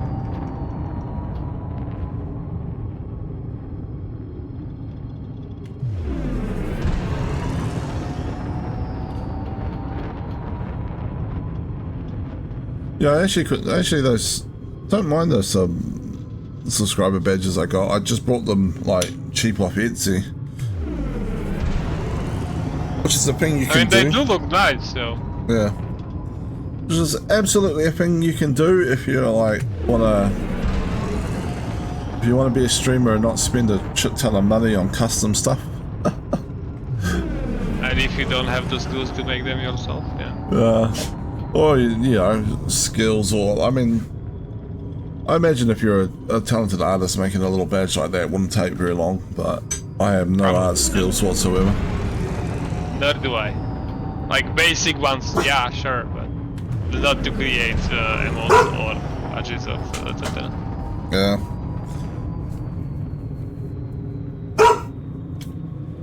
My dog really wants to go outside. Which is a very piercing bark, unfortunately. Well, I'm sure. Well, I restarted the entire game and because colonization contact is still not showing up, so Ugh. yeah, I'm done trying. For the night. Yeah, it's actually, why is it 1:30 in the morning? Yeah. Okay, yeah, I guess it's done. I'm done for tonight altogether. Yeah, I'm sure it'll be You there. really I'm should sure go to sleep. it'll be there when you wake up in the morning. And like Yeah, well, I won't be available to check me before my evening or somewhat more early morning. But yeah, I'll check when I get home. You want to have 10 minutes? If you... Depends when I wake up, because I have to be somewhere at 11. If I wake up early enough, yeah, okay, fine, I'll check, but if not, then no. Yeah, I was just going to say, if you do get a chance, and you claim a system, and even if that's all you do, just flick me the system name in like a Discord message before you run off to do your stuff for the day. And I'll see if I can get a head start going for you. Will do, thank you. No problem.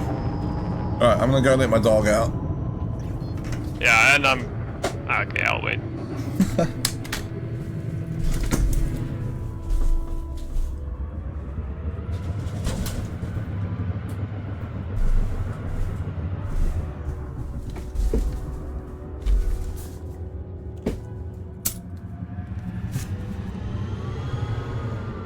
And considering it is 1:30 in the afternoon for me, I will probably end stream very shortly and have some lunch. Yep, makes sense. And then I'll probably log into my other account and claim a system on that one if this colonization contact's anywhere near either of the two systems I was looking at. But yeah. If you do claim a system before like your evening tomorrow, and yeah, just flick it to me, and I'll try and find some time to get a little bit of deliveries going to it. Alright, will do. Alright. Alright, I'm heading off. Yep. Have fun. Enjoy do. your Saturday, is it? Yeah, Saturday. It is my Saturday, yeah. Yeah. Okay. See ya. So yeah.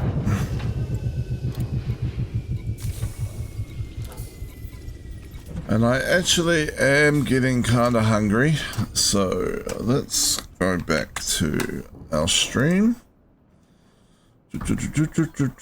Stream manager, and let's find someone to raid out to, and then we'll go get some food. Come back and play more Elite later off stream. We'll do Elite for stream tomorrow as well. And we can start building out towards whatever these systems are that it is after. Should be cool. Alright, who are we going to raid into? Tactician is online. He's probably playing Soul Nuzlink with Cedar.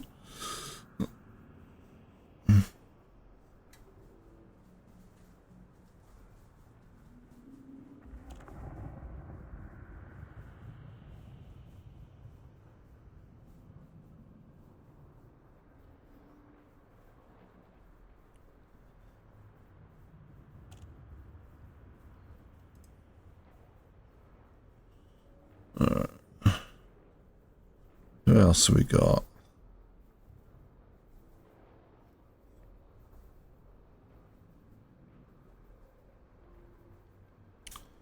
Let's raid Arson. She looks like she is playing Repo, which is one of these games that I've seen little shorts of, but I haven't actually seen anyone actually play. So that'll be interesting. We're going to raid. Let's see how it goes.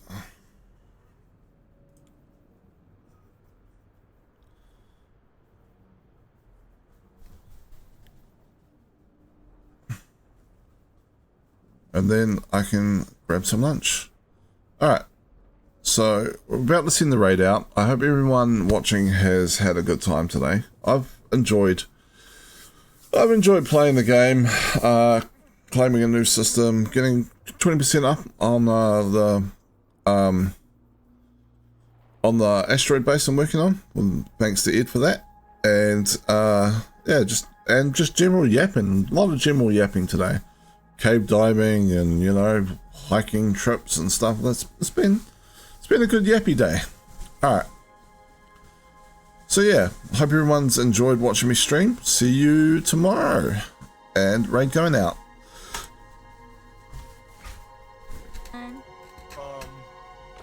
Oh no. Guys, I don't think it's safe to be here anymore. Yeah, it's gonna break out of the box. There's another fucking baby. Oh gosh. Let it erupt. Arsene, come here. Arsene, come here with me. I'm stuck. Hide here with me. Okay. Nope. I was underneath, but Never that's mind. okay. Baby's dead.